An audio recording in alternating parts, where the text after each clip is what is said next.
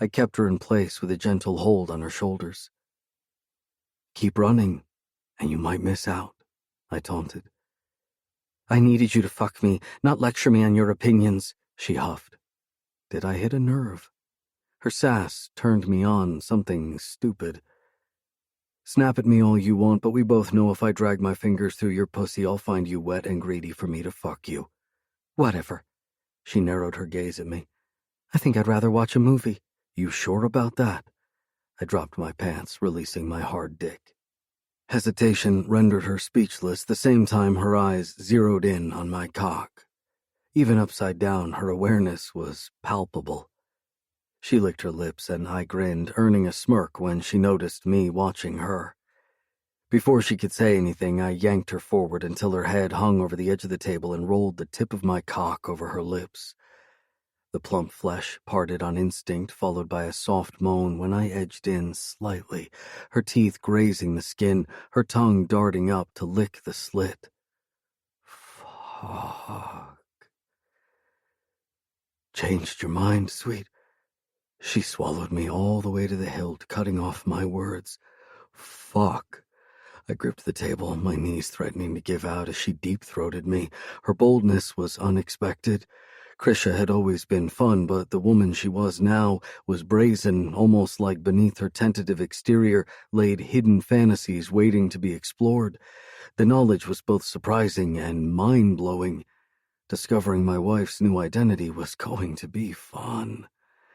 I watched her throat work my cock, my need escalating, threatening my control of this game I intended playing to unleash those desires, shoving down the pressing throb to take what I wanted, to fuck that sweet, warm mouth until my cum dripped down her throat. I pulled away and heard her frustrated groan.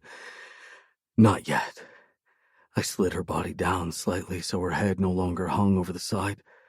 I walked around the table, letting my fingers feather across her heated skin, from her shoulder, over the curve of her breast, painting slow circles across her stomach and down her thigh. Lips pursed, her fiery graze followed me, yet she couldn't hide the goose flesh that pebbled her skin. I smirked. "Stop teasing me, Trent. I need you, unless you're not as hungry as I am," she mumbled, her voice strained between begging and taunting. I knew what she was doing, goading me to give her what she wanted. Clever girl. "You have no idea how hungry I am, sweetheart, so don't question my reason to fuck you." Stopping between her legs, I slipped a hand between her thighs, dragged a finger through her wet slit, rolling her clit under a roughened pad. "Or I might leave you to starve a little longer." Moaning, she thrust up, hoping to garner more friction. I moved my hand away, and she cursed. "Spread your legs. Show me your pussy." I gave my cock a couple of long strokes. Surprisingly, she complied. Bending her knees, she placed her feet flat on the table and spread her thighs wide, showing me every inch of her pink, wet pussy.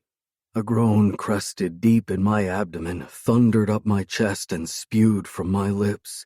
My mouth watered to taste. I gripped my cock harder, my strokes longer, faster, my eyes devouring every delicious curve, flex, and line of her body. "Oh, fuck, you're beautiful. Just like I remembered. All I want to do is fuck you so hard until we both can't breathe." A soft moan fell from her lips, mingling with mine as I stroked my dick harder. "Watch me, Ash."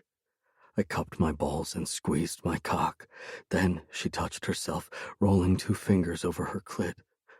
"Fuck," I bit out before my orgasm barreled down my spine, wrenching another sharp curse from my lips. I inched closer and she arched her back, thrusting her breasts up. "Move your hand. I'm going to paint you with my cum."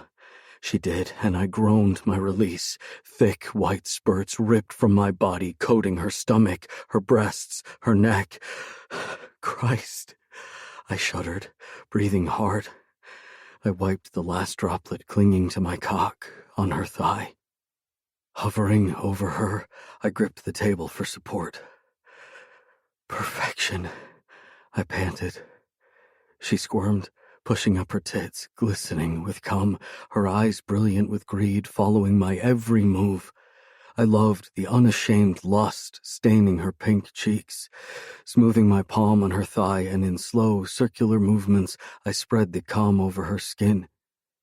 When I reached her breast, I licked the drops coating her silky skin, taking my time to bite and tease her nipple into hard buds, her soft whimpers fanning my ears. I swept a finger through a thick smear on her chin and rolled it over her lips. "Suck it." She complied, closing her eyes as if savoring the taste. I smiled. She was fucking perfect.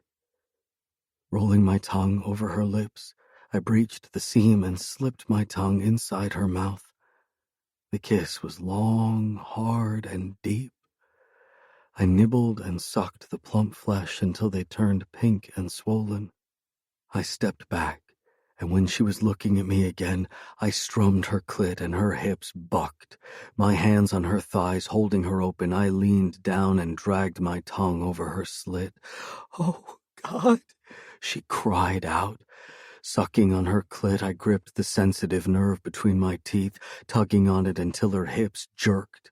I locked my arms around her thighs and sank my tongue deeper into her slick entrance, forcing her body to tighten. "I need to come." She was breathing harder and faster now. I slipped a finger into her pussy in short, quick thrusts while increasing the suction on her clit. "Oh, God, yes." Arching her back, her nails digging into her thighs, she pulled in sharp breaths. She was just about to come, and I pulled back. "No," she gasped. "Please." "Not yet." I chuckled and was rewarded with a death glare. "God, you're frustrating." "And you want me." I winked. "What can I say? It seems like arrogant assholes get my pulse racing," she scoffed. "And your pussy wet?" She rolled her eyes. Chuckling, I locked gazes with her and dragged a forefinger over her clit, through her wet slit and further down to press between her ass cheeks. "Fuck, you're drenched, and I haven't even made you come yet." Her leaking pussy coated my finger, keeping it wet. "Has anyone fucked you here?" "No," she squirmed when I caressed the puckered hole, then pressed in lightly. "Would you let me fuck you here?" I teased her clit with my tongue while I pushed my finger in, up to the first knuckle. Those beautiful eyes turned darker and widened, not from shock, from arousal. She inhaled sharply. "Please," she whispered. "What do you want, Ash?" "To come." "Grab onto the edge of the table above your head." She looked confused for just a second. "It's going to be a rough ride." I winked. "I might make you cry." The second she gripped the table, I used my tongue and teeth to lick, suck, and nip on her clit while keeping my finger in her ass. Her tortured moans grew louder by the second. When I sank my tongue into her flooded entrance, her pussy spasmed. "Trent!" she cried. Her entire body jerked and she came hard. I wasn't done. Lapping up her cream, I pushed my finger deeper in her ass and thrust my thumb in her pussy. She twisted, trying to get free, but my hand splayed on her stomach kept her in place. This time, I sucked harder and faster, my tongue a brutal dance over her clit. She bucked a couple of times when I bit down on the swollen bundle of nerves. Her whimpers told me she was close. Not holding back, I gave her what she wanted. Driving my tongue deeper and harder, I relished the sweet taste of her moans that grew louder with each sweep, each bite, each suck. "Oh, God, Trent, stop!" She was shaking. Yet in dire contrast, she undulated, more like shoved her pussy against my face. I flattened my tongue, dragged it relentlessly over her clit before thrusting it beside my thumb, still in her pussy, and fingering her ass at the same time. Her whole body tightened. I glanced up, eyes squeezed shut, her face tensed in arousal and so fucking beautiful. I gave her one last rigid suck, and it took her over the edge. Her lips parted in a silent scream as her pussy spasmed for the second time. I circled her engorged clit and helped her ride the wave of her orgasm. "Ash," I called out when I straightened. Her eyes opened, half-lidded and glazed, and sure enough, tears leaked down the sides. "You okay?" She nodded. Her legs, however, were still trembling and sporadic jerks shook her body. I scooped her up in my arms and her head lolled against my shoulder. Smiling, I carried her over to the bed and settled her into the pillows. When I returned from the bathroom, she was already sleeping. I took a moment to watch her, devouring her beauty, her serenity, and reveling in one fact. She was back where she was supposed to be, in my arms, and more importantly, in my life. As I slid in next to her and pulled the covers over us, she snuggled into my chest, letting out a low sigh. "Good night, Grisha," I whispered before closing my eyes. Ashrika. Shit! The sharp curse following the crash of something hitting the floor startled me out of my sleep. I sat up observing the scene in my kitchen, courtesy of an open-plan studio unit. For just a moment, I blanked out, trying to recall why the dashing Trent Shaw was standing in my kitchen, delicious, in nothing but gray sweatpants, and flexing muscles as he pushed a broom around the floor. The words stuck in my throat. He looked up, stopped sweeping, and smiled. I could have sworn my heart danced a little jig of happiness. Sorry, I was making you breakfast and broke a mug. Then everything came rushing back, and I let out a sheepish laugh. Oh, my God, I haven't slept like that in... I groaned. Never. His brows shot up on the tail of a wicked smile. Orgasms, the best cure for insomnia. My cheeks heated, remembering the sin he'd inflicted between my legs. Just the thought started a brazen tingle inside my pussy. I clenched the sheet to hide my embarrassment, but failed. The twitch of Trent's lips told me so. "You're still here." I aimed for simpler conversation. I am. Why? Because you asked me to stay. I did? I asked. He nodded. I didn't beg, did I? You did. He wiggled his brows with an amused smile. Shit, I mumbled. Notwithstanding what happened last night, I felt weird. I dropped my face into my hands, embarrassed. Had I come across like a scared little child? Worse, a wanton woman? He was probably accustomed to the wiles of classy women. Ash. I looked up and he smiled. I've kissed you, painted you with my cum and eaten your pussy, and you're embarrassed about begging me not to leave you alone? Hot color crept up my neck once more. I tried to hide my flush and he chuckled. Don't you have somewhere to be? Other than a charity ball this evening? Nope. I glanced to the other side of the bed, noting the indent in the pillow. Did we, I felt like a blushing teenager. His chuckle snapped my gaze back to him. He shook his head. Why not? The words slipped out before I could stop them. Shit, forget I asked that. He laughed harder than asked. Do you ever let your hair down? I frowned, brushing a hand through my hair. It's down. As in fun, going out. He grinned. Oh. I chewed my bottom lip, shaking my head. I did once, and you know how that turned out. Maybe you weren't in the right company. He shrugged. Would you be interested in a date? Date? I laughed. You strike me as a man who doesn't date. Just fuck? Instead of an answer, he set aside the broom and approached me, his steps slow in that usual confident manner he possessed. I couldn't stop my gaze sliding over his bare chest, wanting to run my hands over their tautness, my tongue even better. Climbing onto the bed, he crawled toward me, forcing me to fall back onto the mattress and straddled me on all fours. What you're saying is that you'd rather have me fuck you than take you out on a date? He lowered his head until his nose hovered inches above mine. His wet hair, normally kissing his shoulder, hung loosely around his face and tickled my skin. Maybe. Maybe. One dark brow quirked up. I ran my tongue over my lips, and he followed the trail with his, but not kissing me as I expected. For a man who is so sexually adept, as you've arrogantly pointed out, I'm surprised you haven't fucked me yet. Why is that? I asked, my tone flippant. I'm beginning to wonder if perhaps you're all talk and no fuck. A man who can't actually stand up when a perfectly good pussy is around to play.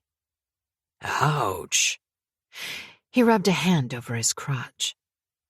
Felt that one in my balls. He smiled, not in the least bit fazed by my insult. Yet your pussy drips so easily at my touch, doesn't it? He cocked a brow. I must be doing something right. Says you. I huffed, and his low chuckle tickled my skin. Attend the charity ball with me and I'll give you what you want. I hesitated and he smiled. Gripping the sheet between his teeth, he moved backward, uncovering my body as he did so. When my feet appeared, he released his hold on the sheet. Spread your legs, Ash. How did he manage to sound both demanding and pleading at once?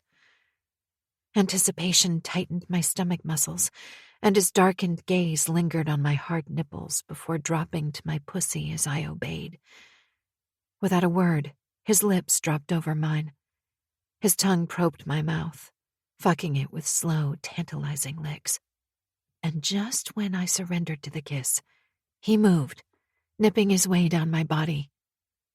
Alternating between soft and rough caresses, his hands followed, touching, pinching, and blazing a heated path on their way to my pussy. Trent, I gasped when he bit down hard on my inner thigh. He looked at me. Want me to stop? Breathless, I shook my head before he sank his teeth into the sensitive flesh on my other thigh, surprised by just how much pleasure the pain inflicted.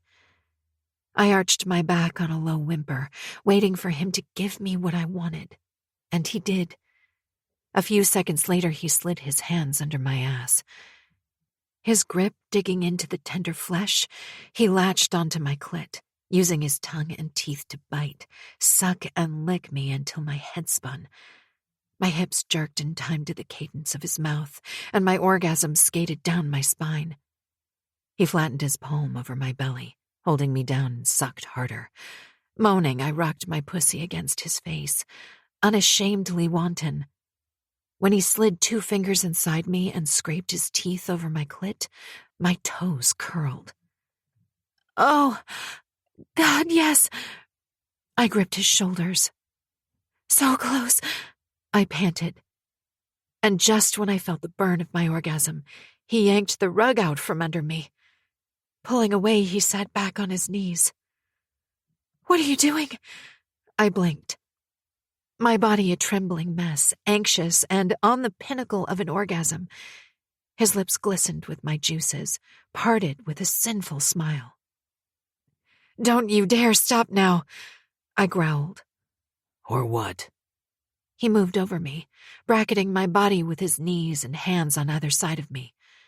Flustered, I squirmed, but he didn't budge. This won't happen again, I warned. Even though I resisted his charms, his soft laugh spiked the hairs on the back of my nape. Want to take a bet on that? Yes, I mumbled.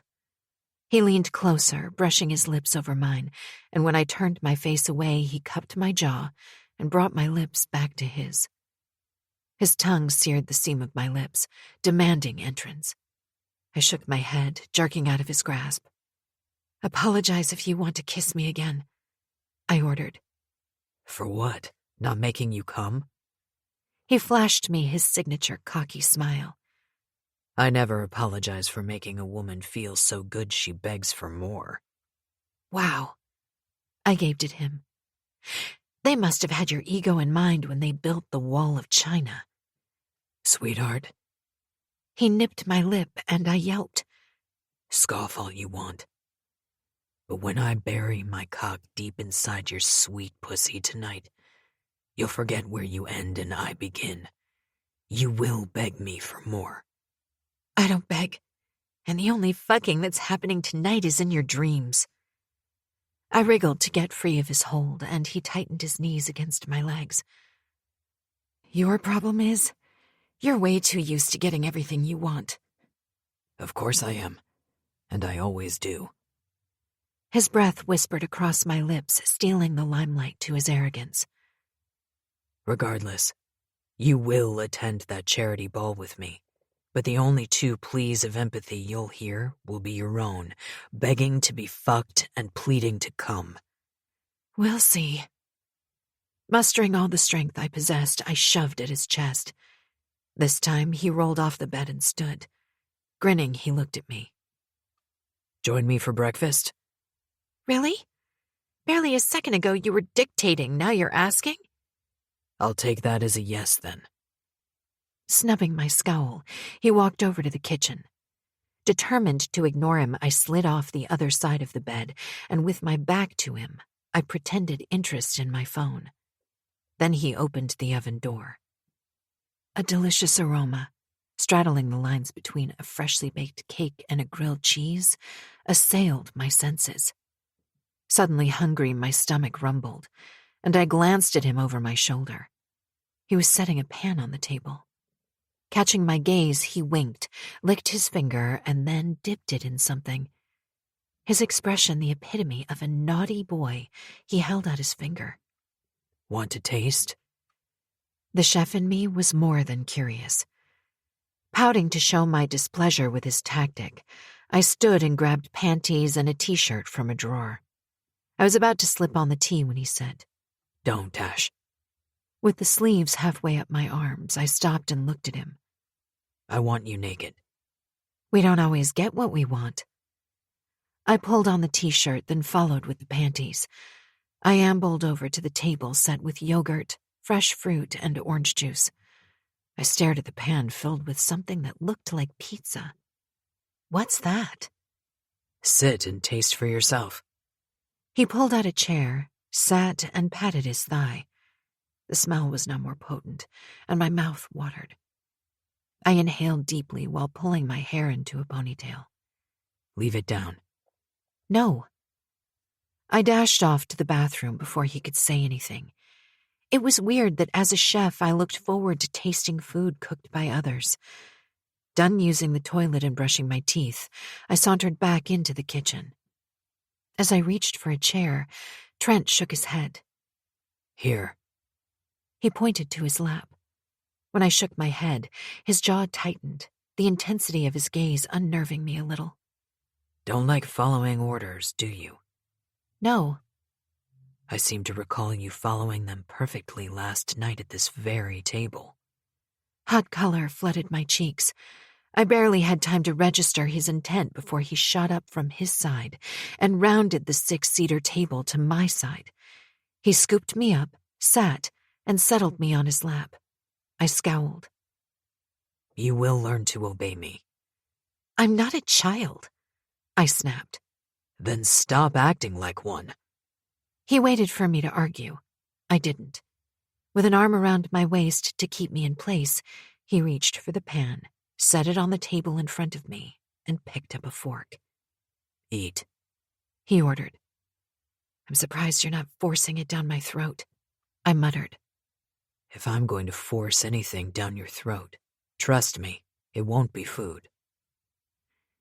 The wicked curve to his lips told me I'd do well to shut up and eat. Gulping back the retort, I took the fork and was amazed when it sank into whatever I was about to taste. I lifted a portion to my mouth the same time Trent sucked at my nape.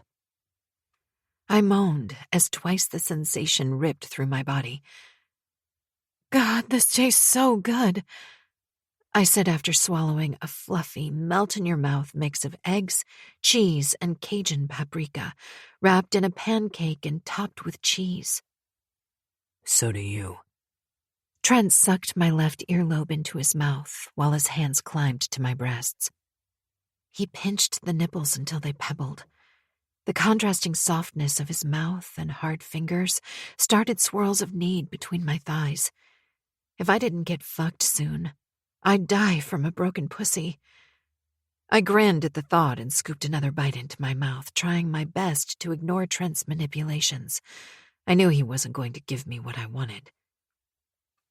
If you were naked right now, I'd fuck you, he whispered against my neck. The fork stopped midway to my mouth. I turned slightly until his gaze met mine.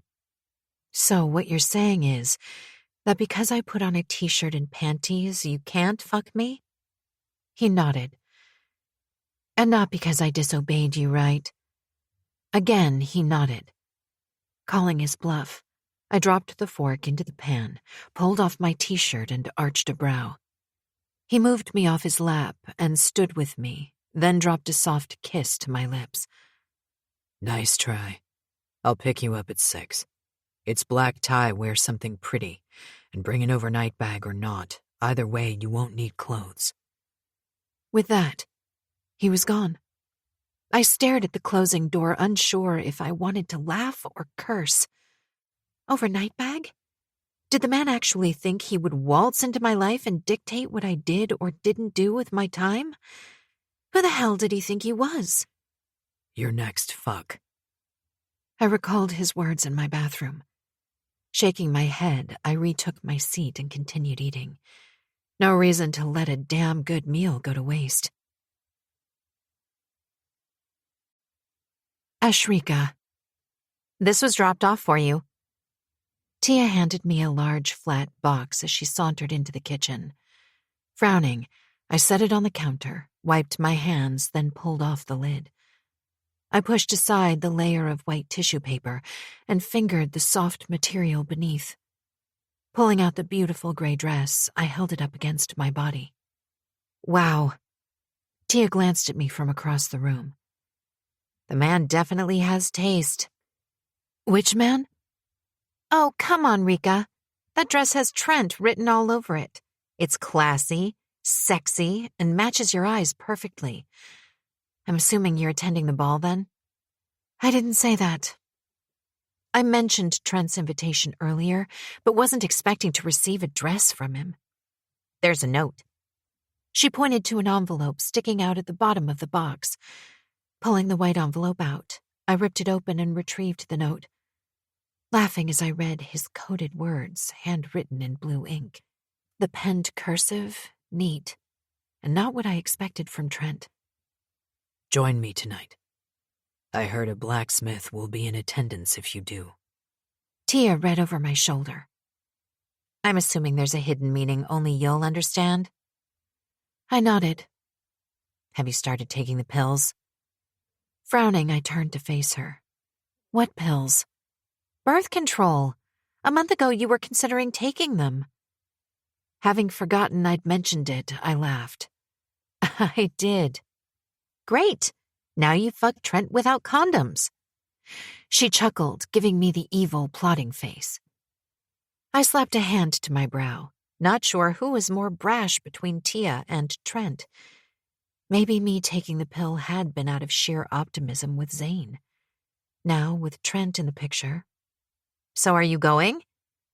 Tia yanked me out of my thoughts. I have to think about it. We're just friends. I don't want to give him any ideas. I lied, remembering just how well he ate me out, and knowing I wanted more of what he could offer. What's there to think about? She snorted. You're just making excuses, as usual. He wants me to stay the night with him. My half-hearted attempt at an excuse was met by a frosty glare. And you're like, what? Sweet 16? She banged her head against a wall, then eyeballed me. Jesus, Rika, you lost your memory, not your ability to have sex. Grow some ovaries, would you? I pressed a palm to my forehead. I could definitely do with less of her sass right now.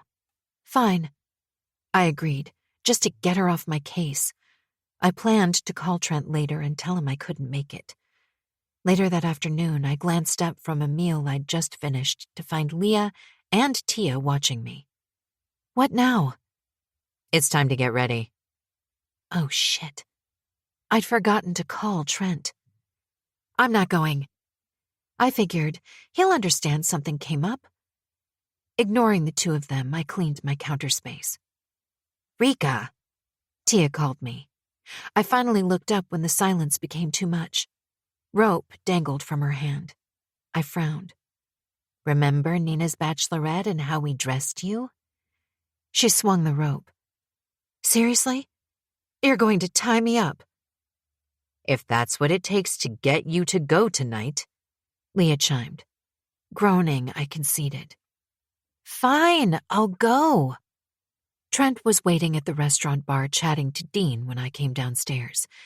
As if he sensed my appearance, he turned toward the entrance, then he froze, his glass suspended in midair. I felt his gaze scorch a blazing path from my silver heels, up my body, to finally rest on my face, and when his gaze met mine, it flared with unabashed desire. I smiled.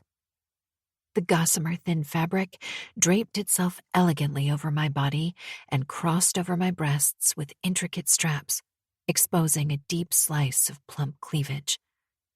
According to Tia, the gentle gray suited my eyes and dark hair, which I'd left down to bounce in soft curls around my back. Trent wished Dean a quick farewell and crossed the restaurant to my side. If I knew you were going to look this beautiful, I would have swapped places with the blacksmith.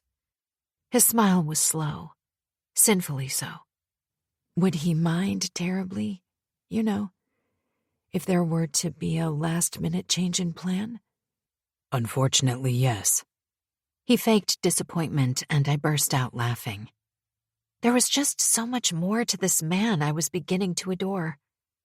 Unfortunately. Thank you for the dress. My pleasure. But you didn't have to wear it. Even though he said it, his smile was triumphant, but not in an arrogant manner, more like he was glad I loved his choice. When we arrived, a long line of limos waited to offload their guests in front of the venue. I glanced out my window, taking in the scene. It had the whole Hollywood vibe to it, with the red carpet and flashing cameras. I felt out of sorts amid these strangers with whom I'd be spending the next couple of hours. Zane was a low-key type of person, which suited my reserved personality perfectly. He never pushed me to attend anything fancy, but never failed to suggest, offer, or ask if I wanted to go somewhere or do something different. I always refused. Trent, however, was intent on pushing my boundaries to get what he wanted. Surprisingly, I was enjoying his lead. When he opened my door, I drew in a deep breath and stepped out.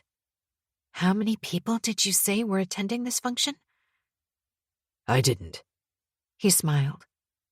But I'm guessing around 300. Why does it look like a lot more? I glanced around. People were everywhere, chatting, laughing, posing for private photographs and selfies. With my hand tucked in the crook of his arm, he escorted me toward the entrance. Swallowing my nerves, I'd hoped I'd do my heels proud and stay upright for Trent's sake. This was his event, and the last thing I needed was to embarrass the man. Relax, sweetheart. Any tighter, and I probably wouldn't be able to use the arm for a while. I looked up, then followed Trent's gaze back down to where I was squeezing his arm. Shit, I'm sorry. I eased my grip on his arm. Standing on the red carpet outside the main entrance to a stunning hotel and about to attend a black tie event was something I'd never imagined myself doing. I'm kidding. He laughed. Oh, why are you so nervous? I was so out of my depth. I don't do large crowds. It's just a ball. Excuse me, are you minimizing my first experience? He chuckled. I wouldn't dream of it, but it's just another. Good. Feisty, aren't you? And you know you want me. He looked at me, needing no words to tell me just how right I was if that hunger in his eyes was anything to go by. For just a second, I forgot about the crowds and focused on the man next to me. In a gray suit that matched my dress to perfection and a black button-down, he cut a dashing figure of power, elegance, and pure mouth-watering decadence. As we entered, cameras went off, capturing the couples ahead of us. When it was our turn, I hid my face behind Trent's shoulder. He stopped walking, pulled me to one side, and circled my waist. Any specific reason other than large crowds? I was still glancing around when he cupped my chin gently and turned me to look at him. You're a beautiful woman who has the world at your feet, and men eating out of your palm, me in particular. He grinned. There's no reason to be nervous. I don't know anyone here, I mumbled. You know me. And what happens when you have to leave me and go, mingle, or do whatever it is you do at these fancy functions? Firstly, I wouldn't leave you alone. I'm afraid someone else might steal you. He winked and I smiled, the tension receding a little. Second, you get to meet two important people in my life today, so you won't be alone. Really? Who? Trent tucked my hand into the crook of his arm and we began walking again. My father's brother, Drake Princeton, and his wife. Drake Princeton? Wow, that sounds so influential, so princely. I laughed at my joke. Is he some big-shot businessman? Should I curtsy? He chuckled. Influential, yes. Princely, yes. Businessman, yes. Curtsy, no. Trust me, you'll love them both. Sienna is a sweet girl. She used to be my restaurant manageress in Brenton. You're kidding. I stopped short. Your manageress is married to your uncle? How did that happen? Long story. He grinned. I'll fill you in as we walk around. A waiter approached us with a tray of champagne flutes. Trent accepted 2 glasses and handed me one. Maybe this might calm you. He was still finishing his sentence when I downed the drink and reached for his. Laughing, he gave it to me and signaled the waiter. Better? He asked when I took a huge gulp of the second glass. A little. I hiccuped on a bubble. Just don't leave my side if you intend getting tipsy again. There are plenty of tables to choose from here. He winked, the insinuation clear, and I stuck out my tongue at him. He laughed. Come on, let me introduce you to some people. With his hand on my lower back, he guided me around what I assumed to be the foyer, since there were no tables in sight. Turned out, his definition of some was a lot. By the time we met the 12th couple, we'd moved into the gorgeous Victorian-style ballroom, and I couldn't remember the names of the first couple. How do you know all these people? I could hear the incredulity in my voice. The waiter arrived with our drinks. Trent took a moment to hand me the glass of iced tea I opted for instead of alcohol. Mostly business associates. He sipped his wine and lifted his hand to greet another person across the room. Mostly business? Am I to assume some pleasure associates too? Someone's wife or two? I teased.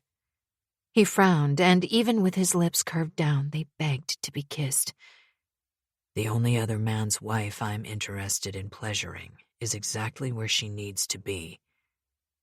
And where exactly is that? His grip tightened on my waist, his voice low in my ear, he whispered.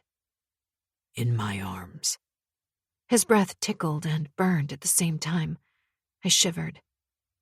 And very soon, in my mouth. I fumbled with my glass, caressing the beads of sweat formed by the blocks of ice. How soon? I was being cheeky, and his brow shot up. Don't tempt me, sweetheart, or I'm likely to forget my speech in favor of slipping my fingers into your no doubt wet pussy while I eat you out on that balcony right now. He gestured to the French doors to our left. I gulped, squeezing my thighs. You wouldn't dare, not with all these people milling about. Something tells me you'd enjoy it. I gawked at him, but was prevented from saying anything as another older couple approached us. After they left, I gave up my intention to quiz him about his earlier statement and instead asked, "You haven't explained your involvement in this event." As if sensing my redirection, he flashed me a wicked grin. I'm one of 10 founding members called Single Leaders, an organization that focuses on various charitable aspects relating to kids. Children of abusive homes, addicted parents, runaway kids who lost a parent, homeless kids, and child prostitutes are our current forte. We've raised millions over the last 5 years, which have funded our cause. Single leaders? Trent laughed. 10 men. He paused to point at 9 men taking their seats on stage. Who lost wives or girlfriends to death, another man, or incompatibility and chose to remain single. Our motto was, we don't need the stress of forming new relationships. Rather, stay single, do what we want, when we want, and focus our energies on someone who actually needs us. Destitute kids. Wow. I was impressed. And what exactly do you guys do? Among other things, we employ strict processes to find those kids good, affluent homes, with facilitated visits by counselors every 2 weeks, then monthly, and every 6 months thereafter. The longer the kid stays with those parents, the less supervised visits are required. But we're a phone call away if the need arises for both parents and kids. Before they leave our premises, we make sure they're equipped with health insurance, college tuition, and enrollments in any additional classes they may need. By the looks of this, I waved my hand, gesturing the room. It's a huge success. He nodded, glancing around. For once, it's not a group of rich people donating just to fulfill social investment obligations. These are caring, family-orientated people with a genuine interest in the future leaders of our country. He sounded proud, and rightly so. I heard of mothers making a difference when it came to kids, but standing in the middle of these affluent people, headed up by a group of young, not to mention good-looking single men, was remarkable. We moved to our table, and Trent stepped away to greet someone. I took a moment to watch him, aware I was the envy of plenty of women tonight. I'd seen the admiration, the drool, and subtle moves to check their makeup, hair, and breasts when he passed by. While the notion he was mine thrilled me, I wasn't sure for how long. Whatever happened between us since we met, some might call insta-lust. Whether it would grow into something had been a probability until I just learned what single leaders stood for. Trent didn't want the stress of building a new relationship, and I didn't wish to waste his time. Was it worth cheating on Zane, then? "Hello, my dear." Frowning, I turned to find a 60-something woman at my side, her body awash in a flamboyant orange dress, but it was her smile that drew me in instantly. Friendly and sincere, almost like we'd known each other forever. "Hi," I smiled. "I'm Martha," she beamed. "You must be Trent's other half. What a pretty little thing you are. I'm all alone for this function. My Stephen didn't want to come tonight. Says he got a headache. Would you mind terribly if I sat next to you? I don't fancy sitting next to that pervert Howard. He's got a sneaky paw and blames it on his muscle spasms." She rattled on, not giving me a chance to correct her or get a word in. Laughing, I glanced at Trent over her shoulder, and he nodded. I had no idea why, but something in his expression told me she needed the attention. "Sure." Oh, thank you, my dear. She grabbed Trent's placeholder, scooted around the table, swapped it with hers, and returned to my side. As she took his seat and studied the menu, Trent approached me. Slipping an arm around my waist, he drew me close. She lost her husband 6 months ago. Hasn't accepted it yet and thinks he's still alive. He whispered in my ear. I gasped and glanced at the old woman. Anyone looking in would think she was just a happy, easygoing person. My heart ached for what she must be going through. Her family hasn't been the best of support. I've got a friend trying to help ease her into the truth. You don't mind, do you? He leaned back to look at me. I shook my head. I have no idea where Drake is, and I need to be up on stage for a bit. He glanced around the room. It's okay. I promised not to leave you alone. I'll be fine. Thank you. Dropping a quick kiss to my lips, he headed for the stage. I lowered myself into the seat next to Martha, and she immediately reached for my hand. Smiling, I caressed her hand as the MC began speaking. Half an hour later, after the formalities were over and just before dinner was served, Martha had found another lady her age to talk to about crocheting. I left Trent chatting to colleagues in search of the bathroom. Instead, I found a door that led out into beautiful white rose gardens, draped in soft lighting that probably looked even more spectacular under the sun. Needing a few moments to myself, I followed the stone pathway that curved between the bushes, stopping occasionally to smell the fresh flowers. I had barely walked a few paces when I heard a soft cry.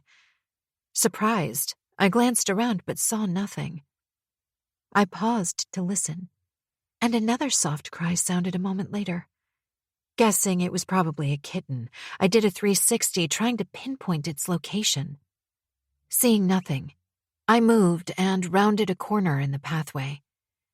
I stopped short and backtracked a step, yet couldn't take my eyes off the vision in front. The sounds came from a woman. She stood about 20 feet away with her back pressed up against the glass wall of what looked like a greenhouse. Her eyes were closed. Her white dress gathered around her waist, and her soft whimpers were courtesy of the man kneeling in front of her, his face buried between her legs. And judging by the pure ecstasy on her face, he probably excelled at eating pussy.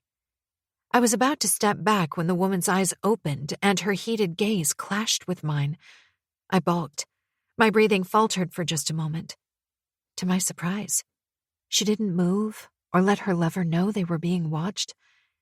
Instead, her gaze stayed riveted on me, burrowing itself into the depths of every nerve cell connecting my brain to my pussy. A quiver shot through me. I felt the primal heat as it started at my nape and flowed all the way down to my toes.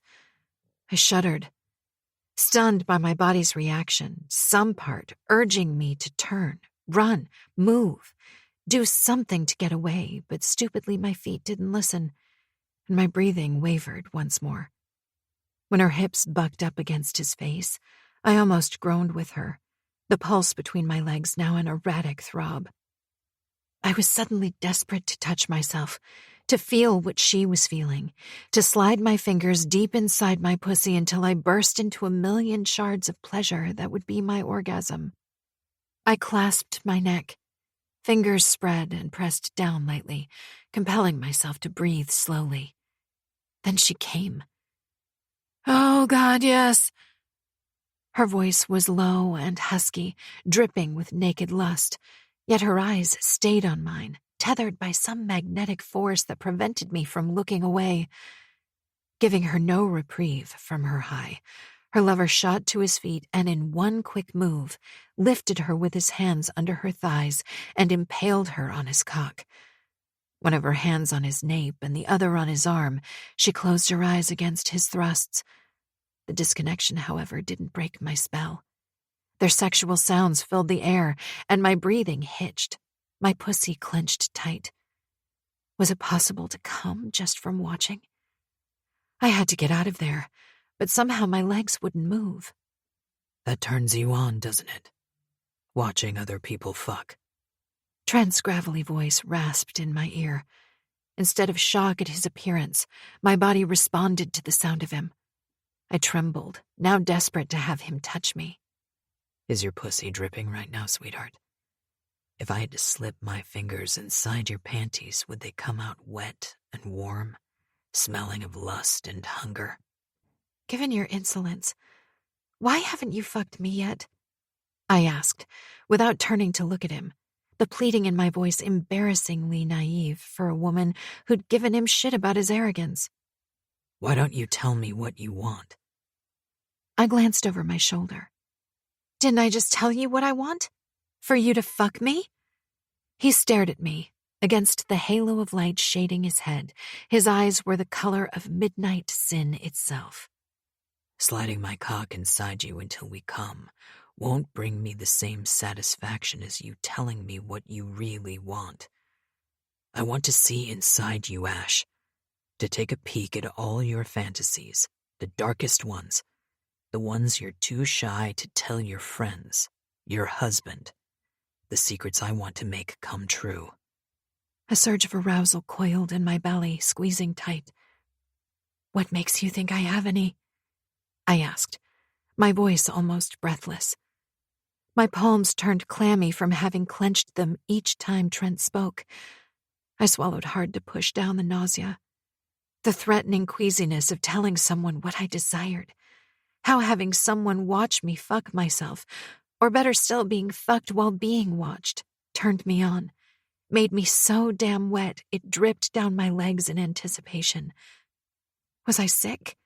Would he look down on me if I told him? Tell me, he urged, as if reading my mind. The breath staggered in my chest, wishing to blurt it out. When I said nothing, he cupped my chin and turned my face away. Look at them and tell me. I watched as the man slowed his thrusts to kiss her. I wanted to see his face, to hear what he said to make her smile with such adoration when he pulled back. He began moving again. The squeals she let out and the intensity of his grip on her thighs indicated he was fucking her hard and fast. Her fingers gripped his shoulders, clinging to him as they moved in a perfect harmony I envied. Still, I kept quiet, unable to voice what I really wanted. Turn around. I did as Trent asked. Look at me.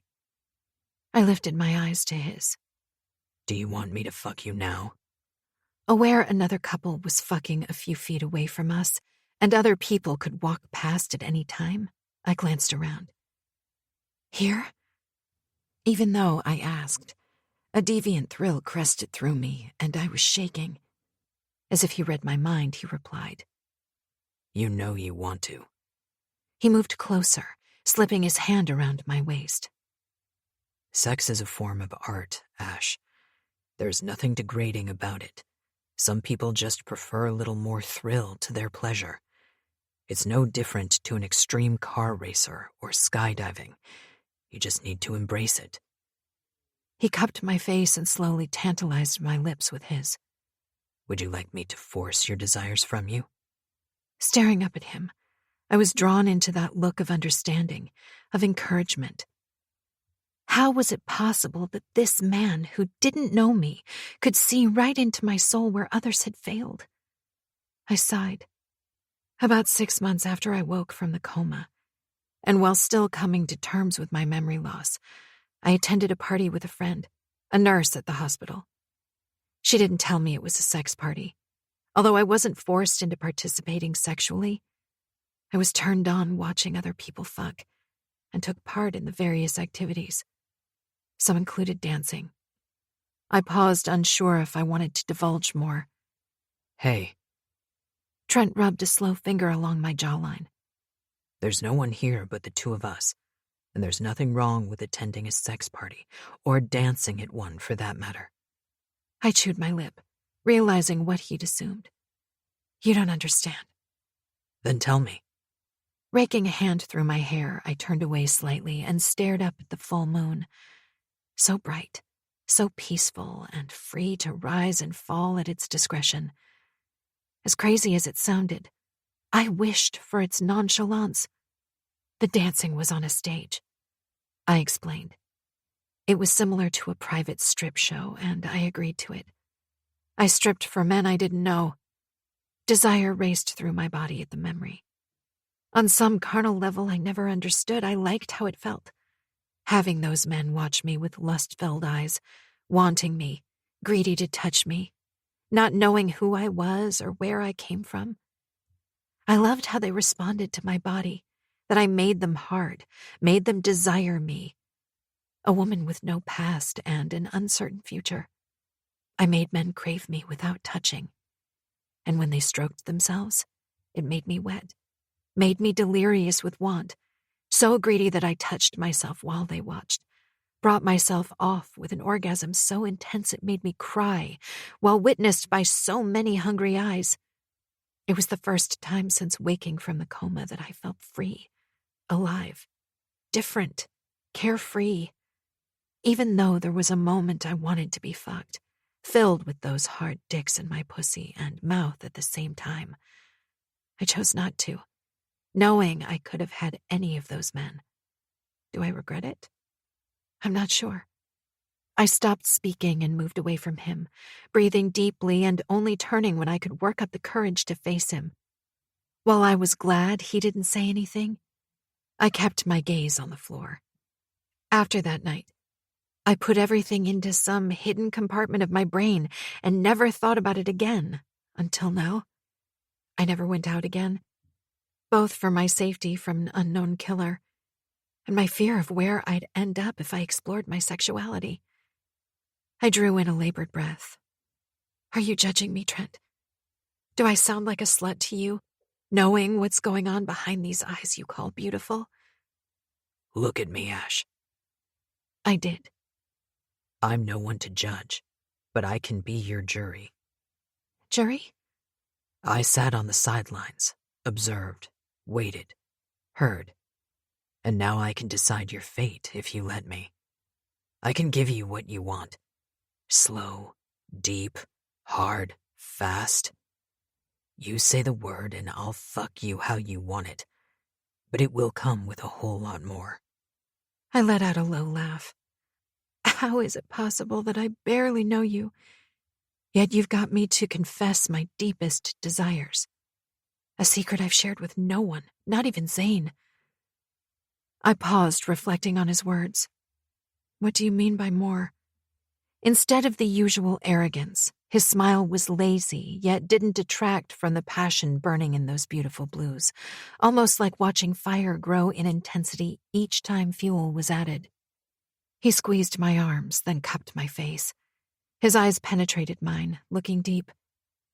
The fact that he'd cottoned on to my secrets told me his profound observation had begun on day one. Only I didn't see it. Sometimes all a woman needs is the right man to give her the freedom to be herself, to unlock her desires, to let her love, fuck, and want you on her terms. The more she truly smiles, the more chance she will stay. Forever. I want forever with you. His tender words dug deep into my very soul. Forever? I hesitated. But I barely know you. The heart has a way of picking the perfect love for you, even if you're still on the fence about whether they are the one. His warm breath tickled my lips. My heart chose that moment you ran out into the rain, trembling with fear, yet fighting me with everything you had. Those gray eyes, rimmed by signs that danced between yes and no, pleaded for me to enter. All you needed was for someone to look past the barrier you built. I did. Not before. I uttered a soft laugh. You know, the usual love at first sight cliché. Slowly, he shook his head. Not before. That day, that moment, will stay entrenched in my heart. It's my new beginning and hopefully yours. Then reality blinked in the distance. I am married, Trent. And yet, you're here with me. There was no ridicule in his tone, only a tenderness I still had to understand, to grasp. And like some constant death wish on my emotions, I sighed. I don't think I'm ready for whatever this is. Disappointment cloaked his smile. Will you ever be? I don't know. And if I'd fucked you last night, would that have made a difference? I'm not sure. His jaw clenched as though trying to hold back his truths. I'm usually a patient man, Ash. But right now, I want you. The intent in his tone was crystal clear. And we were right back where we started. I shook my head. For a man who just spoke about the heart and what it wants, you sure as hell play the seduction card to perfection. I retorted. His gaze roamed over my body with nothing short of unashamed hunger. 5 hours and counting. He winked. I frowned. The smile was slow, but there was no doubting its decadence. I did say 2 days. He licked his lips in true Trent fashion. Trent! Someone called out behind him before I could respond. He turned away. Drake! I was beginning to think you were a no-show. Trent laughed. I watched as a tall, well-built, and judging by the streaks of gray peppering his dark hair, older man stepped forward and accepted Trent's hand in a quick shake.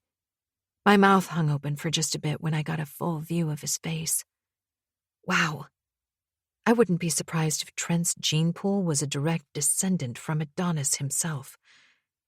These were two seriously good-looking men. Drake, meet Ashrika. I caught Trent's knowing smile as he urged me forward with a hand to my lower back.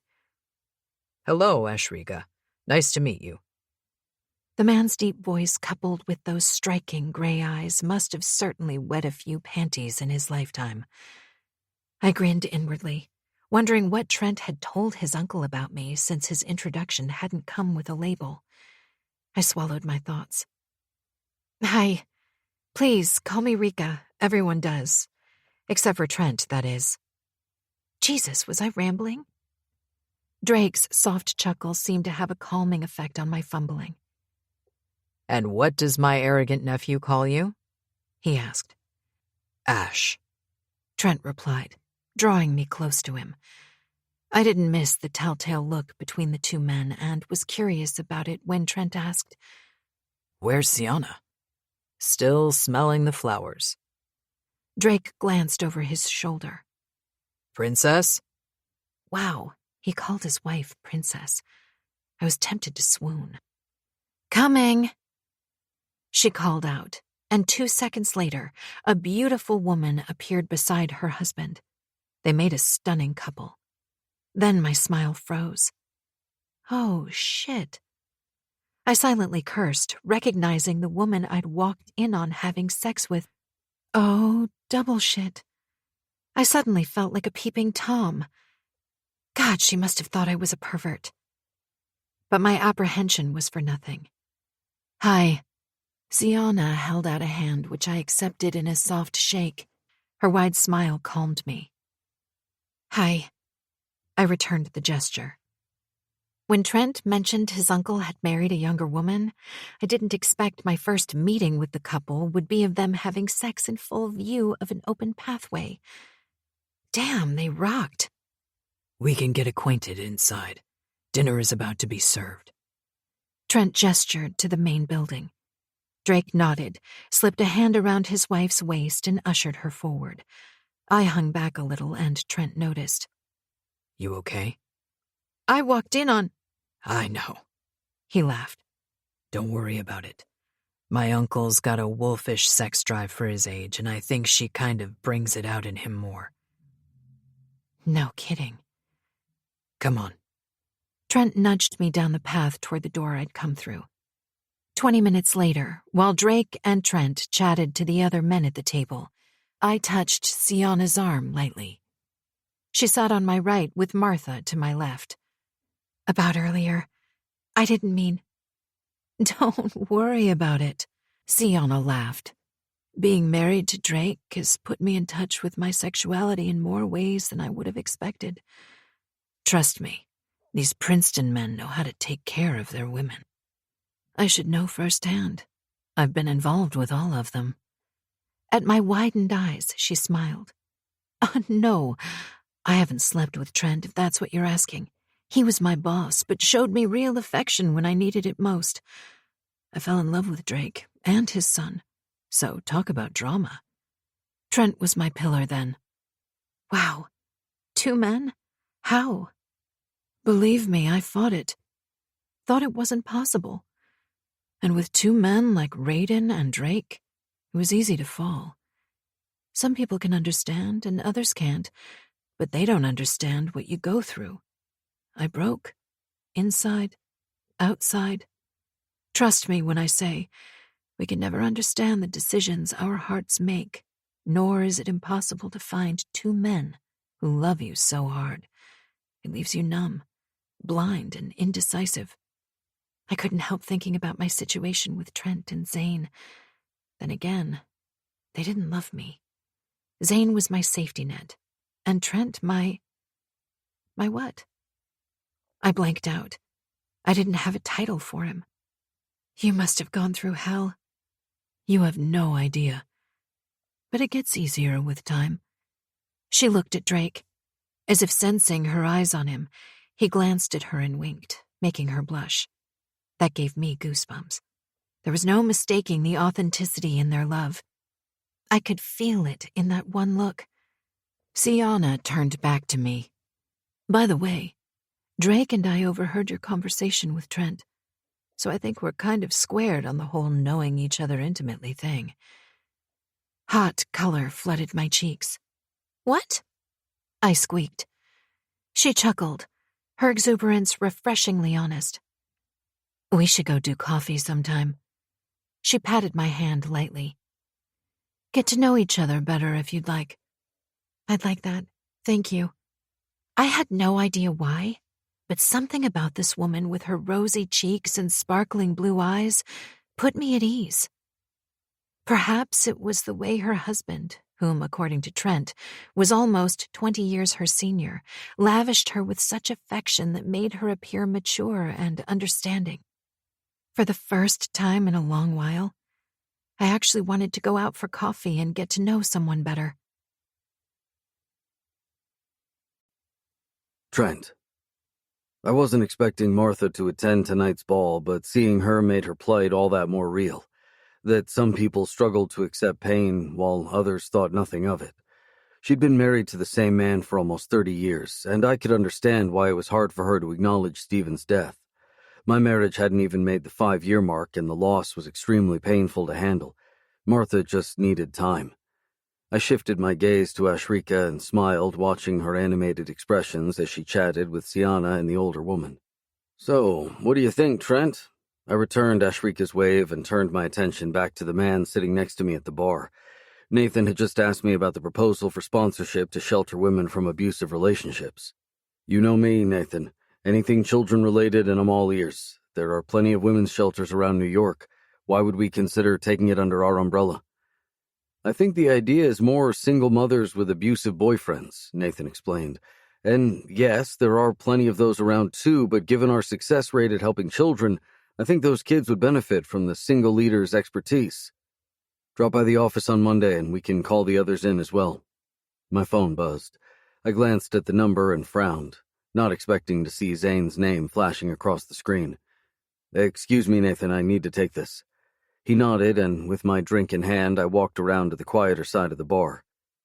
She's an adult. You don't need to check up on her, I answered, my tone brusque. Zane's laugh was mirthless. Says the man who's gallivanting around town with my wife. I frowned. Was he drunk? What the fuck, Zane? You were the one that offered up this deal. She's not a fucking deal, she's a woman. My fucking woman. He was drunk. I wondered if he was rethinking his offer. If that was the case, I wasn't about to back down. Would you prefer I tell her the truth? I hissed. He cursed. I thought so. Even though my tone was aggressive, I rubbed my brow, then sighed. Look, Zane, I know this can't be easy for you. Fuck, it isn't easy on any of us. Honestly, I don't think I would have been this accommodating if our roles were reversed. I bit my lip. What the fuck was I doing? I exhaled on a frustrated breath. If you want me to back down, say so now and I will. There was a long pause on the other side. If I said yes, would you tell her the truth? I dragged a hand down my face, wondering the same thing. No. What the fuck? My frazzled brain screamed to shut the fuck up and tell him to fuck off. Take care of her, Trent. Don't fuck up or God help me. He cut the call. I stared at the blank screen, wishing I had an easier answer to this mess than the three of us had landed. No, catapulted into with no clear fucking direction in mind. I had Ashrika exactly where I wanted her, wanting me, desperate for my touch. I'd noticed her walls the first time I saw her and put it down to wariness given her memory loss. Suffice it to say, I was in no way prepared for her disclosure. I'd nearly choked on my saliva the second she started explaining. Listening to her talk about being turned on watching people fuck, of having men watch her strip, was sexy as fuck. I guess my deviant mind worked in mysterious ways. But then she mentioned bringing herself to an orgasm in front of these men. My mind warred between giving in to my selfish needs to fuck her right there or listen. It had taken every bit of self-control I possessed. I'd always been open to anything that would bring a little spice to our bedroom, but only if my partner wanted it. There were limitations to what Krisha had enjoyed, and I hadn't pushed her. Knowing memory loss was responsible for her change in personality, I wasn't sure if I felt bad for taking advantage of those circumstances. Maybe I was just a bigger asshole than she knew. Yet just thinking about her, I was hard as fuck. I glanced in her direction. She'd moved away to stand with the group of ladies that worked for my organization. All I had to do was give her what she needed and desired most and hope like fucking hell it would bring relief to the three of us. I wanted my wife back, and I was prepared to do whatever the fuck it took. Is this seat taken? I looked up to find a tall redhead obscuring my vision of Ashrika. The woman, although not exactly beautiful, made up for her lack thereof with an alluring figure adorned in crimson satin which I was amused to discover didn't go unnoticed by the other men around the bar. Schooling my features into a polite mask, I gestured to the seat with a nod, then signaled the bartender for another drink. After the call from Zane, my head wasn't in the right space to approach Ashrika. I needed a couple of minutes to calm the fuck down. The woman next to me slid into the seat and crossed her legs, her short dress riding high enough to reveal far more legs than I deemed appropriate for this event. She pulled out a long cigarette from a silver case and slid it between fire-engine red lips. Her smile engaging, she arched a brow. Sorry, I don't smoke. I mumbled and picked up my glass.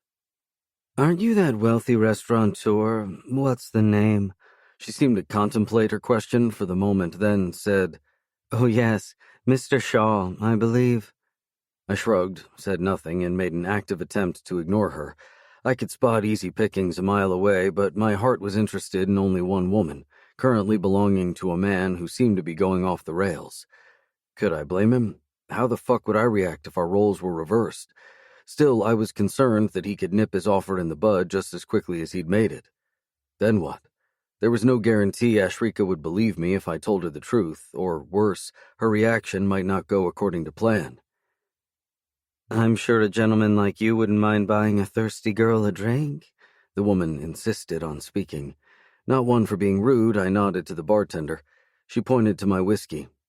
I'll have the same, please. Not much of a talker, are you?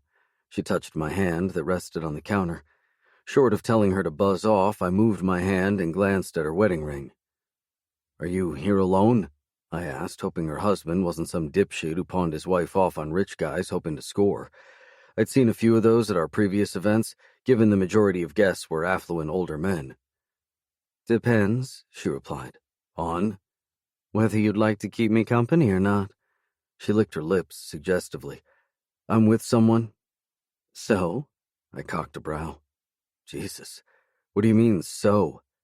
I'm not fussy. Rising, she moved closer and toyed with the lapel of my jacket. Look, I'm not interested in whatever it is you're offering, I muttered, my tone firm. It would have been easy to push her aside, but I didn't want to attract attention. There were too many gossip mongers among the guests waiting for the slightest tidbit, and I kept my private life exactly that. The bar stool I sat on wasn't spacious, and having the leggy redhead pressing against me wasn't what I needed right now. I moved slightly to ward her off. Come on, big boy, don't I turn you on? Her persistence was shocking, and before I could sufficiently react, she slipped between my parted legs, slid her hands down my chest, and kissed me. It all happened so quickly I was caught off guard. Well, well, well, I'm guessing you managed to find at least one personal associate, didn't you? Ashrika's steely voice cut through me like a laser beam. Shoving the redhead aside, I shot up from my seat. Ash, She swung around and walked off, her shoulders stiff. Shit. Her loss. The woman touched my shoulder. Get lost, lady, I hissed, shrugging her hand off my shoulder and no longer caring if someone noticed. Wiping my mouth with the back of my hand, I set some money down on the bar and raced after Ashrika. I reached the elevator just as she slipped inside. She didn't see me coming, and I hit the floor to the room I'd booked for us before she could press reception. Within seconds, her perfect ass filled my hands, and I had her up against the wall before the doors slid shut behind us. She squirmed, and I gripped the back of her head, pressing her face to mine. I took her mouth hard and fast, sliding my tongue between her plump, pink lips. I rocked into her, my cock nudging her pussy, my free hand claiming her breast, so hard I was sure she'd feel the pinch of each fingertip on her soft skin. Her soft whimper went straight to my balls. Her mouth turned greedy, but mine was hungrier, and our tongues battled a slick dance of who would devour whom the fastest. Her hips jerked against mine, her hands fisting my hair, telling me she wanted to lead. Unfortunately, I was no longer prepared to wait. Tonight, she'd become mine, completely, and nothing, not some stupid bitch wanting to get handsy, not Zane's aggression, and certainly not Ashrika's resistance was going to deter me. When I broke the kiss, she narrowed her eyes, breathing hard. I think you'd better take me home. I've changed my mind about staying here tonight. I let out a low laugh. Not fucking happening, sweetheart. Tonight. You're mine. I slipped a hand between our bodies and cupped her mound, her breath hitched. Remember my promise. She arched a brow, and I smiled, wondering just how long that sass would last. You won't know where you end and I begin. I watched her throat work as she opened her mouth, but instead of speaking, she closed it and swallowed. At the soft ding of the door opening, I felt her tense in my arms. You have two options.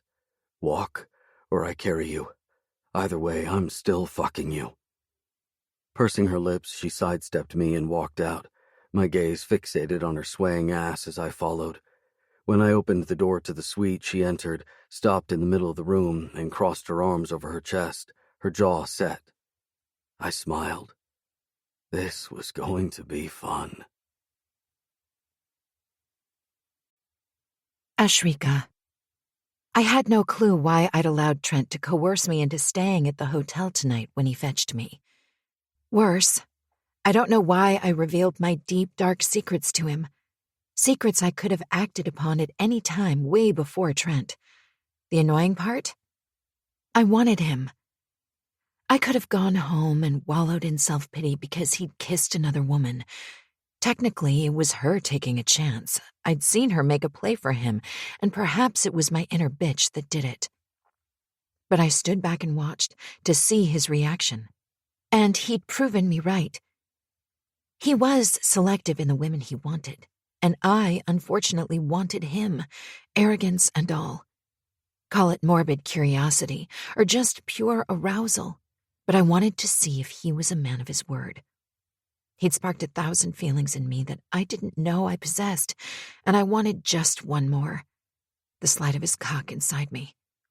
Keeping my scowl, I watched out of the corner of my eye as Trent shrugged off his suit jacket and tossed it over one of the 2 armchairs. A second later, his cufflinks clinked as they hit the top of the dresser. Rolling up the sleeves of his dress shirt, he turned to face me, then tugged at his tie. Strip, Ash. He slid the tie from his neck and wrapped it around his fist, drawing my gaze to the roped veins on his forearms, made prominent by his flexing knuckles. A sudden vision of my hands being tied behind my back with his tie tightened my nipples. I gulped. Now, Ash, I want you bent over that table. He jerked his chin at the glass table near the window. There was no mistaking the dominance in his tone. Our gazes locked, and for a few seconds we stared at each other, waiting to see who would break first, neither of us willing to back down or show submission. Are you ever anything less than an arrogant asshole? His lips parted, displaying a row of perfect white teeth. No, I always get what I want, and right now I want you naked. With 2 quick strides, he closed the distance between us, his baby blues brilliant with promise. If you plan on disobeying, I'm going to rip those clothes off you and eat your sweet pussy for... He looked at his watch. Dessert, breakfast, lunch, and dinner. You won't beg me to come, sweetheart. You'll beg me to stop, and when I do, I'll fuck you into your next sleep. I gasped. My first reaction was to argue, but something in his expression told me I'd be wasting my time. He could have been just a tad bit gentler. Even as the thought materialized, I called bullshit. Trenshaw might be gentle, but he was a whole lot of rough too, and I liked it. Sullen, I reached for the zipper on the side of my dress. His gaze followed my movements until I stood in just my heels and underwear. What part of naked didn't you understand? Rolling my eyes, I turned my back on him. I unclasped my bra and let it fall on top of my dress. And about to remove my panties, I felt Trent's chest press up against my back. His hands covered mine on the edges of my panties. Did I tell you how beautiful you are, Ash? His voice was soft and smooth, like the brush of silk over my skin, in direct contrast to his dominance of a moment ago. He sucked an earlobe into his warm mouth, and I shivered. As he trailed his tongue along the ridge of my spine, he tugged my panties down until he was kneeling behind me. I forget just how fucking perfect you are. He murmured against my ass before gripping my thighs and sinking his teeth into one cheek. I cried out, clenching my fingers as a shameful hunger burned through me. I want to lick, suck, and nibble every piece of this gorgeous ass. So damn beautiful. So fucking tempting. I glanced over my shoulder at him. Our eyes met, and he winked while running his tongue through the cleft between the cheeks. I wasn't sure what my expression conveyed because his next words were, Not yet. He straightened. For someone who is about to fuck me, you're not very naked, I muttered. You only need my cock for that. Now be a good girl and get your ass over the ledge. He gestured to the balcony. I changed my mind about the table. I widened my eyes. You're not serious. That's like 4 stories down. His laugh irked me. I didn't say jump, Ash. I walked across, leaned over the polished tile ledge, and looked out. Trent came up behind me. His large hand feathered up my ass to my lower back, and he pushed me forward. My breasts met the cool tile, and I gasped at the contact. Fuck. Trent's growl had me lifting my head, but his hand on my back kept me down. He rolled his hips, pressing his crotch against my ass before his fingers slid through my slit. I shivered. My arousal slicked my thighs and anticipation lined my belly. I felt the brush of his body as he dropped to his knees behind me before his tongue glided through my pussy. Stunned by the contact, I cried out. He gripped my hips, fingers biting into the soft flesh while he bit, nipped, and licked my pussy. When he ran his tongue from my pussy to my rear entrance, I shot up onto my toes, pushing me further over the ledge. Don't jump yet. His muffled chuckle tickled my wet heat. Before I could respond, his finger pressed against the puckered rosette, slick with my cream and his saliva. I shuddered so hard, his grip tightened on my hips, keeping me grounded. Beautiful. He groaned as he increased the pressure, and the tip of his finger breached the tight ring. I jerked against his touch. Sharp tingles nipped my nipples, my groan so hoarse I almost didn't recognize the sound, while another part of me chided the wrongful act. Still, my body didn't care. It responded to him, trembling like a leaf on a windy day. When he straightened and moved away, I opened my mouth to beg, but his lips pressed against my shoulder. Don't move, or you'll go to bed starving. And if you think that won't happen, think again, sweetheart. My cock is hard, but it won't break if I don't fuck you. He growled in my ear. And just like that, I was turned from a woman who'd just questioned his invasive touch to panting like a bitch in heat. I opened my mouth to say something cheeky, but thought better of it. Instead, I stayed still and focused my gaze on the view of the hotel grounds. Trent Shaw might be a dirty talker, but he knew exactly how to control a woman, and I wanted more, craved it. He didn't make me wait long. I felt his presence even before I heard him, and as if I wasn't already in agony, he feathered his fingers up my arms, over my shoulders, and down my spine. Pure need spiked every single nerve cell, and I trembled as his mouth followed his fingers in exactly the same path. My trembling morphed into a violent shake, and I gripped the ledge to keep from dropping to the floor. Caught up in the mesmeric trance of his mouth, I hadn't noticed his hand drop to my ass until cold liquid slicked over my rear entrance.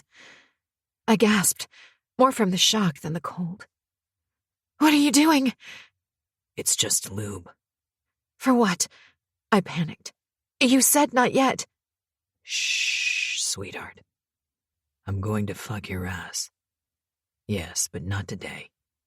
For me to do so, I need to first prepare you to take my cock. Do you want me to stop? He rolled his finger around the entrance, his touch slow, tantalizing.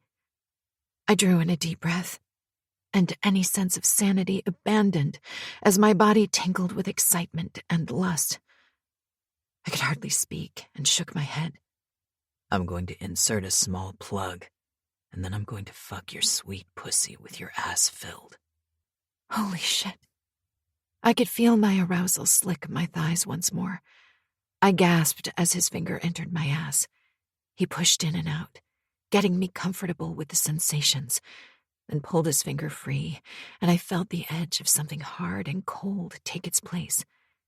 It felt bigger than his finger, and I tried to squeeze my ass cheeks tight.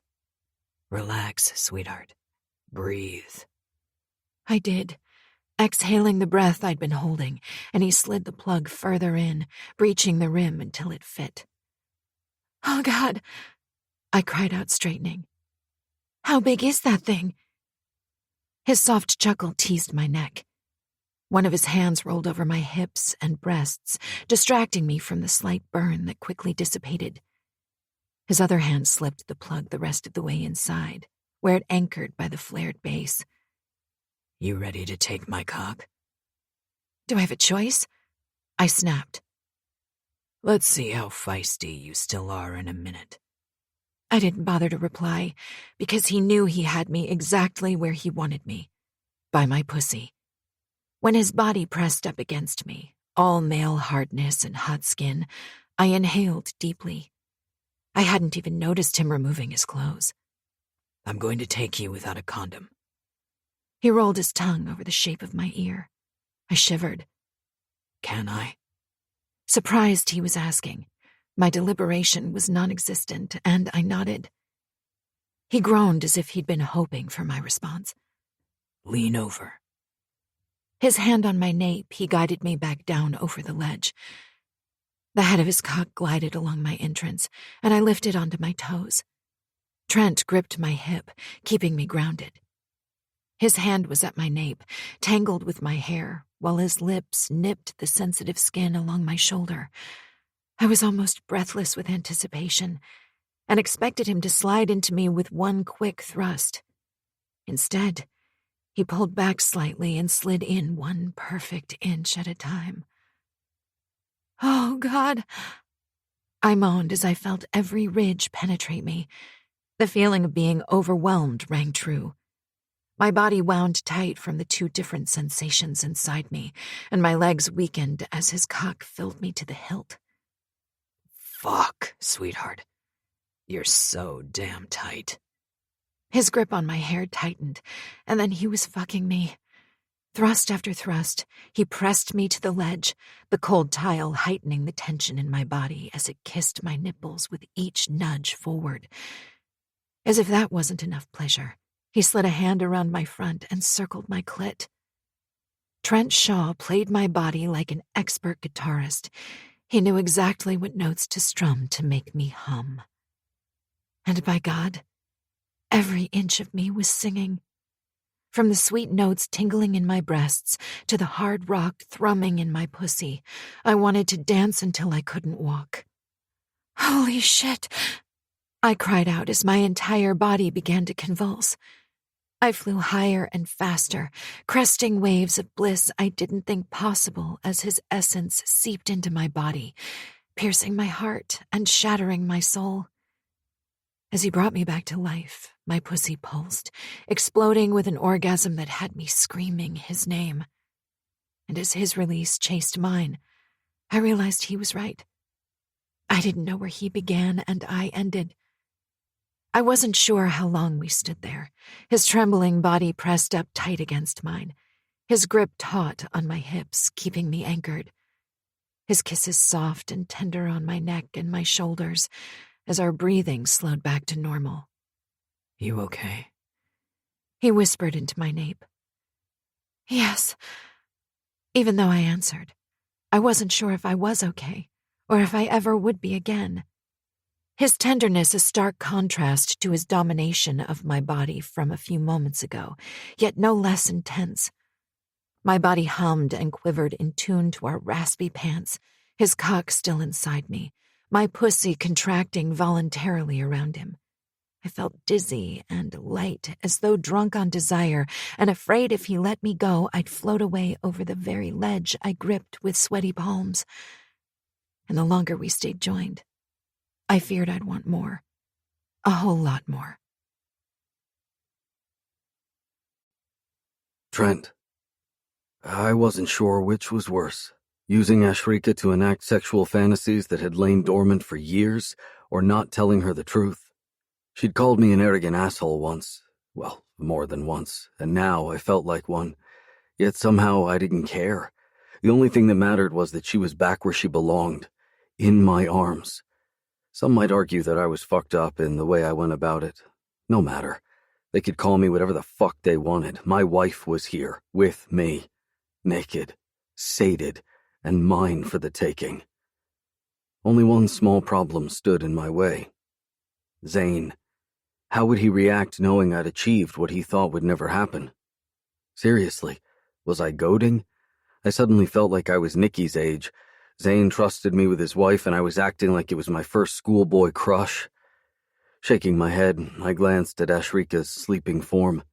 With her head on a pillow next to mine, facing me, she rested on her stomach, one hand over my chest. I shifted onto my side and ran my fingers through her thick, long hair splayed out over her back, wondering if this was the right time to tell her the truth. Then I thought of all the other people I'd impact if I was rash. My kids, Zane, Ashrika, her father. Admittedly, I'd gone about this in the wrong way. I should have told her the truth before that first kiss. Better still, the first day I laid eyes on her. Fuck, I muttered under my breath. It can't be that bad. I'm still here. Her sleepy voice cut through my reflections with her eyes closed. Who's got your balls in a twist? I grinned. You. Me? Her brows creased, but her lids remained shut. Then she laughed.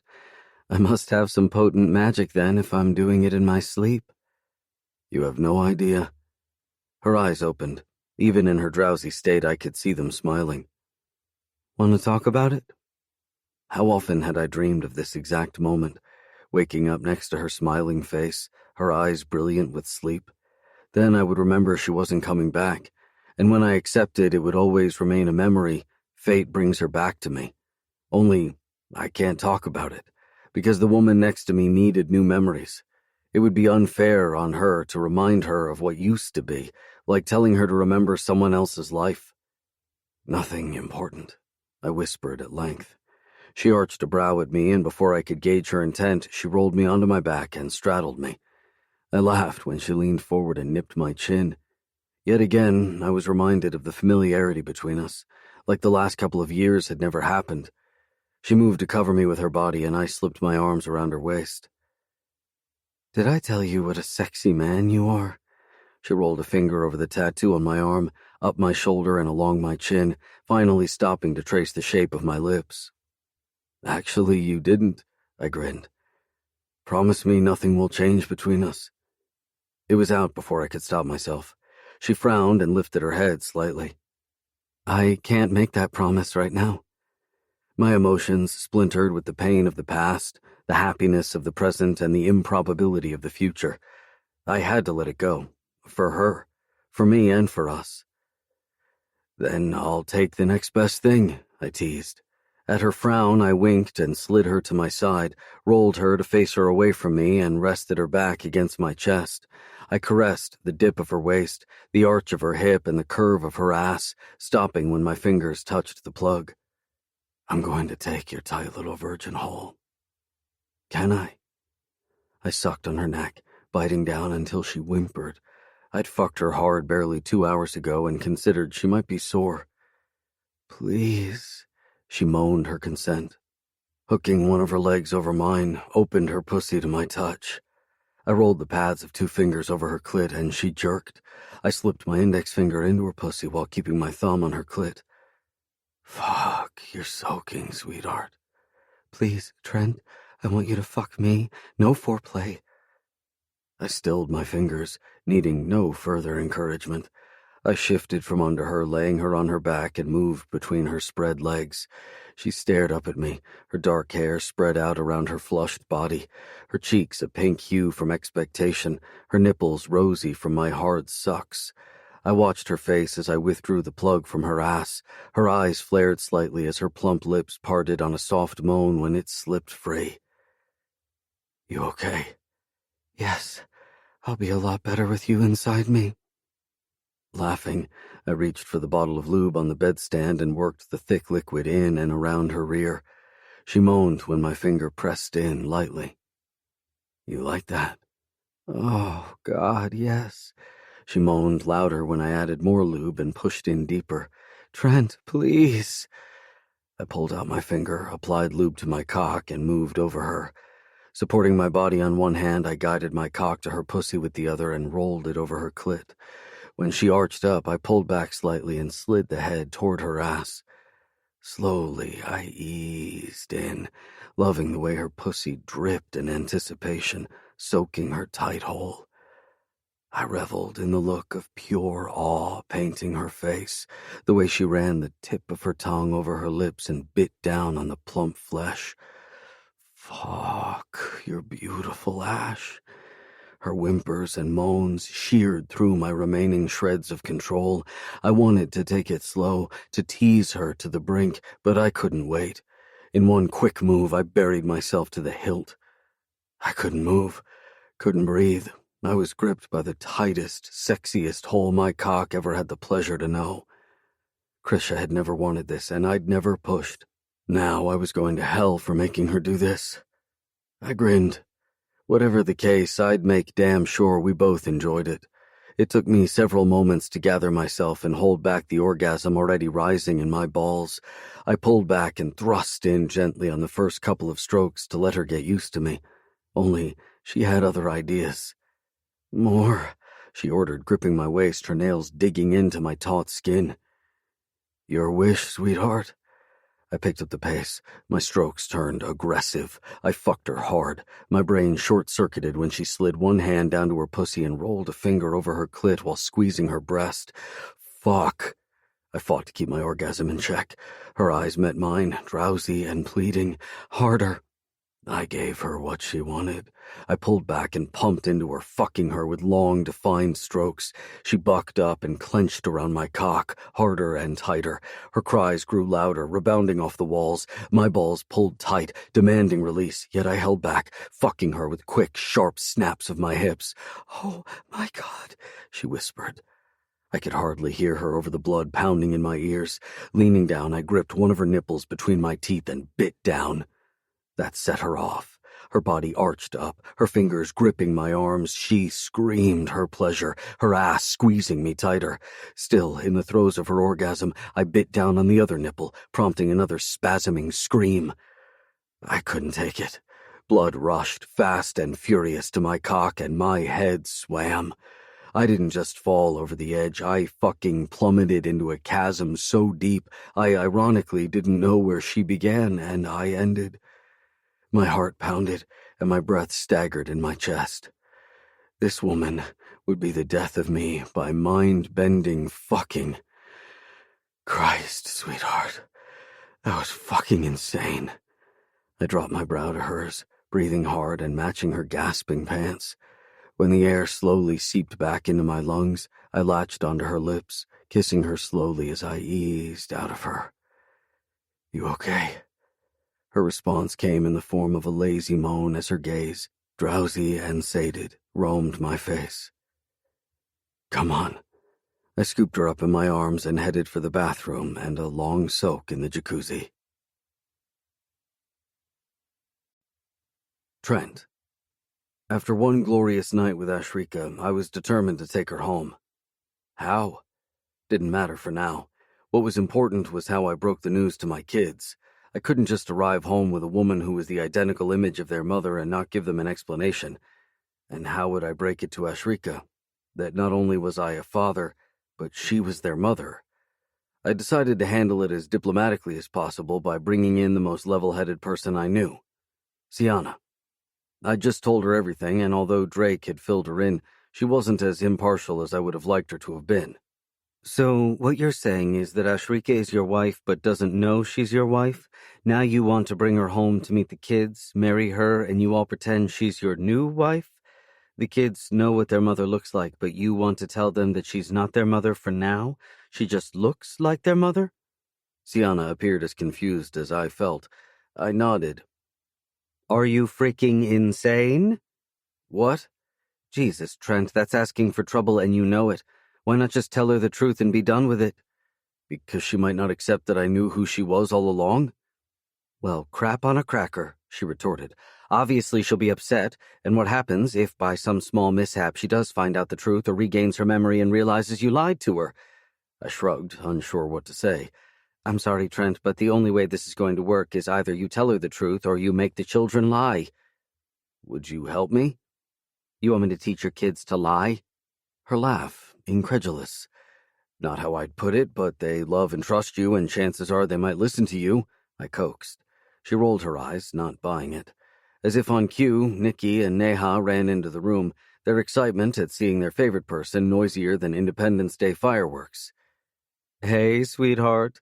Sienna kissed Neha after the ruckus quieted.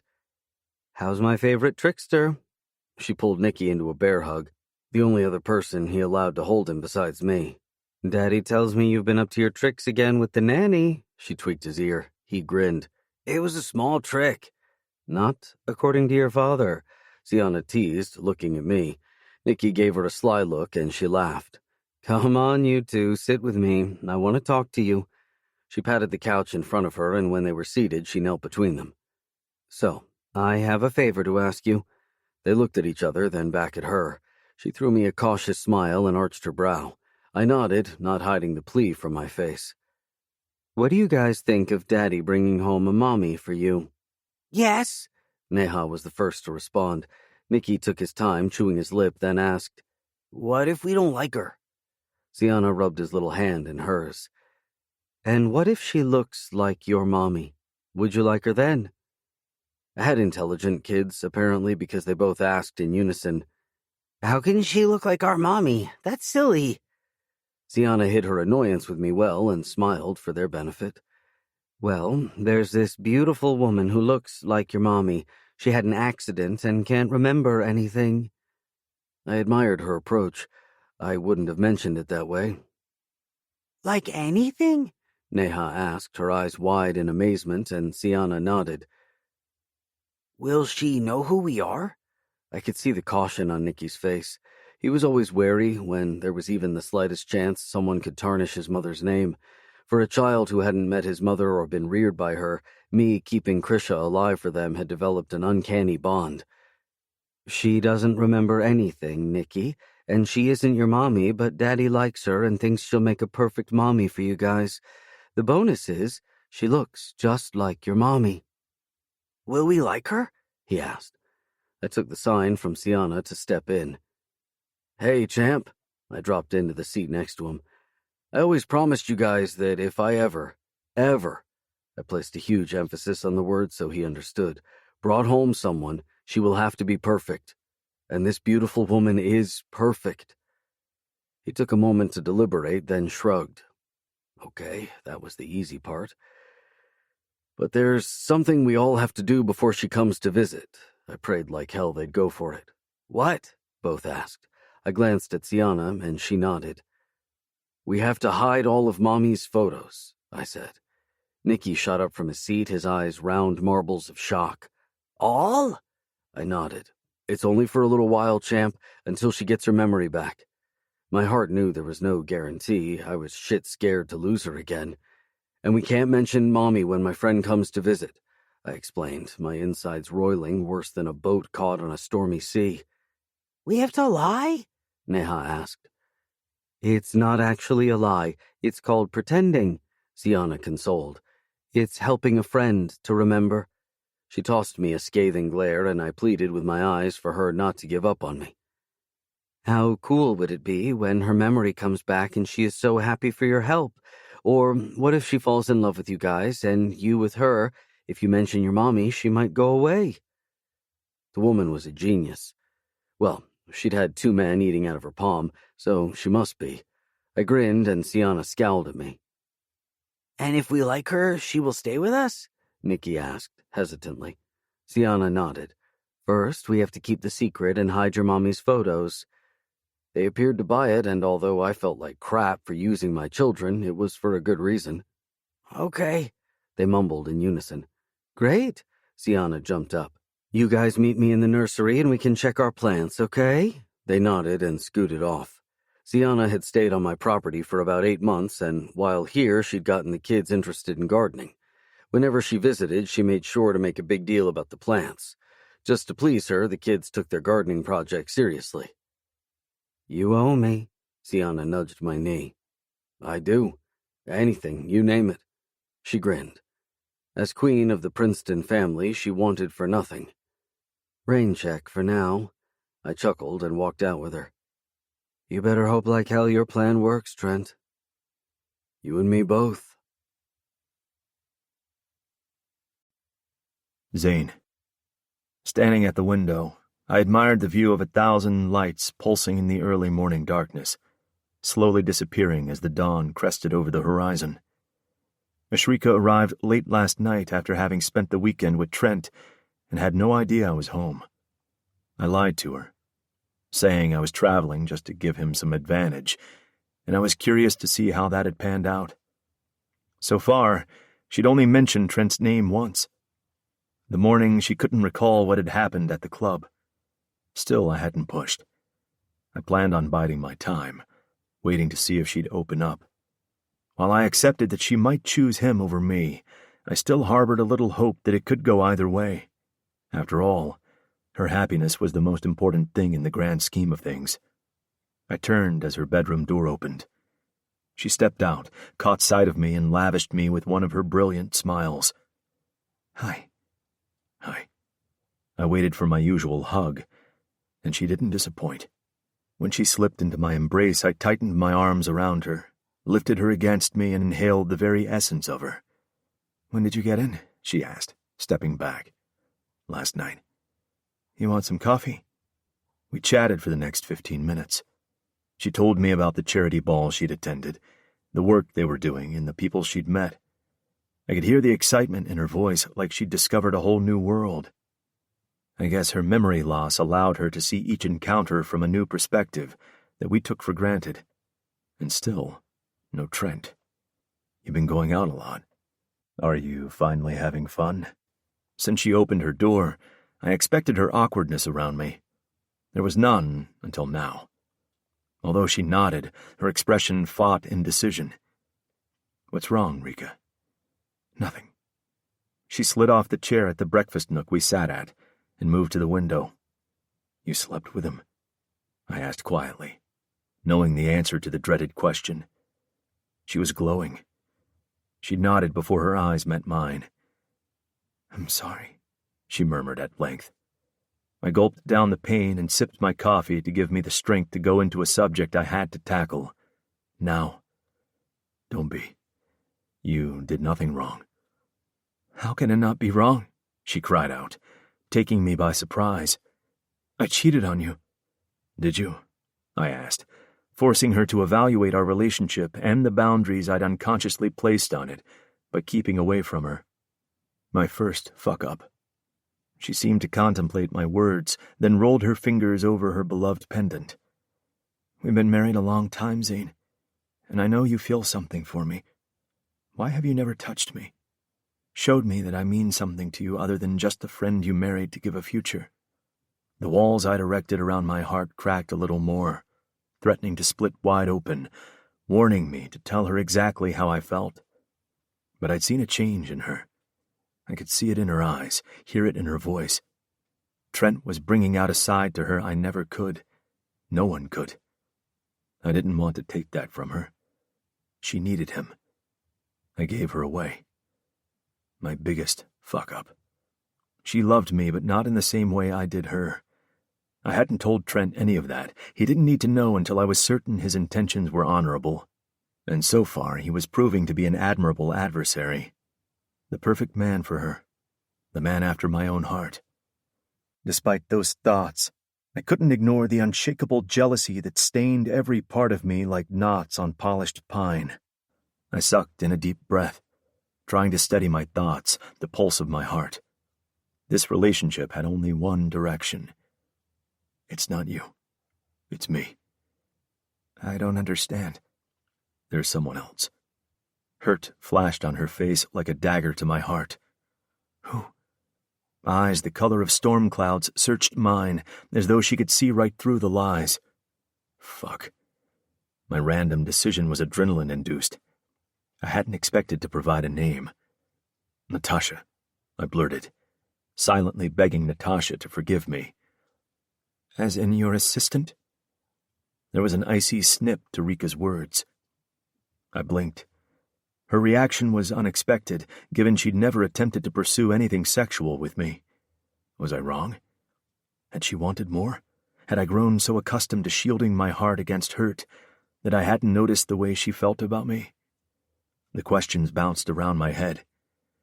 I didn't mean for you to find out this way, baby. She stared at me, and I couldn't read her expression. Is it because I never came to you? Never showed you the interest I secretly hid from you? You put up barriers that would keep a tsunami at bay, Zane. I could never get through even if I tried. The irony in her statement hit me like a gut punch. How had I been so wrong about her?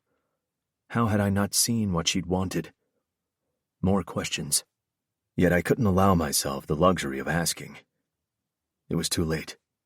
Against my better judgment, Trent had played his cards well and won. Rather than show my hand, it was time to bow out. Don't be angry, I whispered instead. I'm not angry, she sighed. Why didn't you say something? About Natasha? I glanced out the window, looking but not seeing. Dead, but breathing. Fuck, it hurt. Like the prick of 1,000 fucking knives I didn't see coming. Squeezing my fucking lungs until I gasped for what little air I could quickly inhale. Sometimes the beat of the hearts around us is so deafening. We can't hear the music of our own or the message it's sending us, I replied, hoping she'd understand it had always been her my heart wanted, craved. Her next words told me she didn't and probably never would. I've been keeping you from the life you deserved, then. Saddled you down when you could have had so much more with Natasha. You haven't. I ached to take her in my arms and show her just how much I loved her, what she meant to me, since that first moment she opened her eyes in the coffee shop. Deep grays staring at me, lost, scared, and insecure, telling a tale that had no beginning and desperately searching for an ending.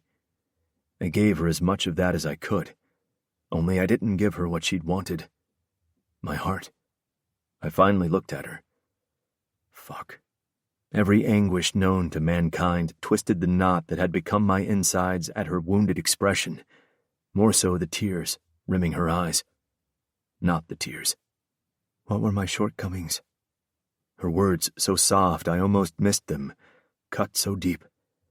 I took a moment to exhale the crushing pain shooting through my body on its way to my heart.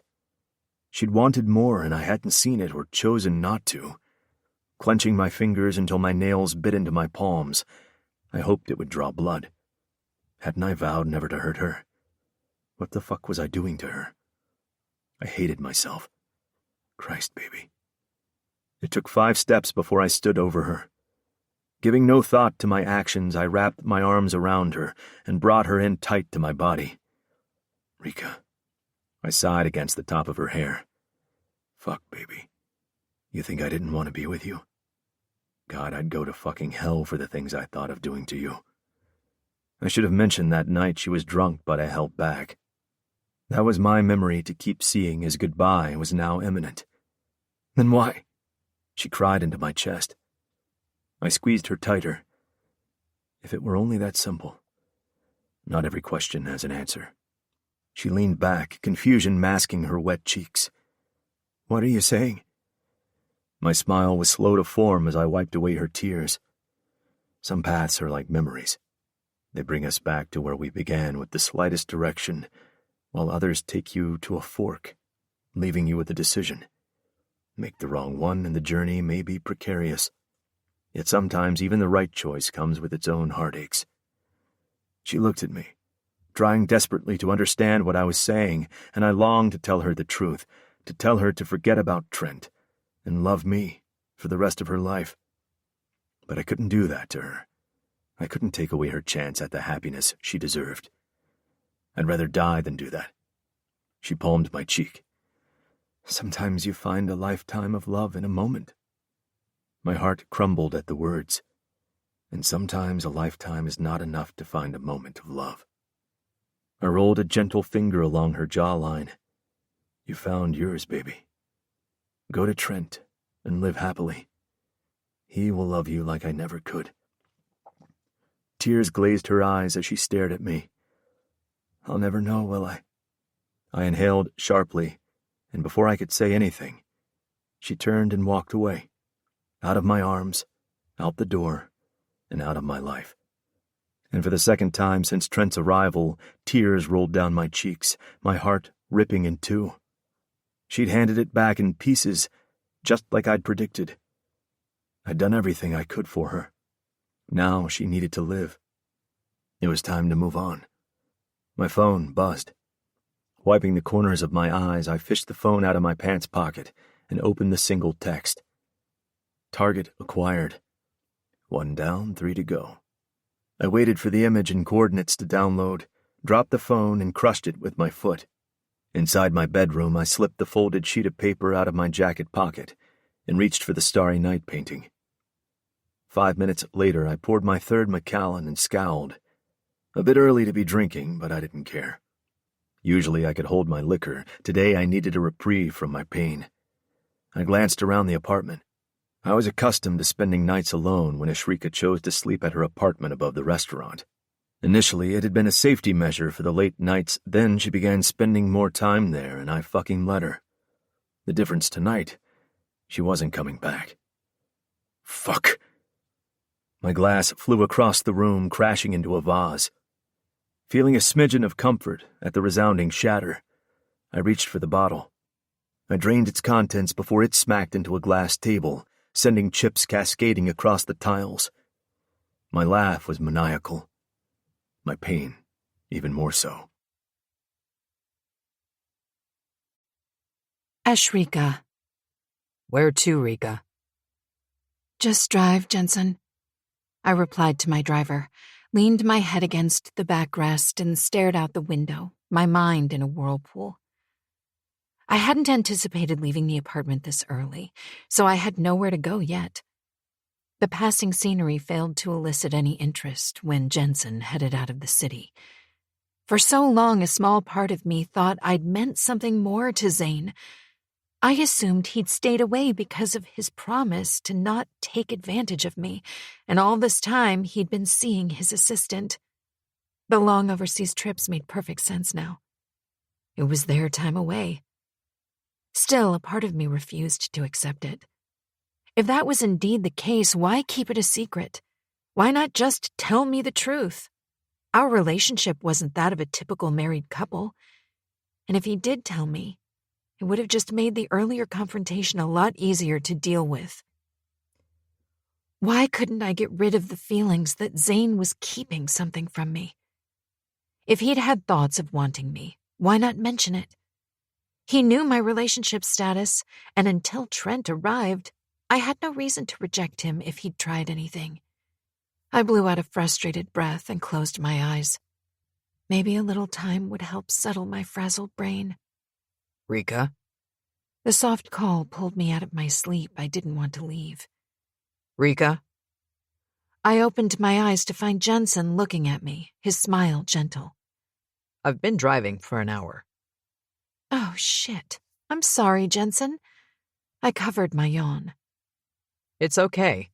Where can I take you? Back home, please. I needed more answers. I still had no idea what I intended to say when Jensen drew to a halt outside my apartment building.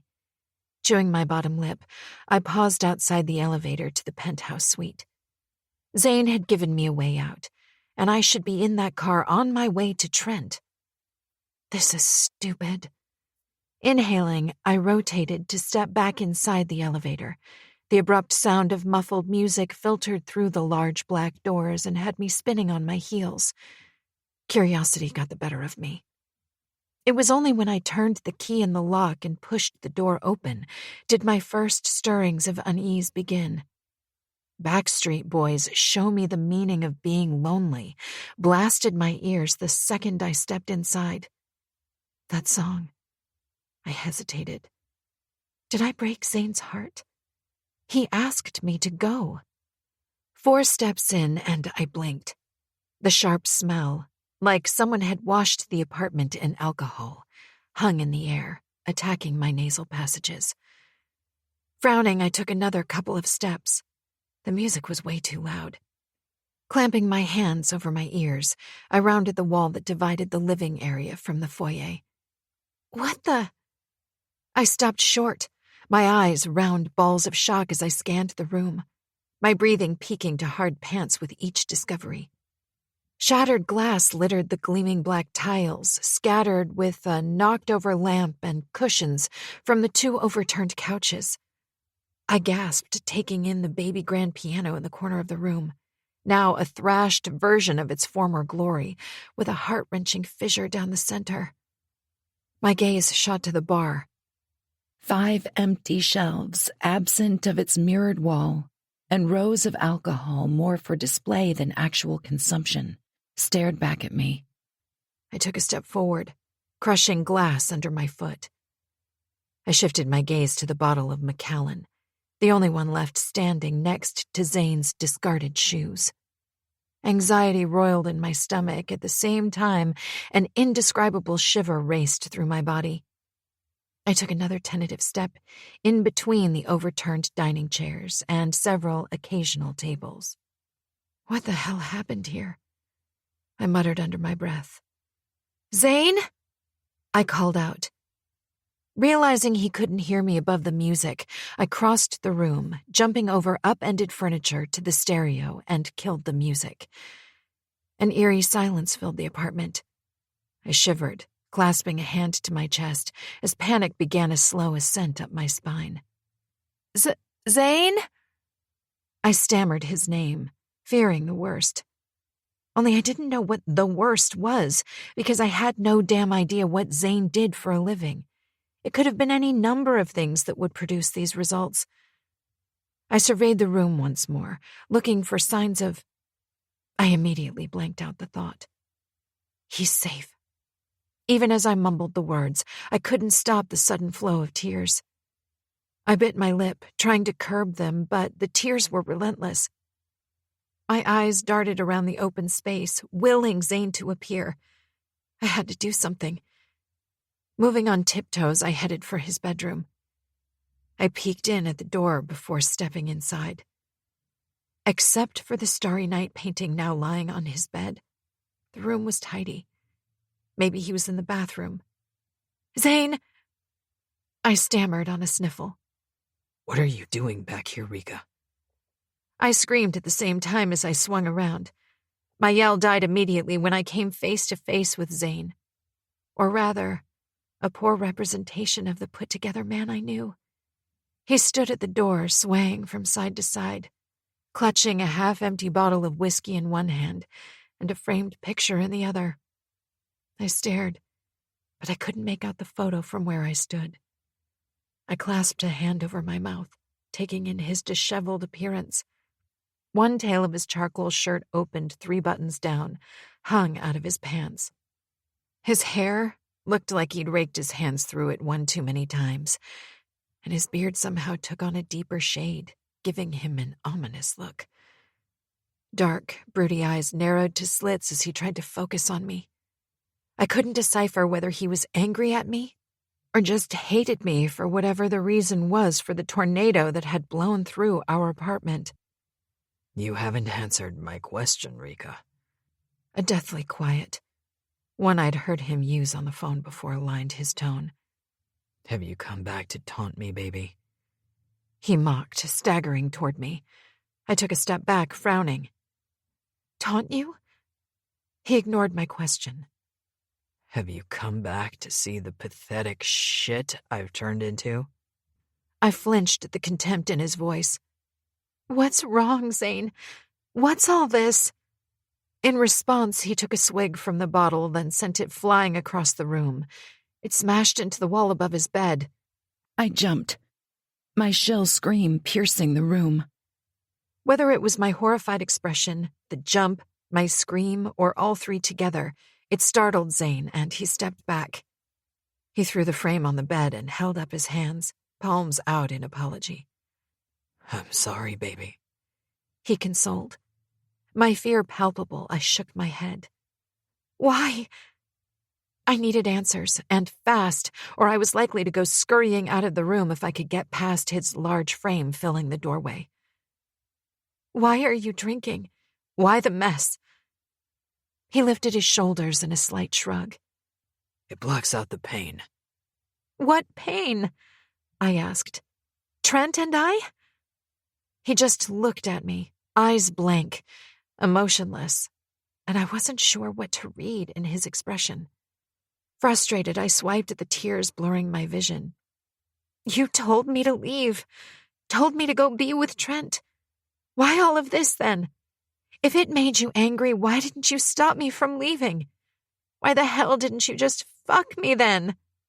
Breathing hard, my fear took a back seat. He gritted his teeth. I don't fuck, Angel. I steal hearts, and yours is not available. What do you mean? I shouted, annoyance coiling the tension between my shoulder blades. He loved you first. You're not making sense. Who loved me first? Trent? His irritated grunt was all the answer I received. How can he? Just go, Rika, before I do something I'll regret. Is that a threat? No, Angel. I'm letting you go. Just like that? I goaded. You don't fucking understand. He glared at me. I didn't back down. Then make me. Still, he said nothing. Why didn't you tell me that you had feelings for me, Zane? I finally asked what I should have when Trent first appeared in my life. He raked a hand through his hair, and a string of curses flew from his mouth before he pinned me with a look so volatile, I feared I'd lose myself in there. Because I never felt the need to tell you. I took it for granted that you would see it. He muttered. I covered my gasp, staring at the man I'd longed to hear words of affection from, while he'd done the same. It's true what they say, that when you hold something too close to you, you're blinded by what's in front of you.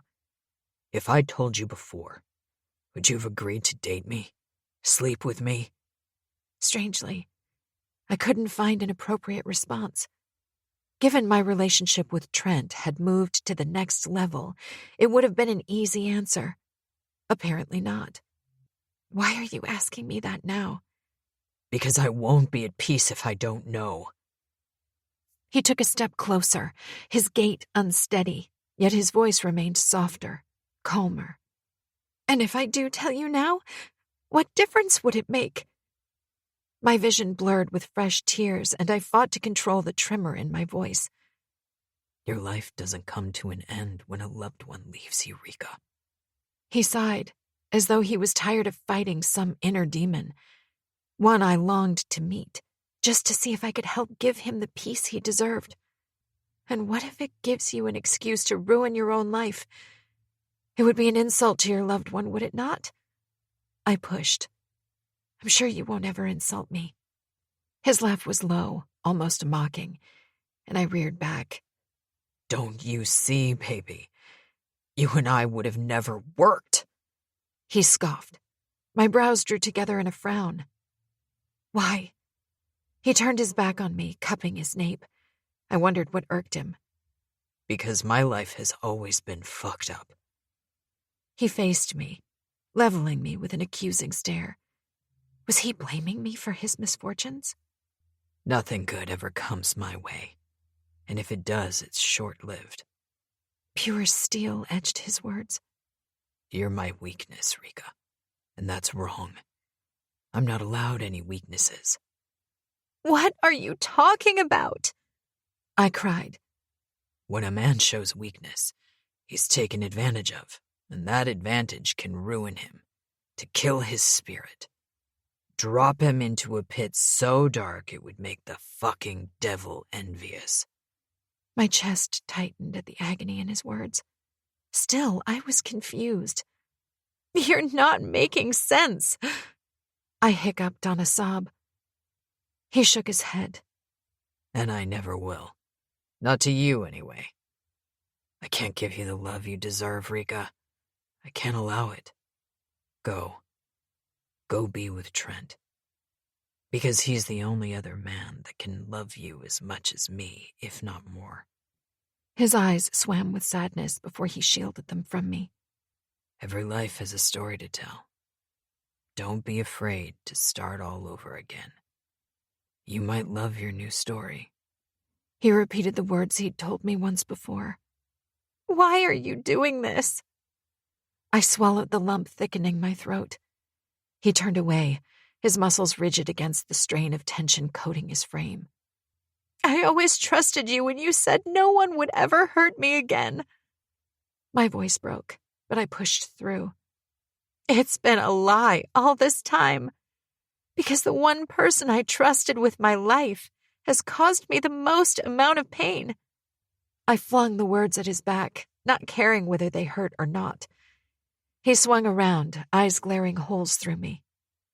Get the fuck out of here, Rika, and don't come back. He hissed. I should have feared him. I should have backed away from the sheer fury in that clenched jaw. But I didn't, because some part of me didn't believe he meant it. Cold brown eyes clashed with mine before he pointed to the door. Go. I thought about arguing with him, but his aloof, almost menacing expression dissuaded me. Standing my ground, I debated my next move.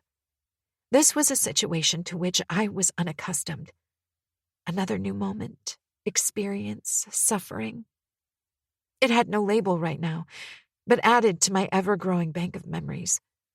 Maybe I'd known how to handle it in my past. Right now, not so much. My heart dropped to the pit of my stomach, begging to be held, to be consoled. I didn't know how to. I turned and walked away from the only man I knew and cared for enough to make me cry. Tears I might have shared before with whom I had no idea, and I never would. But I was certain that what I just felt would be forever entrenched in my heart and my soul. And that, I feared, only happened when you loved someone. If that was the case, what then did I feel for Trent? It was simple. While Zane gave me life, Trent gave me freedom. And yet with both, I'd become a woman. Not just a girl without a memory, floating from day to day in the hopes that something would change, but a truly emotional woman who now understood love, pain, and hurt that inflicted so much more than a physical wound would. Tears streamed down my cheeks as I climbed into the car. Ashrika. When the car drew to a stop outside Trent's apartment, I had no idea why I decided to go straight to him. I had my own place above the restaurant, for now. Until Zane kicked me out of there, too. Everything I owned belonged to him, so it was safe to say that I had no guarantee of him leaving the restaurant in my complete care. Rika? I glanced at Jensen and smiled. Shall I just drive? For a man of few words, he seemed to pick up on my distress. I shook my head. Thank you, Jensen. This is perfect. Should I wait or come back to fetch you when you're done? I debated whether to tell him not to. He was, after all, employed by Zane. I sucked in a deep breath. I'll call you. I stared out the window at Trent's building, wondering what was in store for me in there. A couple of minutes later, the door opened, and Trent's welcome smile was like a beacon of hope to a ship about to go under. Hi. Before I could stop myself, I fell against his chest, and the tears I'd managed to hold back in the car gushed like a dam that had just broken a wall. I balled his shirt in my hands and clung to him. What's wrong, Ash? I could hear the alarm in his voice. Trent slipped his arms around me and held me tight to his body. His pure maleness blanketed me and rendered me helpless. And for just a moment, it was all that I wanted or needed until the shitstorm that represented my brain had a chance to abate. What happened, sweetheart? He asked when my body finally settled from the jerks of unashamed wails to silent sobs. Did Zane say something? He gently pushed before his grip tightened and anger chased his next words. Did he hurt you, Ash? I sighed and leaned back to look at the man who'd made me step out of a shell I didn't think possible. We argued. It was all I could manage for the moment. Does this have something to do with us and you sleeping with me? He wiped my wet face with his fingers. Not sure myself, I hesitated. Come on. He walked me to his kitchen, sat me down at the modern breakfast nook before placing a glass of freshly squeezed orange juice in front of me. Drink.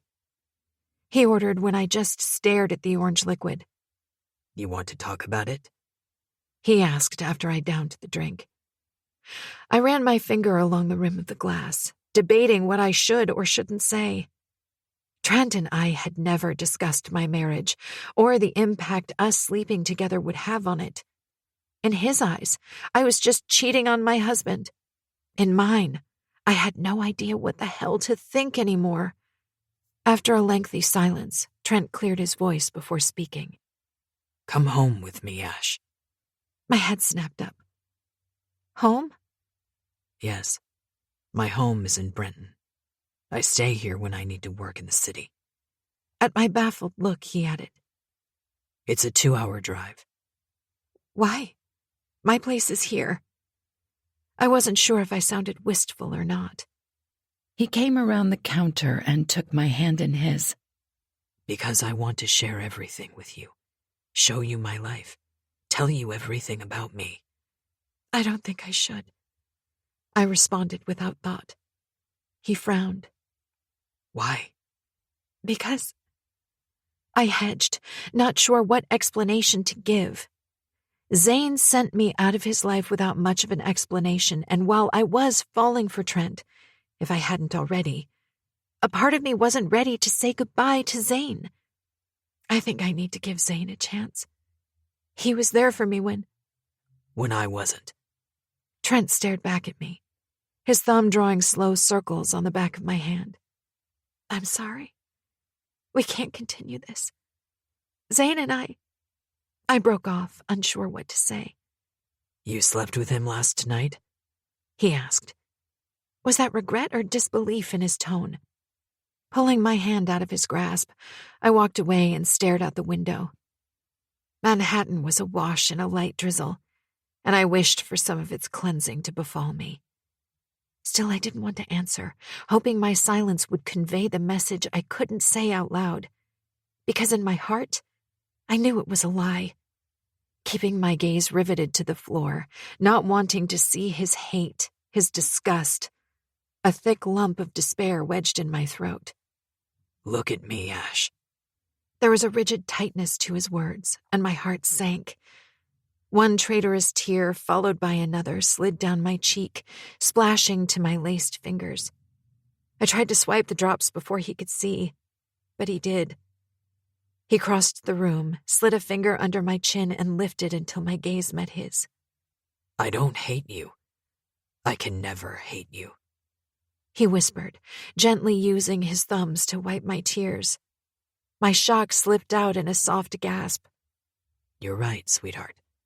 He was there for you when I wasn't. He took care of you like I never could. And I can only try to give you everything he did, if not more. But... He paused, his blue eyes searching mine, his smile tender. Don't leave me because you can. Leave me because you want to. What are you saying? Every relationship has boundaries, Ash, and I'm willing to cross any of those for you. Whatever it takes. What about... I turned and walked away, swallowing my shame for lying. Trent came up behind me, slid his arms around to my stomach, drew me tighter to him, and leaned his chin on my shoulder. I don't care. He is your husband, and he has a right to you that I never will. He turned me around and walked me backward until a wall touched my rear. Slipping his hands to my butt, he lifted me, and I wrapped my legs around his waist. But I'll be damned if I let you walk out of my life without a fight.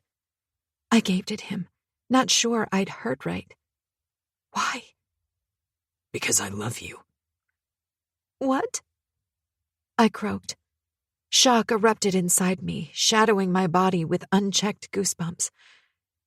His response came in the form of a kiss, a decadent melding of lips that spoke 1,000 words and unleashed a flood of emotions. The kiss was slow and passionate. I clung to him, desperate for clarity, guidance, knowing that I was stuck in a vortex that had the possibility of spinning my clockwise thinking in an anti-clockwise direction within seconds. Question was, would I find the balance to withstand the spiral? Do you believe in us? He asked when we broke for air. My euphoria flattened to dejection as a sense of betrayal took residence inside my belly. To whom I had no idea. Honestly, I don't know what to believe right now. I squirmed out of his hold, and when he set me down, I turned away to face the window again. I lied to you just now, Trent. About? I glanced at him over my shoulder and pulled in a deep breath before facing him. Zane and I never slept together. He frowned. Last night? Slowly, I shook my head, embarrassment tainting my cheeks. Not from lying, but my inability to make my husband sleep with me. Ever. Incredulity sharpened his gaze. He stared at me as though contemplating his next words. I don't understand. Neither do I. Apparently, he's been in love with someone else. His jaw tightened. Emotions I couldn't read fast enough flicked across his face. He hurt you?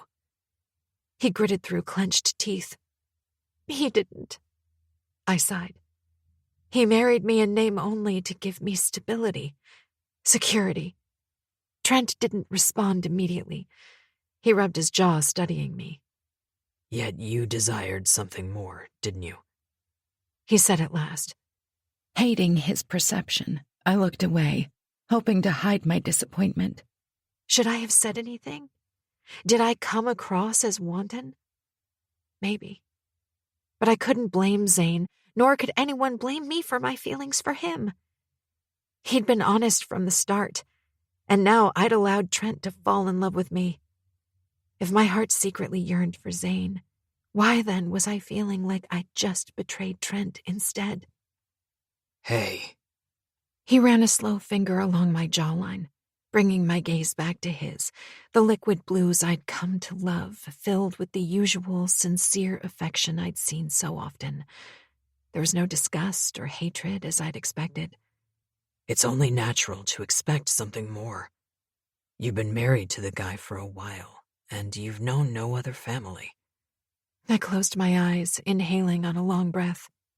Tears pricked the back of my lids. How was I blessed with not one, but two distinctly different yet caring men who had my heart in a twist, my mind on a roller coaster, and my pussy clenching with lust when they were around me? Have you discussed this with Zane? Trent pulled me from my reflections. My laugh was mirthless. We did a lot of things that would have eventually led to sex. I recoiled at the memory of Zane's stiff features. In another lifetime, perhaps, I mumbled. And once again, Trent had the uncanny ability of picking up on my innermost feelings. Did he ask you to walk away? The question was quiet, but the disbelief behind it, an indication he already knew the answer. He doesn't believe I can make him happy. Why? I looked at him, my laugh just short of caustic. That, there, is the million-dollar question. You would think that being married to the man for a while, I would know him. Honestly, I don't. I sighed. Would you believe I don't even know what he does for a living? Trent didn't look surprised, and I wondered if he knew something that I didn't. Do you want me to speak to him? No. Do you think he has feelings for you? I would be lying if I said yes with conviction. I fidgeted with my nails, remembering the confrontation. You should have seen him, Trent. He's one of the most put-together men I know. But today he looked so... I searched my brain for the right word. Unhinged. Like whatever he was telling me was lies.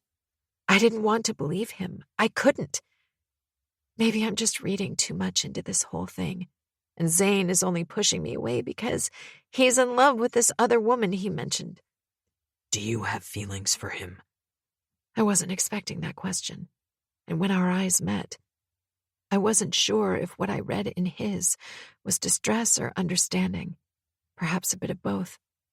My heart somersaulted at the possibility of breaking the hearts of two men, within hours of each other. I can't answer that, Trent. I'm sorry. To my surprise, he laughed. I wouldn't expect you not to, sweetheart. The man was a stranger when he found you, and he gave you a second chance at life. I don't think there are many men out there who can pull that off, myself included. Wow, that was unexpected. It's the truth. He moved closer. Falling in love isn't easy, Ash. At times it can drive us crazy and makes us do irrational things. Sometimes those that tread the path of love never find their goals, or they gain nothing but pain. Still, love is something we can never truly understand, no matter how hard we believe we can. But how it makes us feel will determine whether we survive it or not. He sighed. Does that make sense? I nodded. He cupped my face, dropping a soft kiss to my lips. I'm not sure what I can say to make this right for you, but if you're up for it, come home with me. Use it as time to decide your next step. If you feel you want to return to your life with Zane, I'll bring you back, no questions asked. Just give me a chance to show you that I can give you the life you need. I shifted from one foot to the other. Whichever way I looked at it, this situation would never get easier. The safest option was to walk away, from both of them. Zane had already made his intention clear. Why then could I not just take Trent up on his offer, see where it led? My heart, however, was adamant that Zane deserved a fair chance. I had to give him time. What then? If Zane laid bare his feelings, what would become of Trent? Undoubtedly, there was nothing but heartache at the end of this journey. Someone would end up getting hurt. Ash. Trent touched my shoulder. You okay? Would you mind if I took a rain check? I don't think I'm ready for anything other than solitude right now. What I didn't say was that Zane had broken a little bit of my spirit today, and I wasn't prepared to lose any more. Every new emotion is a first to me. I have to learn how to handle it if I am to survive. on my own. When you're ready. He dropped a light kiss to my brow. Join me for dinner? My expression must have conveyed my feelings. Before I could answer, he smiled. Rain check. I nodded. I won't be the company you deserve. I kissed his cheek. I'll call you. As I walked to the door, Trent called out. Ash! I turned. I don't allow the people I love to wallow in self-pity for too long. 3 days max, sweetheart. Love and an ultimatum in the same statement. What more could I ask for from a man who dominated my body, and by the looks of things, my heart pretty soon? His phone rang, and he held up a hand signaling me to wait. Neha? I picked up on the tenderness in his voice. Yes, baby. I was suddenly wary. Was he talking to his ex-wife? He did mention they were still friends. Judging by his expression, very good friends. Even as a prick of jealousy stung my heart, I had to acknowledge one fact. If he treated his ex in that manner, how would he treat a new woman in his life? Sighing, I let myself out the door and requested an Uber. When I walked out of the building, Jensen stood next to his car waiting. He opened the door as I approached him. I did say I'd call. Got a call from the boss. Said to make sure I become your shadow. His countenance showed he wasn't about to take no for an answer, so I should quit objecting before I even began. If Zane's phone call wasn't an indication of his feelings, then my name wasn't Ashrika Marone. Trent. Still not talking to me? I turned to find Tia at my side, her usually brazen smile now hesitant. I'd just stepped into the restaurant and she'd come down the passage from the bathrooms. What makes you think that? Oh, I don't know. The fact that you've ignored me every time you've been here after the club incident? When I said nothing, she took a step forward. Look, I know you're angry, but someday you'll understand that I do care deeply for Rika. I love her like a sister. And yes, I fucked up that night, but I was just trying to get her to unwind. By leaving her with a pervert, I snorted. That wasn't supposed to happen, but it did. I wasn't sure if I trusted her yet. Where's Ash? Upstairs. She hasn't been down since Monday. I frowned. That was 3 days ago. Tia nodded. She walked in here on Monday morning, told us she wasn't feeling well, and said not to disturb her. I tried going up, but she won't open the door. She eyed me quizzically. What happened? Zane, I muttered and exited the door, leaving her to decide whether she wanted to question him, because I sure as fuck wanted to. I had no idea what went down that morning. Ashrika arrived on my doorstep, dejected and crying, but I'd promised to give her time. That time was up, and I wanted answers, especially from Zane. When I reached the rear, I tried her phone first before pounding on the door. She answered on the 4th ring. Hi. She sounded tired. Hi, were you sleeping? No. The restaurant's been hectic, just tired, she lied. It's day 3, sweetheart, and I haven't heard from you. My cock's taking offense that you just used him with no follow-up. I tried to lighten the tension I could hear in her voice, and I was right. Her laugh lacked its usual spark. I'm sorry, I should have called. Well, all you have to do is open your door, and I'm sure he'll give you a little happy twitch when he sees you. You're downstairs? Yes. There was a long pause before. So you know I lied just now? Yes. Now open the door, or I swear I'll get a locksmith or the jaws of life out here if I have to, I warned. She muttered something before cutting the call. A few seconds later, I heard the deadbolt slide before the metal door clanged open. She looked tired and melted into my arms the second I stepped toward her. Tia says you've been holed up in this place since Monday. You ready to talk to me? I kissed her brow when she leaned back. I'm in this weird situation I don't know how to handle.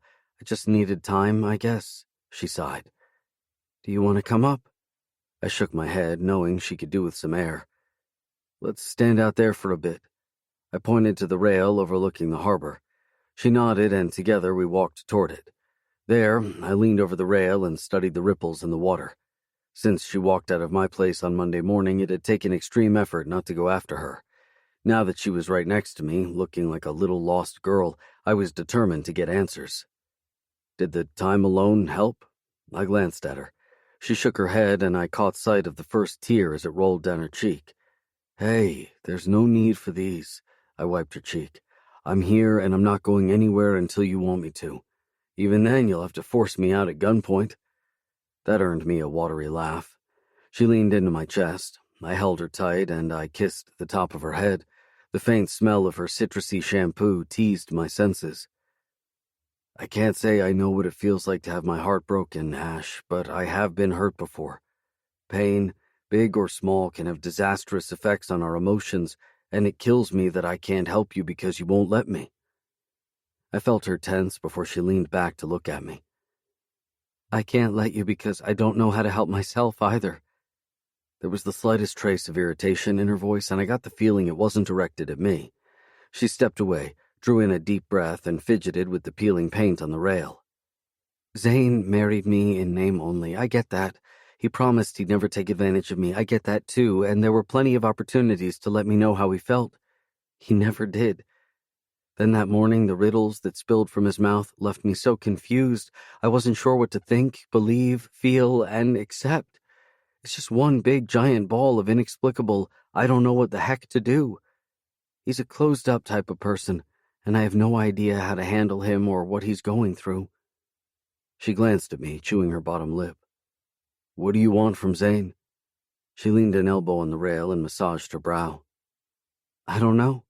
Then how do you expect him to give you an answer, unless you think he's hiding something from you? She looked out across the water, her mind distant. I get the feeling he is, she said at length, without looking at me. Dragging a hand down my face, I prepared myself to ask the one question sitting at the forefront of my mind since the day Zane gave me permission to pursue her. Do you love him? She bit her thumb, keeping her gaze on the water. Is it possible to love two men? I sucked in a deep breath. Do you? I guess that was something I could never fully prepare myself to hear. The question remained. What would I do? If I said I can help you, would you let me? That's not what I should be doing, right? I should be coaxing her to go home with me. I couldn't. How? I'll speak to Zane. Immediately, her face clouded with trepidation. What makes you think he'll entertain the notion? Because I slept with you? I asked. She nodded. I'm a man. I'll force him to listen. Fuck, I sounded like a fucking hell-bent lover set to take on any enemy that came between him and his lover. Wait, I was. I grinned inwardly. Not to make you appear inadequate, but have you seen Zane fight? She mistook my frown for hesitation. I have. Trent, he's no easy pushover. Trust me. And anyway, I don't think it's a good idea. I'm a man who picks his battles, Ash, and trust me, this one is worth every blow. I gave her a reassuring smile. Whether he's a pushover or not is not the point. He needs to know. How are you so caring when I could just as well break your heart? Then don't break it. She closed her eyes, pulling in deep breaths, causing my heart to stop and start in tandem. Doubt suddenly poured over me. What if she chose Zane over me? Would I be able to handle it? You went into this with your eyes open and your heart in a grinder. I reminded myself, either way, I had to be prepared for the inevitable. She finally opened her eyes, the flecks of black piercing through her gray irises. Her gaze heavy, unreadable. I held my breath. You asked me what I wanted from Zane. What do you want from me, Trent? Come out with me tomorrow. That's it? She gaped at me. When I nodded, she sighed. I don't think I should. I turned her to face me and gently squeezed her shoulders. Whether you love two men isn't the issue here, Ash, because one of them is willing to give you the world. You just need to reach out and grab it with both hands. You already took the risk. This time I'm asking you to jump without looking, and I promise I'll catch you every single time. She nodded, and in this single moment, I knew my life was about to change. Trent. During the day, Incognito looked like any other fancy hotel on Fifth Avenue. The eye-catcher was the elaborate sign above black revolving doors that beckoned you to come take a peek. The second you stepped inside, the sophisticated atmosphere, opulent luxury created by the black and red decor, and the security guard standing at the door changed your perception. 3 hallways branched off as soon as you stepped past the black velvet rope. One to a 5-star restaurant, the other to the dance floors, and the last to the sexier side of the club. All this I'd learned courtesy of Tia. "Welcome to Incognito, Mr. Shaw. Will you be staying long?" I grinned. The fact that the young blonde receptionist recognized me by name after one visit meant Zane hadn't lied about putting me on his guest list. "Thank you. I'm here to see Zane. Is he in?" She smiled and nodded to an elevator marked private. "Go on up." The second I entered the car, it automatically shot up, and when it opened, I exited into a mini lobby flanked by 2 beefy security guards. I took a minute to gather my thoughts. When I'd left Ashrika an hour ago, I had no idea what I intended to say to the man who'd started this ball rolling, who'd given me Ashrika back until I walked through the door one security guard held open for me. Inside, I stopped short when I spotted Zane standing at a window. Without turning, he said, "We're done. You got what you wanted. What are you doing here?" His voice as cold as the sudden rain pissing outside the window he stared through. "What the fuck's wrong with you?" I yelled, not caring that my voice vibrated through the room. Slowly, he turned. His eyes, frosty daggers, speared me. "I'll warn you to watch your tone. You don't know me." "Like I fucking care." His scowl did nothing to intimidate me. I took a step forward. "My first night here, you warned me not to hurt her, that there would be limitations to what you'd allow her emotions to suffer.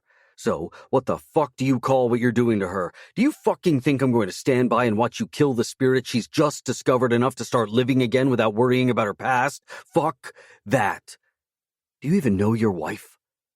I wasn't sure what I said that got his attention, but he took a deep breath and shook his head. "What the fuck do you want from me? I've given you everything." His words quieter, calmer. "Everything?" I stared at him, contemplating his words, then it clicked. "You love her, don't you?" He folded his arms across his chest, leaned back against the window, and studied me with eyes full of mystery that had me once again wondering about the man behind the name he'd given Ashrika. "But you never told her, did you?" "What's it to you?" "Christ, Zane, wake the fuck up! She's hurting, don't you see that?" His silence annoyed the shit out of me. "I don't know what the fuck you did to her, but she's hardly eaten anything in 3 days. That seemed to get his attention. He straightened and took a step forward. "I told her how I felt. You probably had a shitty way of telling her if it's had this kind of effect on her, but trust me, there's no way in fucking hell I'd let you hurt her. It was never my intention to hurt her, Trent." He slipped his hands into his pants pockets and turned his back on me. I cursed and was about to leave when he began speaking again. "Time changes you. Marriage changes you. Life changes you. Sure, she stayed with me all this time because it's possible she thought she had to. She's a stunning woman who got caught up in an unforeseen situation with the 2 of us, and she's now trying to make amends. We created this, and she's trying to fix it. But not everything is meant to be fixed." He turned to face me, his face a mask of pain I hadn't thought possible for a man with his demeanor. "I'm tired of fighting this. She chose." He moved and took his seat behind the large black table. Still, he was a formidable sight against its size, and for the first time since meeting him I realized that Zane Maroney wasn't just someone with money and mysterious background, but he held immense power to make and break people. Only he hadn't expected a woman like Ashrika to weaken him to the point that he'd chosen anger over love. Whether or not I judged well, one thing was certain. He loved Ashrika deeply. I dragged in a long inhale, readying my mind for the inevitable. "You're wrong. She didn't choose. You gave her an out, forced her hand. I mean, you didn't even sleep with her. She thinks she wasn't good enough. You know about that?" He cut me off. I nodded, taking a step forward. "If you are her something special, and that was meant to be, I won't come between you two, Zane. Maybe a fresh start." He looked up, surprised. I continued. "We never have to tell her how this all started. I'll walk away. Before that, I'll give her whatever she asks for and whatever she wants to take from me. Then I'll walk away. You have my word. You'll give up your wife, just like that." Whatever it takes, remember? I reminded him of our first conversation. You're an admirable man, Trent, and someone who will love Ashrika whether her memory returns or not, but you can't make this decision for her. As you said, she's hurting because I pushed her away. Imagine what it would do to her if you also pushed her away. She has to choose. There was no aggression in his tone, and his words made perfect sense. I had no idea what he had in mind, but I intended going ahead with my plan. Tomorrow, I'm bringing her here. At his frown, I shook my head. No, not to see you. I'm giving her a chance to be who she wants to be. For one night. I don't understand. He looked genuinely staggered. I raked a hand through my hair, then dropped into a chair. Have you ever taken the time to talk to her? Do you know anything about the woman you've been married to for the last 3 years? Her likes, dislikes, her favorites, her cravings, her desires, perhaps? He shook his head. Some circumstances. Fuck circumstances. You took the woman under your wing and chose to give her a life. The least you could have done was gotten to know her, make her feel more of a person than an empty vessel floating around until her memory came back. I snorted. She describes herself as incognito, living a day-to-day existence under pretense to make others happy. Why is that, if you gave her a life and everything she needed? Quit the 20 fucking questions and tell me what you're planning. He barked, but wasn't quick enough to hide his shock. I stood. Everything is not always black and white, Zane. Sometimes you need to dig a little deeper to understand a woman. I don't know if you told her about this place or not. If you do happen to see her here tomorrow, you need to decide what you're giving her. I know I already do. I walked out, leaving him with a deeper frown than the one I'd walked in on. Ashrika. Climbing out of the car, I surveyed the tall glass building, my eyes falling to the subtle nuance of glowing gold that made up the name Incognito. I whispered. It didn't strike me as your typical nightclub, not with those tinted revolving doors, red carpet, and black-suited security that manned the entrance. No, it looked like some high-end restaurant, hotel, or even a private casino for a specific brand of people. I turned as Trent rounded the car. What is this place? He merely smiled and looped my arm through his. When we pushed through the main doors, cool air drenched my skin, and my senses perked up at the blend of lime, mint, and something sweet. Almost like Indian incense I'd smelled at a spice shop. The combination had an almost drugging effect. Good evening, Mr. Shaw. We've reserved the VIP suite for you. A young blonde with a very friendly smile greeted him.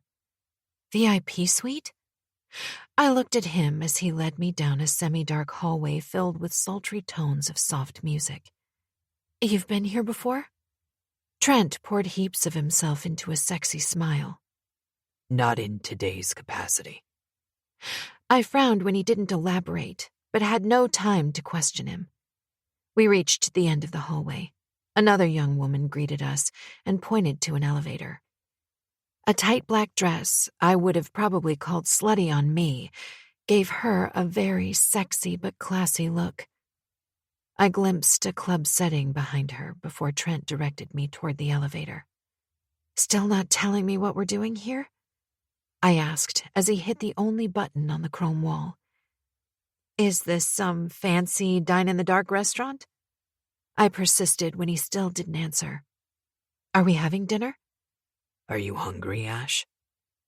No, I snapped, suddenly irritated that he wouldn't give me answers.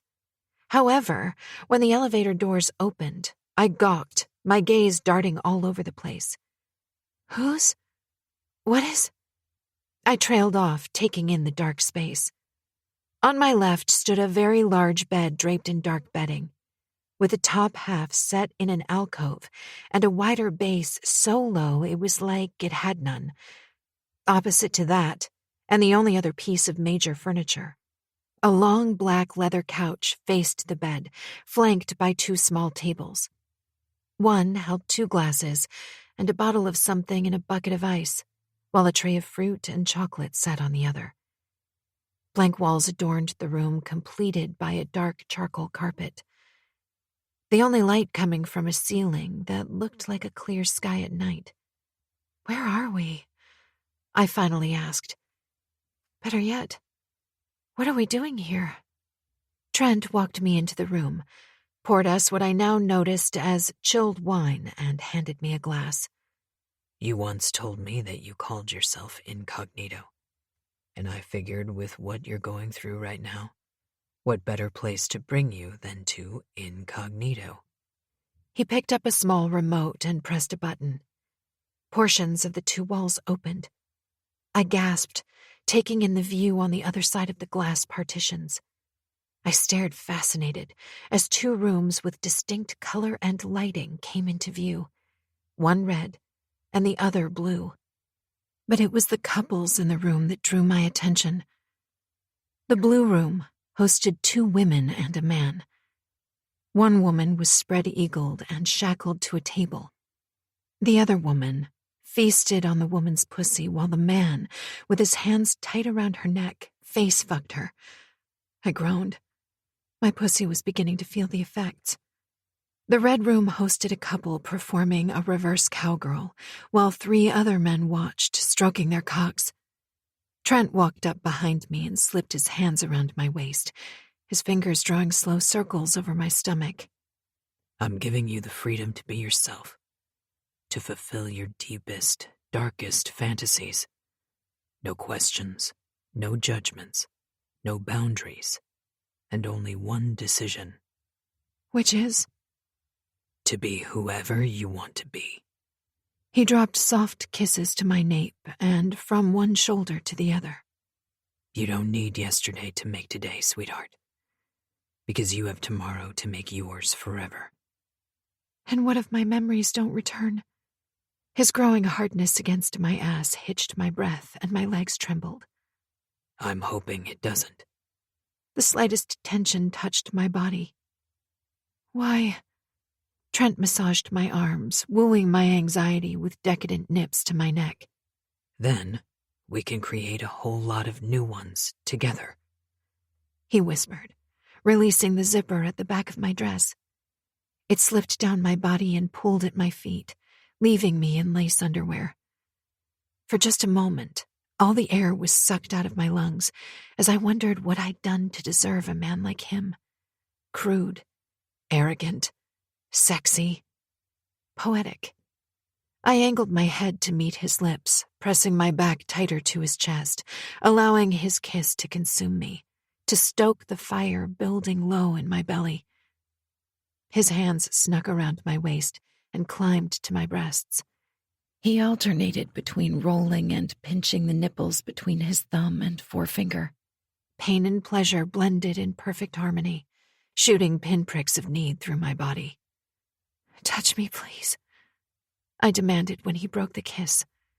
He turned my head to look at the couples. Do they turn you on? Yes. Do you want them to watch me fuck you? He slid his hands over my shoulder, one caressing down my arm while the other curled around my throat and tightened. "Can they see me?" If you want them to. "Later," I whispered, hypnotized by the thought of all those men watching me. "Now, I just want us to watch." His hand on my neck squeezed tighter, while the other rolled over my stomach and slid into my panties. I groaned, keeping my gaze on the couple in the red room. The men watching picked her up, and two held her in their arms face down. Another man fucked her ass, while the fourth man fucked her mouth. Trent turned slightly so that his back leaned against the wall, and we faced the elevator. I closed my eyes, relishing the caress of his fingers. Slipping a hand behind me, I massaged his hard arousal, delighting in the way it twitched against my touch every time I squeezed. I groaned, my hips bucking as he pressed down on my clit. Open your eyes, sweetheart. He coaxed a minute or so later. I did, blinking until my vision focused. I gasped. With his hands in the pockets of his dark pants, one shoulder pressed into the elevator outer frame and one ankle crossed over the other, Zane watched us. His gaze skimmed my body before coming to rest on my face again. Our eyes clashed.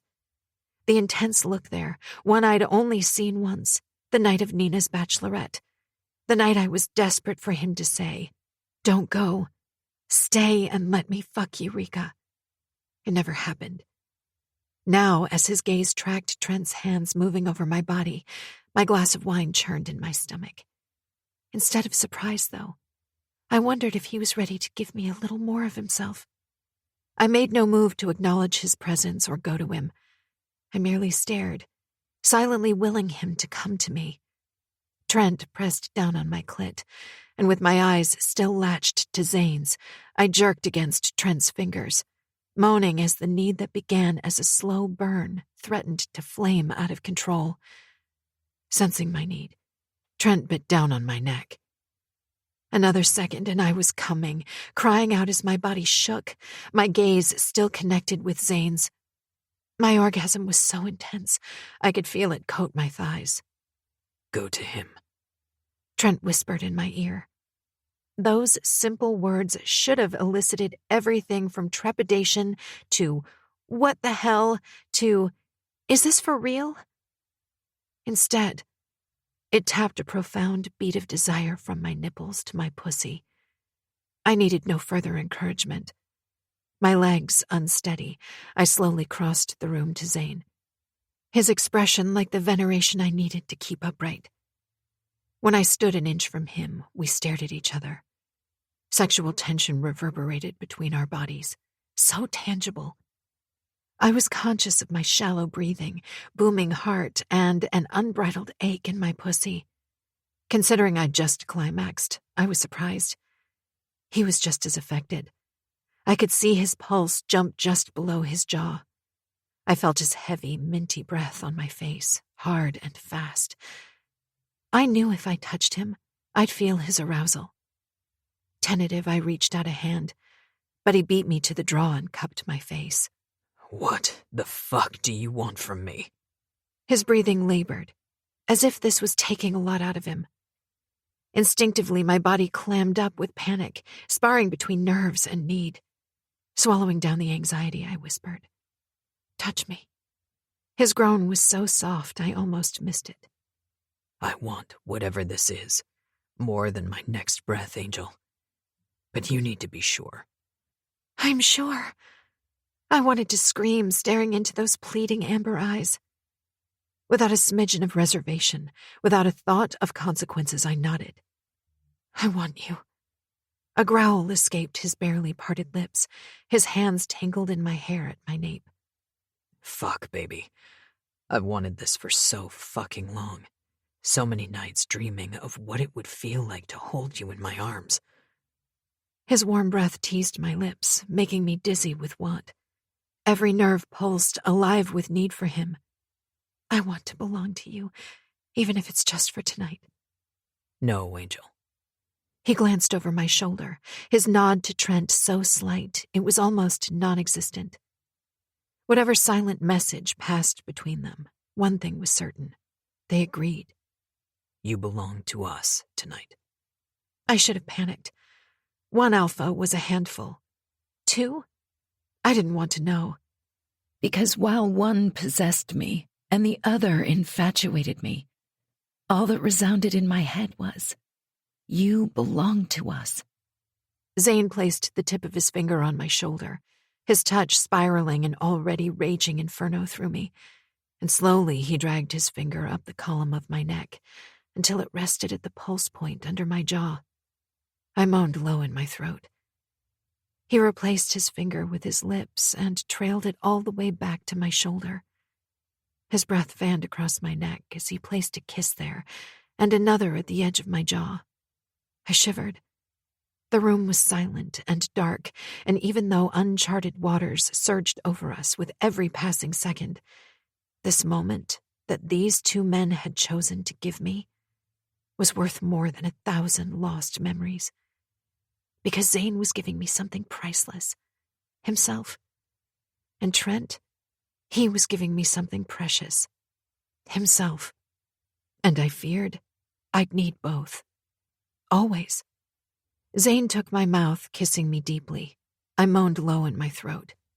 Having desired his kiss for so long, I wasn't prepared for the sweet seduction of his tongue. How it glided and danced with mine.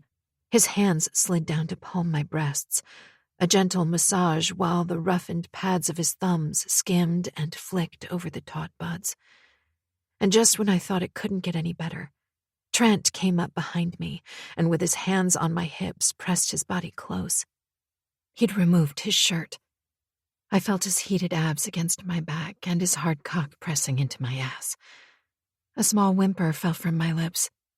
Zane dipped his head and tongued a nipple through my bra, the white lace heightening the friction, and greedy arousal rushed through my blood. My pussy muscles clenched in anticipation. Lifting an arm, I snaked it around Trent's neck, craning mine so that I could capture his mouth. My tongue chased his, but he only gave me what he wanted. Slow, drugging seduction, while I slipped my other hand into Zane's silky soft hair, pressing him tighter to my breast. In return, he unclasped the front clip on my bra and sucked a nipple into his mouth while squeezing the other. Molten heat gushed through me, slicking my pussy and tightening my stomach. I ripped my mouth from Trent's. "Oh, God, Zane!" I groaned when he bit down harder on the nipple, blurring the lines between pain and pleasure. Trent trailed his tongue down my spine, leaving a burning path in its wake as he sank to his knees behind me. His fingers on the edge of my panties, he dragged the white lace down my legs and helped me out of them. I tried to focus. Only Zane's tongue wreaked havoc on my nipple while he pinched and rolled the other. When Trent ran a finger from my pussy to my rear entrance, I shuddered so hard. Zane grabbed my hips to keep me still. Trent's soft chuckle teased a cheek before his hands caressed the round orbs firmly and moved down my thighs to lightly skim the backs of my knees. I shivered. He planted open-mouthed kisses down the insides of my thighs, closer and closer to my dripping pussy, and sucked on the tender skin near the apex. "Trent, please," I whispered, my voice breathless, needy, and I barely recognized myself. "Do you want this, sweetheart?" He spread my pussy lips and blew warm air across the wet folds. "Yes." I pushed my bottom back, shamelessly begging for more. He didn't disappoint. The bold sweep of his tongue over my folds had me gasping. Oh, fuck. With Trent's tongue in my pussy and Zane's mouth switching between my nipples.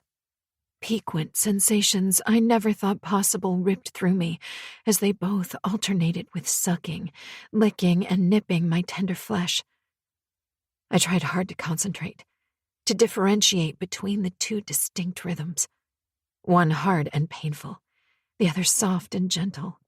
Yet combined, they were mind-blowing. I cried out, fisting my hands in Zane's hair. My legs shook and almost failed me. If it weren't for his hands on my hips, I would have fallen. "Oh, God, yes!" I whimpered with each deliberate movement, fast losing myself in their seduction. My orgasm built, hard and fast, chasing their beats and ready to explode. Trent laved my clit one last time and eased 2 fingers into my pussy as he stood. "You're dripping, Ash. So fucking wet."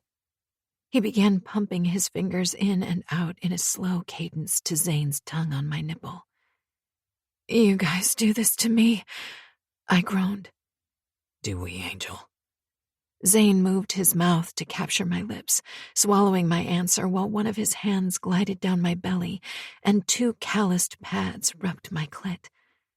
My breathing sped up and I yanked my mouth from his, trying to keep upright, trying to breathe, forgetting to think. His pace, the pressure, in perfect harmony with Trent's pumping fingers. 2 hardcore men, both strumming parts of my body that made me wanton. The friction weakened me, destroying everything but the ability to ache with greed. I could do nothing but hang on. exulting in the fiery sensations charging through my body.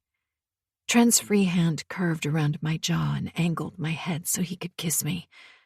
I tasted myself on his lips and tongue. My pulse echoed in my ears, a staccato beat that begged direction. I couldn't give it what it wanted because I was too caught up in these two men who owned my body and possessed my hammering heart. Zane nipped one shoulder while Trent broke the kiss and sucked the other. There was nothing more beautiful than having these two gorgeous men's bodies pressed up close to mine, surrounding me, filling my senses with their distinct scents, yet both just as powerful in their offering. "Come for us, Ash," Trent whispered. My body bowed to his command. It took barely a few seconds before an orgasm, so intense, so bold, and so fiery, tore through me, scorching every inch of my heated skin. My body vibrated, my pussy muscles clamping onto Trent's fingers, my own fingers gripping Zane's hair as he bit first one, then the other nipple. "Oh, God!" I gasped for air as every nerve ending ignited, and in dire contrast, goosebumps teased my skin. Yet the storm raged inside me, hot, potent, delirious. "That's it, Angel." Zane coaxed, pressing down on my swollen clit. Then he was kissing me, a hot melding of lips I couldn't grasp while Trent's fingers continued to pump in and out of my pussy, drawing out my orgasm to the max. And if I thought my climax was satisfying, I was surprised my body was still on a high, and each of these men's touches seemed to be awakening another tempest rather than calming me down. My body trembled, my heart pounded, my pussy throbbed. Heat danced over my skin as my body begged a different kind of satiation. When Zane broke the kiss, I leaned back onto Trent's body as he withdrew his fingers. "Open your mouth, sweetheart." I did. He slid his wet fingers into my mouth. "Suck," he ordered. My eyes on Zane, I ran my tongue in between Trent's fingers, tasting my arousal until he pulled out his fingers. Zane leaned forward and licked my lips. "Beautiful." "I want to be fucked now," I demanded. Zane sucked in a sharp breath when I wrapped my fingers firmly around his erection. He was long and thick in my hand, and I wondered how he'd react if I dropped to my knees to take him in my mouth. I squeezed him harder, and he groaned. "Should we give her what she wants, Trent?" Zane asked, keeping his gaze fixed on mine. "Are you ready to take us both, Ash?" Trent nipped my shoulder, rubbing his hard cock along the cleft of my ass. Lust crashed in my belly. I turned in his arms, pulled his face down to mine and kissed him, sucking and biting on his tongue and lips until I couldn't breathe. "Is that a good enough answer?" He chuckled. "She's ready." When I turned to face him, Zane was undoing the last button on his shirt. I watched as he parted the dark material, revealing the toned body and defined abs I'd wanted to touch so often. This time I did, and he let me. I skimmed my fingers across the hard lines and smooth skin. When I leaned down and sucked on his nipples, first one, then the other, his breathing sped up, and his skin pebbled beneath my mouth. I smiled at my power over him. I tugged at the button on his pants, and he stopped my hand. "Please." Instead of giving me what I wanted, he moved away and reclined on the bed. "I want your cunt on my face, Angel." With his words, another flush swept through me. My heart pounded, but my pussy clenched, anticipation shortening my breaths. I glanced at Trent. "Give him what he wants, sweetheart." If Zane's voice was the command of sin, then Trent's was the penance itself. I climbed onto the bed, straddling him, and inched my way up to his face, my movements awkward. I'd never sat on someone's face before, but considering I'd never fucked two men either, there was a first time for everything. Zane cupped my ass cheeks with both hands, and I tensed just a little, but any hesitation other than my hitched breath was wiped from my mind when he tongued my clit. I shuddered, gripping the top of the upholstered headboard for balance. He ate me out like a man possessed, his tongue spearing my soaked channel, biting down on my clit before sucking it between his thick lips. You taste so fucking good, baby, he muttered against my pussy. My body tightened, the unwinding coil in my lower belly springing to life once more as a shocking burst of sensation tingled through every sensitive point in my body. I squirmed, trying to escape the onslaught his teeth inflicted. He was having none of that. Digging his fingers into my cheeks, his firm grip kept me in place. As if summoned by my desire, nothing prepared me for the stomach-quivering pleasure that ratcheted through me when Trent's hands slid around me to cup my breasts. Don't come, sweetheart. Not yet. His husky whisper caressed my ear. With his knees anchored into the mattress, he straddled Zane behind me. I released my hold on the headboard and leaned my back into Trent's chest. He bit the sensitive skin at my neck, then soothed it with his flattened tongue. I shuddered. Zane slid his mouth lower, his tongue pushing into my pussy. Where Trent's mouth earlier had been soft and gentle, this time, Zane's was abrasive, more demanding. He nipped my clit, his teeth pulling on the folds before he used his tongue to suction the swollen bundle. As if he sensed my need, Trent pinched my nipples between his thumb and forefinger. Pain and pleasure blended, sparking flames of need I wanted sated. I cried out, "Oh, fuck, yes! I need to come!" Not yet. Zane echoed Trent's words against my pussy. I moaned, God help me. Moving one hand to my jaw, Trent angled my head up to his, teasing my lips with soft licks while his fingers unleashed torture on my breast. That tightness between my legs, the one I felt with Zane's predatory stares and Trent's touches, started to pulsate, spreading rapidly through my limbs like a resonant beat. Oh, God! My words were swallowed by Trent's hungry mouth, eating away at mine. His hand dropped away from my jaw and feathered over my skin from my neck all the way to my asshole. He turned away for barely a second before he returned and rolled a finger cool with lube over the puckered rosette. Please, I can't. I panted, my second orgasm already spiraling its way down my spine. Only if you come harder than you just did. Trent nipped my earlobe.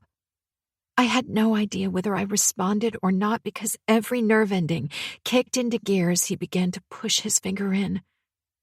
Oh, fuck. I could hardly speak, barely breathe as my skin ignited, my body floated. Drowning in pleasure, my toes curled. I couldn't recognize the words falling from my mouth, and just when I couldn't hold on, Trent thrust his finger deeper at the same time as Zane's teeth scraped my clit. Come, Ash, Trent ordered. Oh, God! I wasn't sure if I screamed because my body convulsed, ripping my second climax from me, leaving me a shaking mass. Trent's finger worked my ass faster while under me. Zane groaned, lapping me up with quick, sharp strokes, squeezing my hips to keep me still. I was still shaking when Trent lifted me off Zane and laid me on the bed. And just when I thought I couldn't be pleasured anymore, Trent leaned over me and kissed me.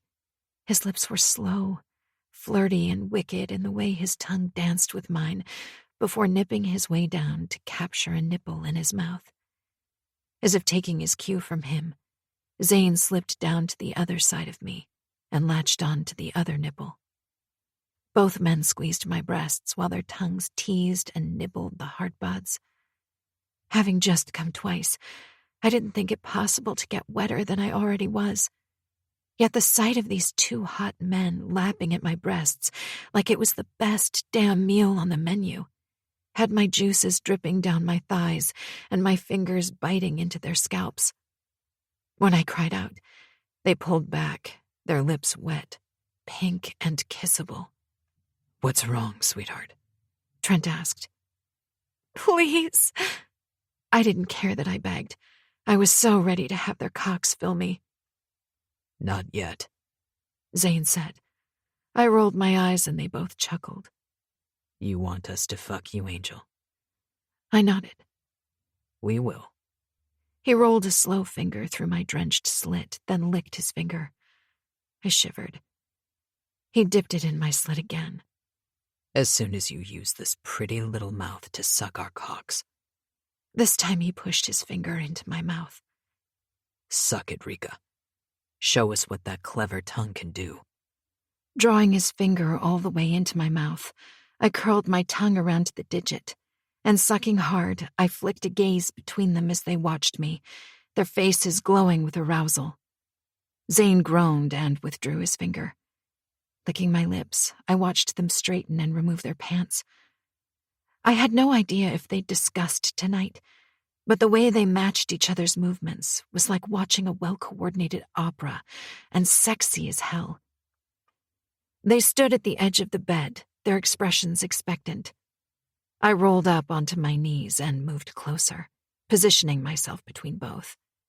I ran my gaze over the length of their bodies, admiring taut muscles, slabbed chests, and defined abs. A girl could get used to this sight daily. I hadn't seen Zane completely naked before, and I took a moment to appreciate his heavily veined cock. I looked up and he quirked a brow. I ran the tip of my tongue over my lips, telling him I liked what I saw, and in response, just the tiniest of smiles teased his mouth. I reached for Trent. He backed away, sat down on the leather couch and spread his legs. His eyes on me, he stroked himself. You want me to fuck you, Ash? He demanded. Immediate need flushed my skin, the burn potent. Yes. I will, sweetheart. First, I want to watch you suck his cock. You want that, don't you? The man had it in him to make me beg, and he knew it. My gaze dropped to his long fingers as he squeezed and pulled on his shaft. Need pulsed, hot and heavy in my belly. I nodded and looked up at Zane. He took hold of my nape in a light grip, fisted his shaft with his other hand, and guided my head toward his cock. Only when I closed my mouth around it did I feel the slightest intimidation. They were both big men who'd be filling and stretching me in a matter of minutes. 100 erotic images filled my head, each one filthier than the last, and I had the sudden urge to touch myself. When I dragged my tongue across the swollen head of Zane's cock, he groaned low in his throat, Trent echoing the feeling. I laved Zane's dick once more with the flat of my tongue, and he hissed in a breath. Watching his thighs draw taut, I swirled my tongue around the ridge, then dragged my tongue from tip to hilt. His low growl resonated through my heated sex, more so the salty taste of him leaking across my tongue. I groaned, and it excited him. Fuck, Angel. He fisted his hands in my hair and began pumping into my mouth in quick, short snaps of his hips. Breathing through my nose, I bore down on him, swallowing quickly when he hit the back of my throat. I almost gagged when my nose pressed into his groin, and a primal growl ripped from his lips. That's it. His voice was so deep and husky. It vibrated through my body, teasing me until I shook. Touch your pussy, he ordered. I complied, rolling 2 fingers over my clit. I moaned around his cock. Zane was breathing hard now. I glanced up. Nostrils flared, brow creased. He was beautiful. A thrill surged through me, knowing that I did that to him. Push those fingers into your sweet cunt for me, Rika. Feel how tight you are. I could hear myself, the wet suck of my fingers plunging inside my aching pussy. But it only propelled my pleasure higher. I whimpered and closed my eyes against the carnal pressure in my groin. Open your eyes, Ash. The sharp snap of Trent's words sliced across my flesh like the lash of a whip. Opening them, I glanced at him. He was staring at us through eyes that burned a fiery blue. His eyelids lowered. His next words were filled with longing. So potent it shot straight to my pussy. But there was no mistake in the command. Look at him. Add another finger. I did as he asked, realizing I was now facing the two alphas I'd come to know. They wanted me at their mercy, and I willingly obliged. God, I was desperate to come. As if he was privy to my thoughts, Trent growled. Don't come, Ash. My gaze snapped to his, trying to convey my irritation. He merely cocked a brow as if to say, You wanted this. Now deal with it. His sly smile confirmed my suspicion. Suck me harder. Zane drew my attention. His grip on my hair tightened almost painfully, and as if sensing how close I was, he said, Stop touching yourself, Angel. Moaning, I pulled my hand away, aware of the flow of juices down my thighs. Deciding I wanted in on their pleasure, I doubled my efforts to suck Zane off. Locking my tongue and palate around his cock, I hollowed my cheeks, taking him all the way to the back of my throat, and swallowed his demanding strokes, letting him control the speed to ride me hard and fast. And it worked. Fuck, Rika. That's fucking hot. He growled. Jesus, Trent. I'm not going to last. I wasn't sure if that was his signal to Trent to come as well, but I glanced his way. Trent was breathing harder now, his grip so tight on his cock his knuckles looked pale. The beginnings of a climax fluttered inside me. I whimpered, desperate to come. I clawed my thighs to stay the need and focused. Zane swelled in my mouth. He grew harder. I could feel the tension radiate through his tight grip on my scalp. He was close. 3 more hard thrusts, and he pulsed on my tongue. Oh, fuck. He cried out, his hips jerking. His hot cum filled my mouth, thick and salty. I barely had time to swallow before Trent's roar punched the air. I glanced his way as thick spurts of cum painted his abs.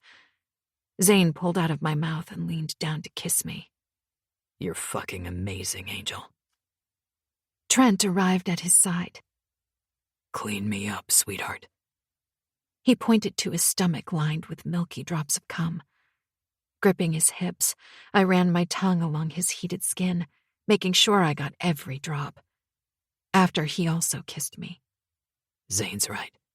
You are fucking amazing. Although their words were sweet, frustration shadowed my joy, and having 2 pairs of sexy as fuck alphas devouring me with their eyes wasn't helping the pressing need between my thighs. I glared at them, hoping they'd get the picture. Judging by that look, I'd say she isn't happy. Trent said to Zane. A twitch of smile told me he was only too aware of what he was doing. If you two are done with your psychoanalysis, then either fuck me or let me go. I snapped, every inch of me on fire and desperate for their attention.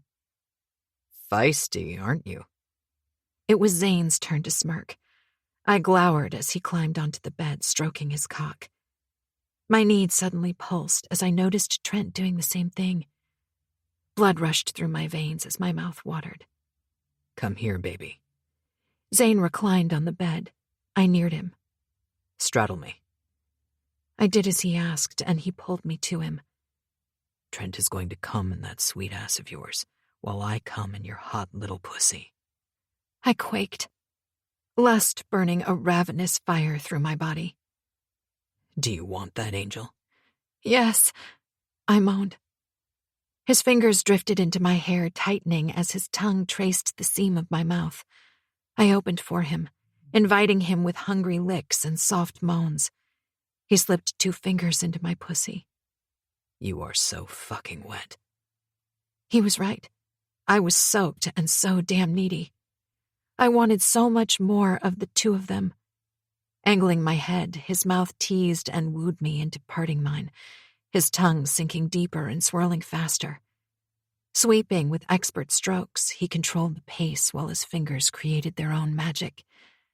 A growl resonated from his lips, and I devoured it, biting down hard on his lips and unable to catch my breath.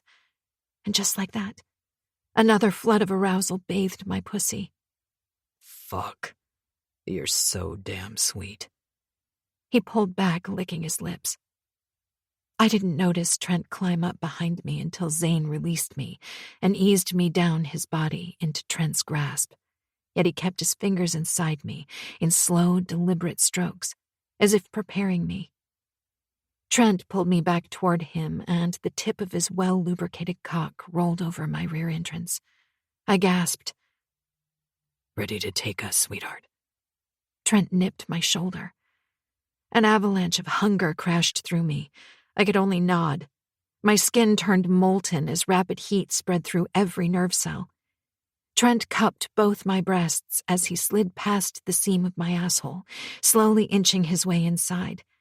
Yet his thick fullness pulsed, demanding I give him what he wanted, hard and fast.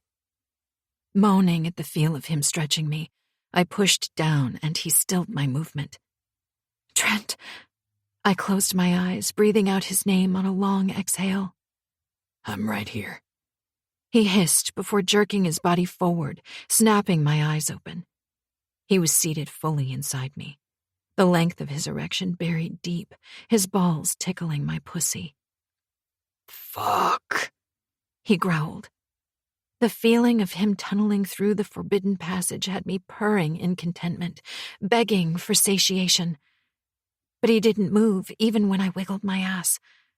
I figured he was just savoring the moment. He dropped soft kisses to my shoulder blades before rocking his hips slowly. Groaning, I surrendered to the guidance of his body, losing myself in the delicious sensations it started. I stared down at Zane, who watched me as though mesmerized by the strain on my face.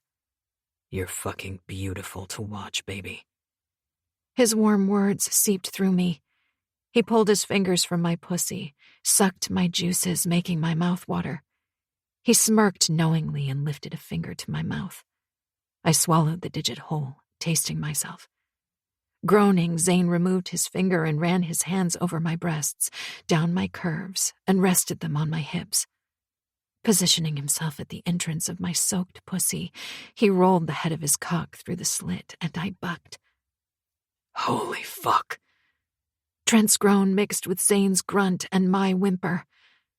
Zane gripped my hips tightly, ensuring I didn't move again, then flexed his pelvis and inched in a little. The penetration stole the breath from my lungs. I shuddered when he thrust inside. Jesus, you're fucking tight. He pushed his way in quickly, past the resistance made tight by Trent's cock at my rear. The unexpected jolt of arousal wrenched a sharp cry from my throat. Oh my God! They were killing me, and I loved it. The burn of their cocks stretching and filling me shoved my senses into a combustible overload and powered me back to a mind-blowing thrill that stole my breath. Gripping Zane's shoulders kept me grounded and entrenched in the reality of what was happening to my body. The ecstasy of being wanted and taken by these beautiful men. And then they began to move. Anyone looking in would assume that we'd done this before, that these men knew each other. With every second that passed, I discovered they were more in tune than I'd first noticed. They knew exactly how to touch me, exactly what would make me moan and flood my body with pleasure. They learned my body in a way I could have never dreamed of. Within minutes, they found their rhythm. Trent thrust in while Zane withdrew and vice versa.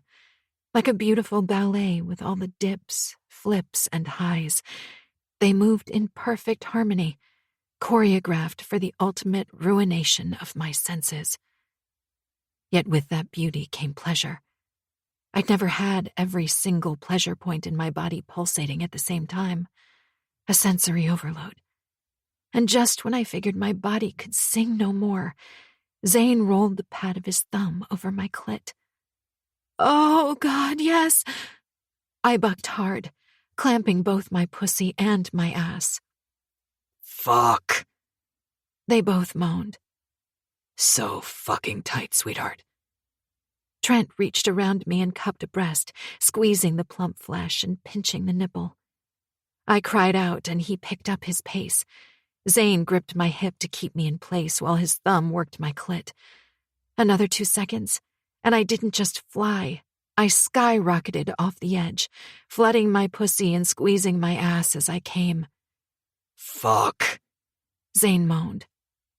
So hot, so wet, and all ours. He picked up his pace, matching the cadence of Trent's beat. My moans pitched higher, and the little bit of air I was able to regain was forced right back out of my lungs, leaving me a panting mess, sandwiched between two overtly sexual alphas. All I could do was buckle down and hold on, but they were having none of that. One more time, Ash. Trent growled. Give us more of that sweet cream, sweetheart. Fuck her harder, Zane. I need to feel her ass squeeze my cock again. Jesus, Trent, any harder and we'll break her. I had no idea why, but hearing them talk dirty shot my arousal through the roof. As if sensing my need, Trent pushed down on my back, directing my breasts toward Zane. He latched onto a nipple, rolling his tongue over the taut bud while dragging his finger around my swollen clit again. And once more, as if they'd written this seduction on a play-by-play basis, Zane bit my nipple, the same time Trent bit down on my neck. Pain ratcheted through my body, clouding the lines of pleasure, but so intense, I felt my toes curl. I exploded. My pussy spasmed, and I clenched my ass. I came so hard white spots danced behind my eyelids. My body floated. I felt myself fall like the effect of a mind-blowing drug. If it wasn't for the two of them holding me up, I would have happily sunk into oblivion. Oh, fuck, yes. Trent groaned. So close, baby. Zane pulled my head down, capturing my mouth in a delicious kiss that shot tingles all the way down to my clit. I could barely breathe, but he refused to let go. I dug my nails into his shoulders to keep from catapulting into the euphoria that hung on the sides. When he finally released me, those golden ambers roamed over my face, so sensual and tender, I had no idea I'd whispered the words. I love you, Zane. Until he responded too. I love you too, Angel. I felt Trent tense, and his grip on my hips tightened. Somehow that had the desired effect, and I clamped down hard on both cocks, sending them spiraling out of control. Both men cursed as they came with me, holding and caressing me in their own special way, and taking a piece of me with them, a piece I willingly handed over. For the first time in my short life, I felt completely free, unhinged and happy. I could go on describing how I felt. Even with the bumps and bruises I'd experienced since waking up from that coma, this moment right here held my heart over a spindle. Whether it fell or not, I knew that whatever life threw me, it would be worth the pricks of pleasure I'd just endured. I had no idea what would happen when the three of us walked out of incognito, but one thing was certain. I had finally stepped out from behind that mask. Trent. Soft music filled the room, shrouding the aftermath of an act I never thought I'd participate in, ever. And I had. Was it good? It was fucking awesome. Would I do it again? I had no idea. But for her, I'd walk a mile, naked, just to see that smile on her face again. I glanced down. With her head on my chest, her hand on my stomach, Ashrika slept cocooned between Zane and I. Millions of tiny lights shining down from the ceiling sparkled over her black hair curled around her creamy skin. She appeared peacefully serene and ignorant to my palpitating heart or the butterflies that decided my stomach was a good place to visit. Why was I nervous? Because when the night began, I'd hoped it would end the way I wanted, with Ashrika uttering the sentiment I longed to hear. She had, only it wasn't my name at the end of those 3 beautiful words, but the man who currently slept with his arm draped over her waist, his body curved to hers, keeping her just as protected as I would. I knew the second I mentioned my plan to Zane to bring her here, he might want in. I never expected him to go through with it, though. Nor had I let on that I intended telling her the truth tonight. Whatever the outcome, I was going to grin and bear it, even if she hated me. I figured I'd secured a tiny niche in her heart and she'd forgive me. Unfortunately, that niche was so tiny it was easily usurped by another man. Yet I felt no anger toward him. I never would. Taking care not to wake her, I slid out from under her and stood. In less than 2 minutes, I was fully dressed and reaching for my watch when Zane climbed off the bed. The man wasn't family, neither was he a friend, and I expected some awkwardness after what we'd just done to the woman we both loved. There was none. I wasn't surprised, and by the expression on his face, neither was he. He pulled on his pants, turned to me, and raked a hand through his hair.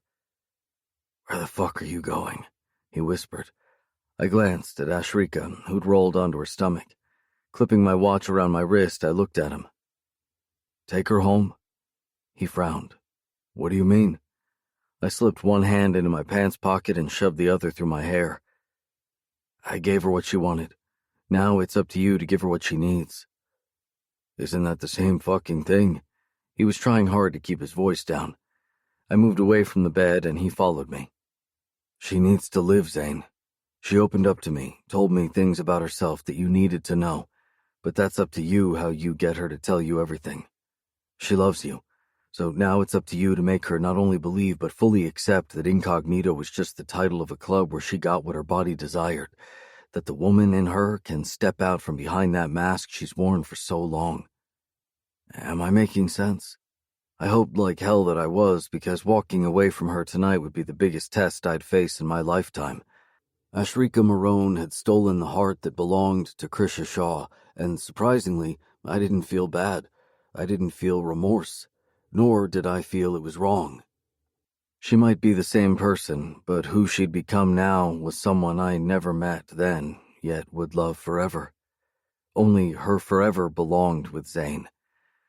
I dragged air through my aching lungs. Look, what we did tonight might be fucked up on so many levels, but when love is involved, fucked up is how you live until the right end is in sight. I don't regret it. Not when I made the decision, not during the act, and not now that it's over. You wanted her to choose. She did. She chose you. And what? You're just going to walk away? He scoffed, disbelief lining his tone. That's what we agreed to. We agreed to nothing. He turned away and gripped his brow, then looked at me again. Fuck, Trent, I had no fucking clue what you intended when I walked through that door tonight. He gestured to the elevator. And like you, I don't regret it, but what do I tell her when she wakes? You can't just walk out of her life without an explanation. I did just walk in, remember? I shrugged. And it's put us all through the ringer. I shook my head, no less convinced than he was. Look, make me the bad guy if you must, but for fuck's sake, make her live again. With that, I hit the open button on the elevator, and when I reached the exit, my heart dropped so far down to the pit of my stomach I wasn't sure I'd be able to drive off. I gripped the roof of my car, bent over, and hurled the contents of my stomach onto the sidewalk. And with it, every emotion I could, hoping it would free my body of the bone-numbing pain I'd felt the second she uttered those words. When I could finally stand without heaving, I walked around to the driver's side and retrieved a bottled water. I rinsed my mouth, my hands, and downed the rest of the warm liquid, wishing for the burn of a stiff drink instead. I shot off down the street the second the engine roared to life, leaving behind my heart, my soul, my life. Zane. Angel, I called out to Ashrika. We stood in an art gallery 2 weeks after I wasn't sure what to call what happened at Incognito. When Ashrika woke to find Trent gone, she seemed fine with it until 2 nights ago when I walked in on her crying in the kitchen. I tried asking her what was wrong, and she merely put it down to too much spice in the chili she'd just tasted. She'd moved into my bedroom, and we made love a few times since, but after the first 3 times I sensed her restraint. Thinking she needed to get away from the norm, I'd driven us to the countryside. So far, she appeared to be enjoying herself, to the point where she shared a full-on kiss with me after lunch, and there was no reticence. "Do you like it?" She sidled up to me and stared at the painting of a little girl pointing at something. "I can't decide if I love it," I grinned, admiring the way the painter had captured the little girl's expression, as if she was desperately looking for something. "Don't buy it." I glanced at her. "You seem sure about that?" She shrugged. "I mean, if you're going to have to look at it every day or often, you should love it without any reservations." "You feel that way about relationships, too?" I asked without thinking. "Who said anything about relationships?" She looked away, but wasn't quick enough to hide her wistful smile. "Show me your favorite painting, Angel." I changed the topic, for the moment, yet in my heart I knew I had to address it at some point. Nodding, she directed me to a painting on the opposite wall. It was one of a little girl sitting on a fence. The look on her face indicated she appeared to be contemplating on which side of the fence she needed to get down. "Fitting," I whispered, not realizing Ashrika heard me. "Why?" she asked. Slowly I turned to face her and linked my fingers with hers. "You miss him, don't you?" She frowned. "Who?" Even though she asked, I could tell she knew to whom I referred. "I won't break, baby." I brushed the back of my fingers gently down her cheek. "You don't need to hide your true feelings from me." "I'm not." Sighing, I turned to the painting and scanned the bottom to find the name of the artist. I looked up as a woman around 50 or 60, I couldn't be sure, walked through an inner door. She smiled at us. "That's the last of the 2 paintings I have left of the artist." Curious, I asked, "Which is the other one?" She pointed to the other one with the little girl I was indecisive about. Next to me, Ashrika laughed. "It's the same painter, so you can take either one." Smiling, I turned to the older woman. "Are you the gallery owner?" "My daughter is. I just help out. She's off on a week's holiday with her husband. I'm married, by the way, and unfortunately these 2 paintings are not for sale." "Oh no," Ashrika moaned. I gave her hand a gentle squeeze. "Why are these the last 2 paintings?" I asked Mary. "The artist was a young woman who supplied our gallery with beautiful countryscapes. They always included that little girl." Mary pointed to the 2 paintings. "Then one day we stopped receiving her artwork. We figured she'd either moved, got married, or something worse we didn't want to think about. Pity. Her paintings were popular with tourists. They said there was an authenticity to her art, as though she painted from either life experiences or she knew the little girl. That's so sad." Ashrika sighed. "Was she a local artist?" I asked, noting the DC initials on the artwork. Mary shook her head. "Honestly, I don't know. Never met her. A guy would bring the pieces once a month and collect the payment." "Why are these paintings not for sale?" Ashrika asked. "I'm not sure." Mary glanced at the painting. "I might be wrong, but I think my daughter may have met the artist and kept these as mementos." "Would your daughter be interested in selling one of them?" I offered her a charming smile. Mary laughed. "Leave me your card. I can ask her to give you a call." "Sure. I'll grab one from the car before we leave," I replied. Mary nodded and walked away. "Do you love this painting?" I asked Ashrika. She studied the artwork, then smiled. "Reminds me of me." At my raised brow, she added, "I'm sitting on the fence at the moment." My heart rate sped up. "With Trent and I." She looked at me, hesitated, then sighed. "No, with my past and present.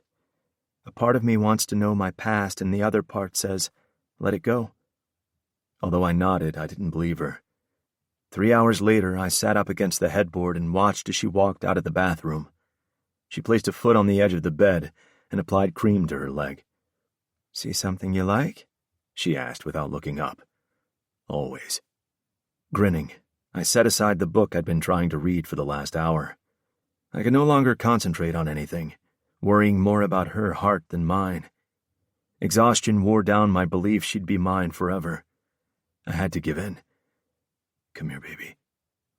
She closed the lid on the bottle and crawled across the bed. When she reached me, She straddled my thighs and ran her hands up my chest. I wanted nothing more than to fuck her, but I needed to address the emotion she was trying to hide from me. I need to ask you something. I slid my hands up and down her arms, squeezing lightly. Sure. Do you love Trent? I felt her tense in my arms before her expression shuddered, and she tried to shield her eyes from me by looking at my hands. Where's this coming from? She asked, then squirmed to move off me. Don't, Angel. I tightened my grip on her arms, keeping her in place. I need you to be honest with me. Her body sagged before her gaze met mine. He walked away. Her bottom lip trembled before she sucked it in between her teeth. I drew in a deep breath. He didn't. Glazed eyes stared back at me, filled with confusion. I don't understand. He loves you. Even though pain battered my heart like a sledgehammer's wicked blow, I pushed on. He didn't walk away. You lied, she cried, and tried to wiggle off me. Flipping us, I used my elbows and knees to pin her under me. Get off me, Zane. I shook my head. Why would you lie? She was breathing hard from the exertion of fighting me. I didn't, baby, I consoled, keeping my voice low so she would hear me. He asked me to lie. I don't understand.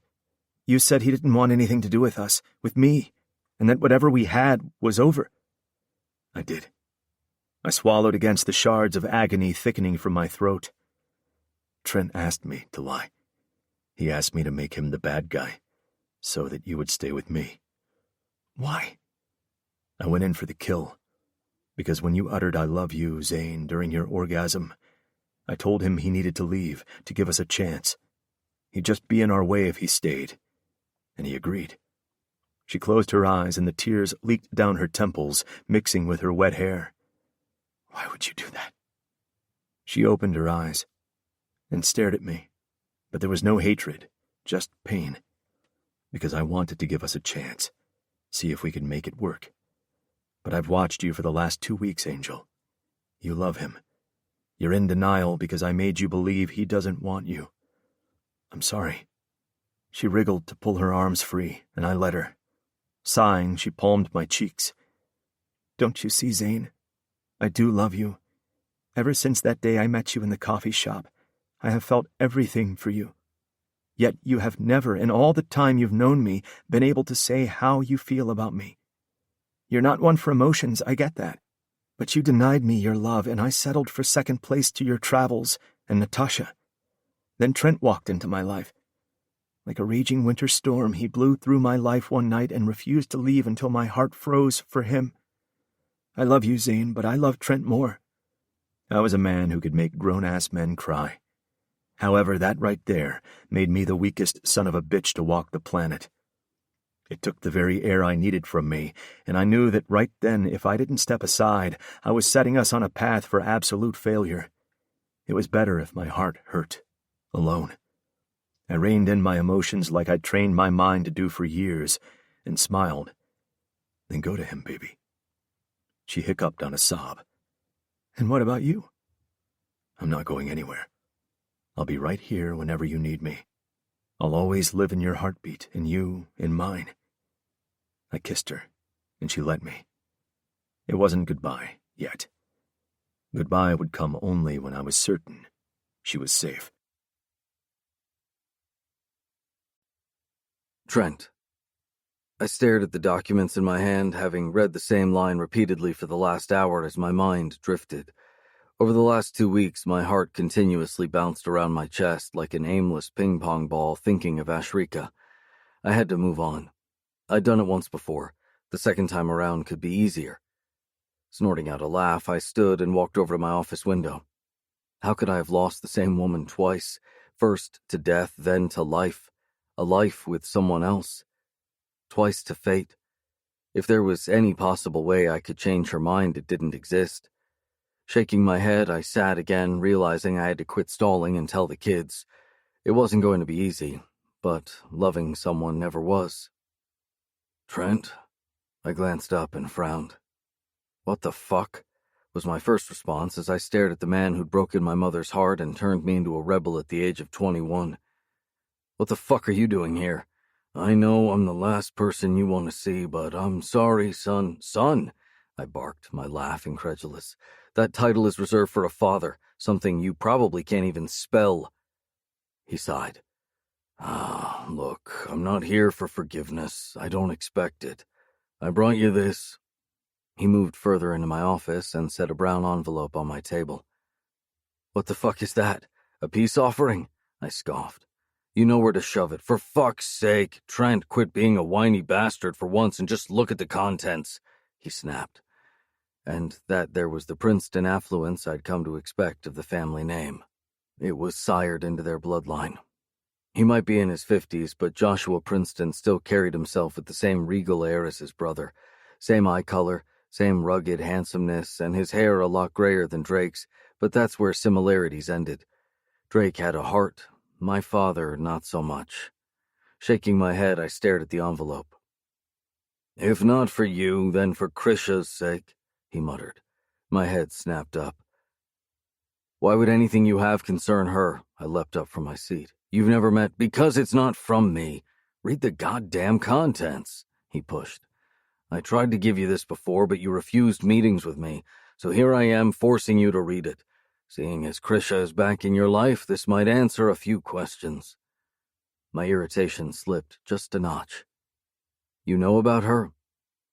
There's nothing I don't know about you, Trent. His voice lowered an octave, and I almost believed the fatherly concern.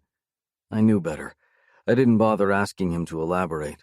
My eyes on him, I reached for the envelope, opened it, and tipped the contents out onto the table.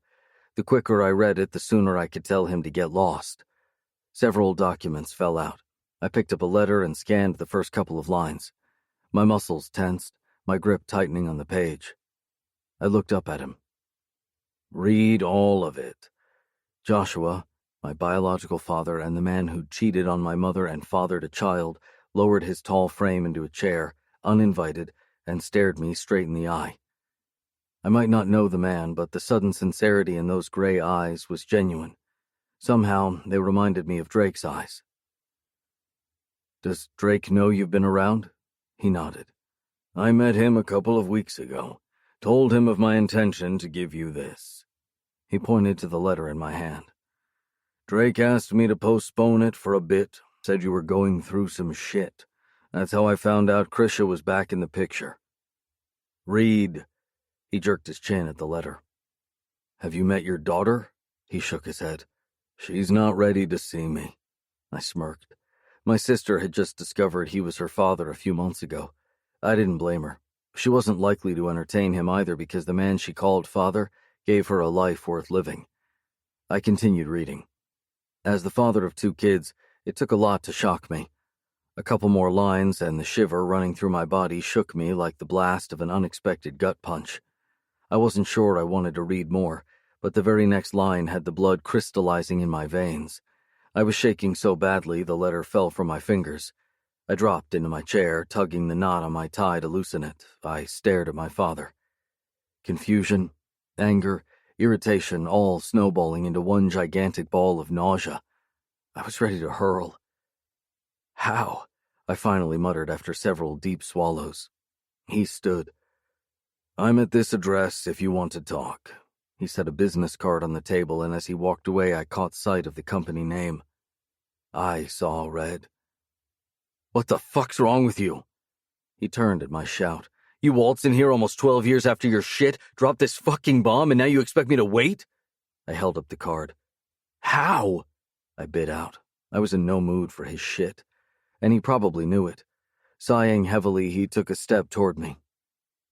I was given a proxy by the old man and have been managing his affairs for the last 9-odd years, he explained. I frowned, still not understanding how this man who'd never met my wife, or her family for that matter, was running her father's company. You were given a proxy by who? Mr. Singh. Krisha's father. I blinked a couple of times. How the fuck did that happen? If you're interested, it will take more than a few minutes to give you the full story. Coffee? Lunch? As much as I was against having any type of social interaction with him, my curiosity was a little more than piqued. I ignored the invite for the moment. How do you know Krish's father? I'm sure you don't need coffee to answer that, I grimaced. I met Mr. Singh at your wedding. I was flummoxed. You were at the wedding? He nodded. I wasn't invited, but I came anyway. He stared at me, his expression contemplative. I sat at the back of the church so no one would see me. On my way out, I bumped into Mr. Singh. Somehow we got talking, and when I told him I was your father, he invited me to a drink after the reception. We became friends. He shrugged. Well, fan-fucking-tastic for you then, I scoffed. But seeing as I've lost touch with your benevolent side, which I'm inclined to think never existed in the first place, how the fuck am I to believe this shit? I waved a hand over the spilled contents on my table. If you're here for forgiveness, that's probably never going to happen, I barked. So I'd start with the truth right about now. He slipped his hands into his pockets. Look, this isn't what you think it is. At my arched brow, he took a deep breath, then continued. Clemency aside, and this might be a bit late, but I'm sorry, genuinely sorry for your loss. You seemed so happy with her. Don't make a mockery of my love, something you probably never understood or you wouldn't have... I swallowed the acid, sluicing my throat. He stared at me for a moment, deliberation shadowing his taut features. I might have fucked up as a father, but I tried to do right by watching over you, even if it was from the sidelines. I was at Krish's funeral. You never noticed because I made sure to stay out of sight. You're a heck of a father, Trent. Someone I could probably take a lesson from, but this... He pointed to my table. It's all legal. The solemnity of his countenance made me question whether I was being too rash. In what sense? Time is imperative. Otherwise his estate goes to the wrong people. I frowned. The old man's not dead. Why would... There's a case pending evidence to declare the old man incompetent, to declare my proxy null and void, and to declare his daughter missing. That got my attention. I stood. Are you telling me someone knows she's alive? It looks that way. Either that or they think she's dead and now want to make it legal. After 7 years, a court will declare her a missing person. I've stalled, indicating I have evidence to the contrary. She has to come forward. That for me was a red flag. If someone filed the case, chances were the attacker could be the same person. Or not. Who filed the case? It was done by a third party using a company name. They have proof that they're entitled to the old man's estate. What about Easton? As a minority shareholder, Easton currently has no leg to stand on. His father was in the process of changing the will to make Easton a majority when the accident occurred. I stepped away from behind my table and poured myself a drink, then, as an afterthought, offered him one. Drink? Sure. My whiskey burned down my throat quickly while he sipped his. How long do we have before you need to present your case? 2 weeks. A lot can fucking happen in 2 weeks, I grumbled before pouring another drink. For what it's worth, you now have the answers about how she's alive. Does she know the truth yet? He asked. I looked at him, wondering how much he knew about what had gone down. Look, you don't have to tell me anything. He finished his drink and set the glass on the table. Just call me when you're ready to talk. Have you been following me all this time? I asked as he walked away. He turned to face me. Since the day I fucked up, I've made sure someone watched over you, your mother, Krisha, and the kids. I might not have a heart, according to you, Trent, but no harm will come to my son and his family while I am alive. With that, he was gone. I stared at the closing door, still on the fence about whether I believed the fatherly sentiment. Massaging my brow, I glanced at the letter on my table and uttered a caustic laugh. Once again, fate played me for a fool. The good thing was, I didn't need to tell her the truth anymore. It no longer mattered now that she was with Zane. Ashrika. I stared at the large modern house, with its glass finishing set against a beautifully landscaped garden, and climbed out of the car. Thank you, Jensen. Do you want me to wait? He asked. Yes, please. My nerves were in tatters since yesterday evening after Zane told me what happened. I didn't hate him. I couldn't. I accepted love made us do unexpected things. If incognito was anything to go by, very unexpected. Even as I pressed the buzzer, I wasn't sure how Trent would react to my appearance. I didn't tell him I was coming, and hoped that the surprise factor I was aiming for would work in my favor. Several seconds later, the door opened. I'm coming, Neha. Trent's words trailed off when his gaze met mine. If he was surprised, he didn't show it. Hi. I hesitated. Neha? Was he entertaining his ex? Did I come at a bad time? I can come back if you want. The words spewed from my mouth. God, I felt like an idiot. I should have called first. I'll just go. I turned to leave. He stopped me. Ash. I faced him once more. Hi. He smiled before I noticed the white powdered patches on his cheeks and brow. Hi. You have something. Something? He frowned. On your... I reached up and wiped the white spots, then glanced at my fingers, recognizing the texture. Is that flour? Then I noticed his black t-shirt was covered with the same powder. Did I come at the... Daddy, it's burning! A child's voice yelled behind him. I blinked. Daddy? Come on in. Give me a sec. He called over his shoulder as he raced off down a hallway, leaving me at the entrance, flabbergasted. Trent is a father? I mumbled. Oh, shit. Why hadn't he mentioned it? Perhaps the child lived with his wife and she was visiting. I should leave.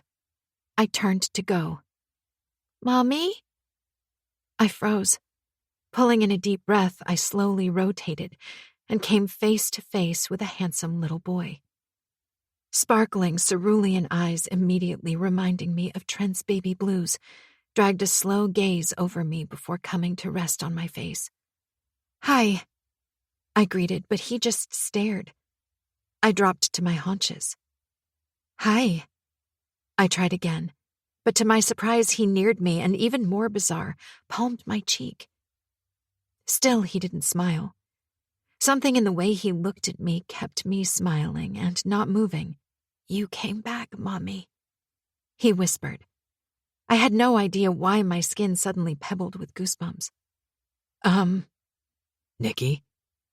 Trent's soft call had the little boy swiveling on his heel and hurrying up the stairs that led off from the foyer. I'm sorry about that. I was still looking at the top of the stair when Trent neared me. Your son? I finally found my voice. He nodded before offering me one of his charming smiles. I'm sorry you had to find out this way. He looked genuinely apologetic. After the charity ball, I wanted to invite you home to meet them, then the whole Them? At his frown, I repeated. You said them. How many kids do you have? Daddy? I glanced behind him to see a little girl peeking at me from behind a pillar. She hid when she saw me looking. Trent held out his hand, gesturing to the hallway. Would you like to come in, or are you afraid of kids? The corner of his lips twitched. Sure. I moved away from the door, waited while he closed it, then followed him. I checked behind the pillar as we walked by. The little girl was gone. I glanced around, impressed by the soft decor and the sheer size of the place. When we entered the kitchen, I stopped short, my nose assailed by the sweet aroma of pancakes at the same time I took in the mess. Amid the flour and chocolate-covered counters sat the little girl. Deep blue eyes framed by thick, dark lashes and pitch-black hair stared at me. I smiled, and she returned the gesture before her father called to her. Come here, Pixie. She stood, straightened her pretty pink dress, and neared him. He crouched next to her. This is Ashrika. Say hello. Hello. She greeted shyly, then to her father. She has such a pretty name, Daddy, just like her. I blushed, and Trent grinned when he noticed. Ash, meet my daughter, Neha. Hello, I paused and his brow quirked up. Neha? So if this was his daughter, I was curious about the wife. Earlier you met Nikki, her twin. He offered, straightening. Twins? Wow, that must be so cool, I said to the little girl. Sometimes it is and sometimes not. You know when other children say I look like my brother or my brother looks like me? Then we fight because Nikki wants me to look like him, but he's my brother. She rattled on, her tone matter of fact. Please say you're staying with us. You can sleep in my room. We can do all the girly things Daddy can't. Will you show me how to wear makeup, please? I want to dress up all pretty just like you, and then... I met Trent's gaze and he mouthed. Sorry. I shook my head, trying to convey it was okay. Would you like a flap cake? Neha asked, drawing my attention again. Curious, I glanced at Trent, who'd moved to the stove where he poured batter into a pan. Flap cake? I asked him. Yes, Daddy's made more because he burned the others. Neha's gentle pout had me smiling. I have a British butler. Trent looked at me over his shoulder. He would occasionally interchange the words flapjacks and pancakes. One day he made the mistake of calling them flapcakes while joking with the nanny, and Neha picked up the word. She was 3 at the time. It's stuck ever since. Flapcakes it is, then. I'll consider adding that name to my menu at the restaurant. Trent laughed at my suggestion. I looked at Neha. Thank you, Neha. I'll have some flapcakes, please. Are they any good, or does Daddy burn them a lot? I teased. She giggled while setting a plate on the table. They are so good. You have to try the one with chocolate ice cream and sprinkles. It's the best. Thank you. I will. I slipped off my jacket, hung it on the back of a chair, and waited. She began helping me assemble the sweet treat on the plate. I looked up to find Trent watching us, and I winked. He grinned. I'd thought he looked delicious in a suit, but nothing beat knowing that the gorgeous man cooking in the kitchen was also a father. It gave me the shivers. Trent finished up at the stove, moved closer to me, and slid an arm around my waist. You want me to save you? He whispered in my ear. I shook my head, making him smile. How did you find my home? This time he spoke at a normal level. Jensen's a pretty... Oh, shit. I slapped a hand to my mouth when Neha looked up from her artwork. Sorry. I blanched, shaking her head as she walked off. Puzzled, I turned to Trent. I'm sorry, I didn't mean to... It's okay, he laughed. As long as you have $5, you're good. $5? I frowned as Neha returned with a jar in her hand. $5, please.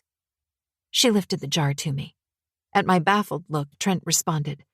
It's a swear jar. Each curse word costs you $5. I haven't heard of that before. Limited memory and all that. I grinned. Am I right to assume that all that money belongs to you?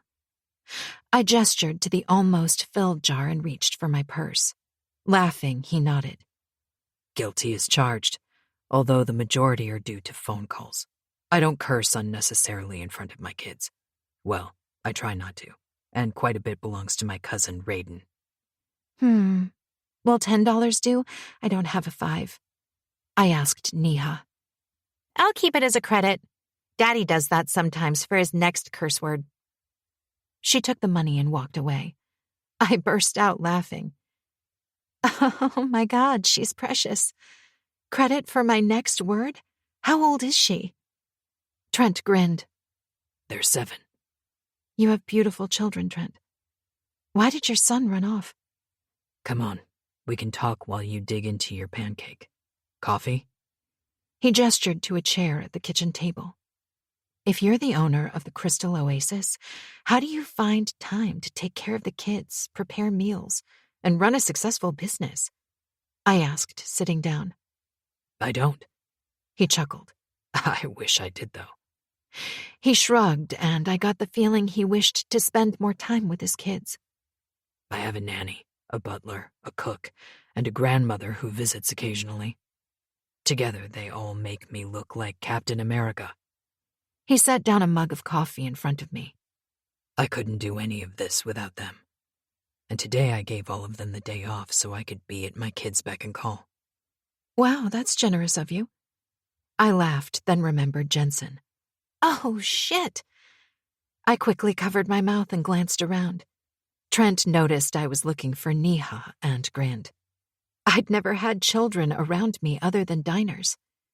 Jensen's outside. I forgot all about him. I moved to stand and Trent stopped me with a hand to my shoulder. Relax, eat up, and I'll go invite him in. There's plenty of room. Room? I frowned. Trent moved closer, and before I could gauge his intention, he leaned down and palmed my cheeks, dropping a quick kiss to my lips. I sighed, having missed his touch. When he stood back, he dropped to his haunches. I'm hoping you'll stay, even if it's just for tonight. He hesitated. And if it freaks you out having to stay with the kids being here, Jensen can stick around in case you need a getaway car. He winked, and I dissolved into a fit of laughter. They're just kids. How bad can they be? Trust me, you haven't met my son. My real son. He got to his feet with a chuckle, then turned and walked out. I wasn't sure what he meant by that, and chose to ignore it.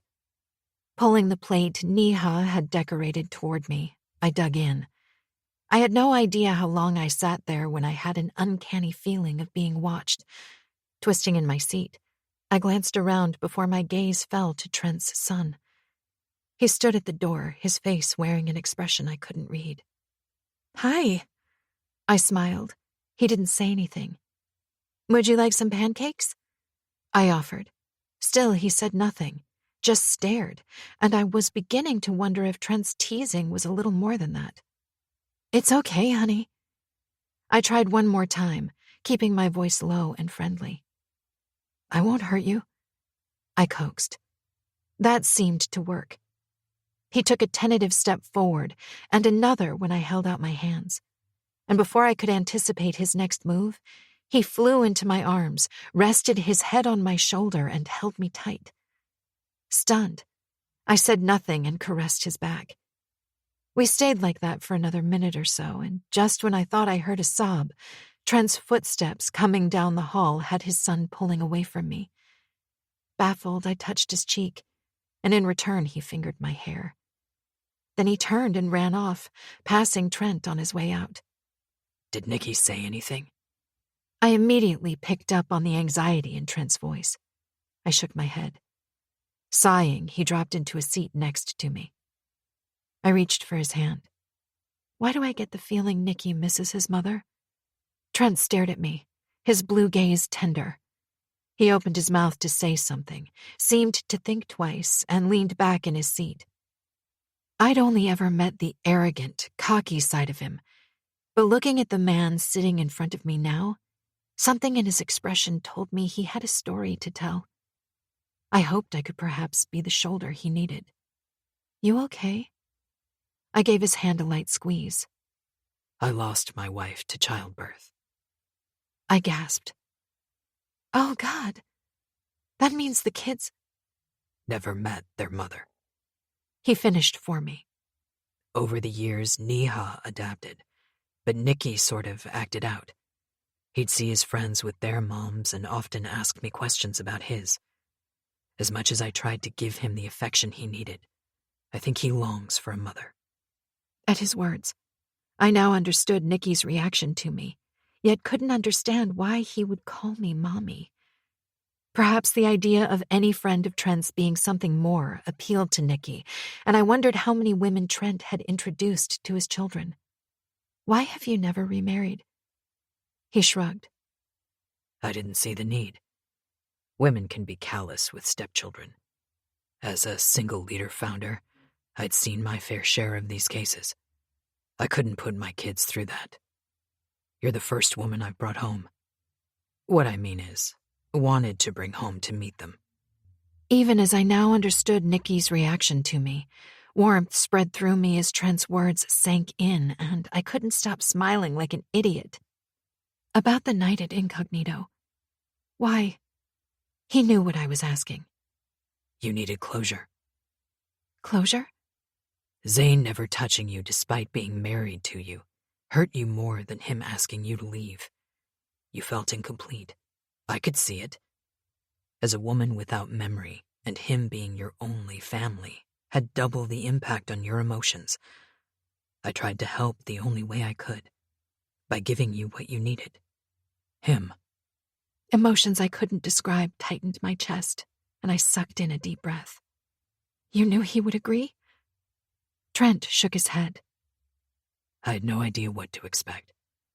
I didn't exactly tell Zane what I wanted to achieve, only that you were hurting, and he needed to fix it. He had to understand you both had feelings for each other. Wow. God, this man was heaven sent. So what happened wasn't planned. He nodded, not bothering to elaborate because he didn't have to. What he'd done had almost sacrificed his love for me. It took guts. No, it took a man like Trent. The only copy that would be impossible to duplicate, and he was all mine for the taking. He leaned closer. I'll do anything for you, Ash. Don't leave, please. I can't lose you. He gripped my hand on the table, squeezing. Fuck. I'll cut off my left testicle rather than give you up. What about the right one? I bit my lip to keep from laughing. He frowned before throwing his head back in a belly laugh. I'll cut that one too, he said after his body stopped quaking. Ashrika. While Trent attended a conference call, I made a quick call to Zane, letting him know I was safe and that I was staying the night. I'd no idea how I found myself smack bang in the middle of two men who treated me like a damsel in distress and handled me with kid gloves, yet still made love to me like I was on a runaway train. Either way, I couldn't complain. Sighing, I strolled into the dining room and pushed through glass doors that led to a sunroom, a cozy one with white wicker furniture and pale lemon curtains. Large picture windows overlooked an immaculate garden and poured sunlight into the room, all built around a beautifully carved circular staircase that hung with creepers and little pink flowers. The space was so airy and radiant, I couldn't help stretching out my hands, twirling on my toes like a ballerina, and smiled while singing Somewhere Over the Rainbow, ironically the first song I'd heard after waking from my coma. I was in the middle of another twirl when my eyes landed on the glass doors. Pushing a stray of hair from my face, I stopped. Nicky stood there, a set of dimples bracketing a wide smile. Since that embrace in the kitchen, he hadn't made another appearance. Hi. Hi. He greeted shyly. I moved to the seat carved into the wall below the window ledge, sat, and patted the cushion. Would you like to sit with me? To my surprise, he moved closer and slid down next to me. Although I was glad he'd come back, I wasn't sure how to break the ice. He sat for a minute, then stared at my neck until I fidgeted, before he broke the silence. Daddy has one like that. I frowned. Like what? He reached up and fingered my pendant. Like this one. Surprised Trent hadn't mentioned it, I rolled a finger over the pendant. It's my lucky charm. I smiled. Why? He appeared genuinely interested. Well, some time ago I lost my memory, and this was the only thing I had left. Did it hurt? What? He tilted his head to look at me, reminding me of Trent. Losing your memory? I uttered a low laugh. Did you ever have something you liked and couldn't remember where you left it? And then, after days of not finding it, you decide to give up looking? He nodded, his face glowing with childish exuberance. I had this toy Daddy brought me from Africa. One day I was playing with it. Then we had to go visit Grandma. When we came back home, I couldn't remember where I left it. Did it hurt? No. It sucked because I liked it and wanted to find it. Maybe it's still at Grandma's and I'll find it one day. He shrugged, his smile so innocently sweet. So, losing my memory is just like how you felt when you lost your toy, and just like you. I hope I find it one day. And if you don't find it? I'd often wondered the same thing. Before meeting Trent, I'd become a recluse and desperate to get my memory back. Now, I remembered his words at incognito when I thought about the loss. I'll make new ones. But he reached for my hand and held it in both of his. But you won't leave us if it comes back, will you? Startled, I stared at him, and the glow from a moment ago was replaced with earnest, almost begging me. God, how did I answer a child I barely knew and who'd oddly latched onto my heart in barely a day? I'll try. He shook his head vehemently, his grasp on my hand tightening. You have to promise. I palmed his cheek and dropped a light kiss to his brow. I promise. As the vow left my lips, I sent a silent prayer that I'd never break his tiny heart. He beamed, and immediate warmth spread through my chest. Will you read me something, please? I glanced at the rows of books sitting on the shelves against a wall. Sure. Do you have any favorites? Instead of answering, he reached into his pocket and slid out an envelope. Can you read this, please? He held it out. Curious, I turned the envelope over. Other than his name, it had nothing else. What is it? It's my mommy's letter. My heart clenched. Your mommy? He nodded. Was this boy so desperate for a mother that he'd written a letter to her? I took the envelope and pulled it out. As I opened it, I realized it was written to him, and wondered what had gone through his mind prompting him to write a letter to himself. I began reading out loud. My sweet, sweet Nicky. You're 7 today, and 1 more year older since we last met. That means you're officially a big boy. Have you been a good boy too? I laughed at his creativity. I'm sure you're bathing yourself by now. My big, sweet boy. I'm going to tell you a little secret. Always make sure you bathe every day, because you never know when you're going to meet a pretty girl. And if you do, you want to be smelling perfect for her. If anyone tells you it's okay not to bathe, don't believe them, baby. People do smell. Yep, they do. You're a handsome boy now, so make sure you have those girls eating out of your hand, okay? Oh, and don't forget to wash behind your ears. And yes, clean underwear is a must. Promise me. I promise. Nicky's whisper drew my gaze. He stared at me, put a hand over his heart and nodded. A lump formed in my throat.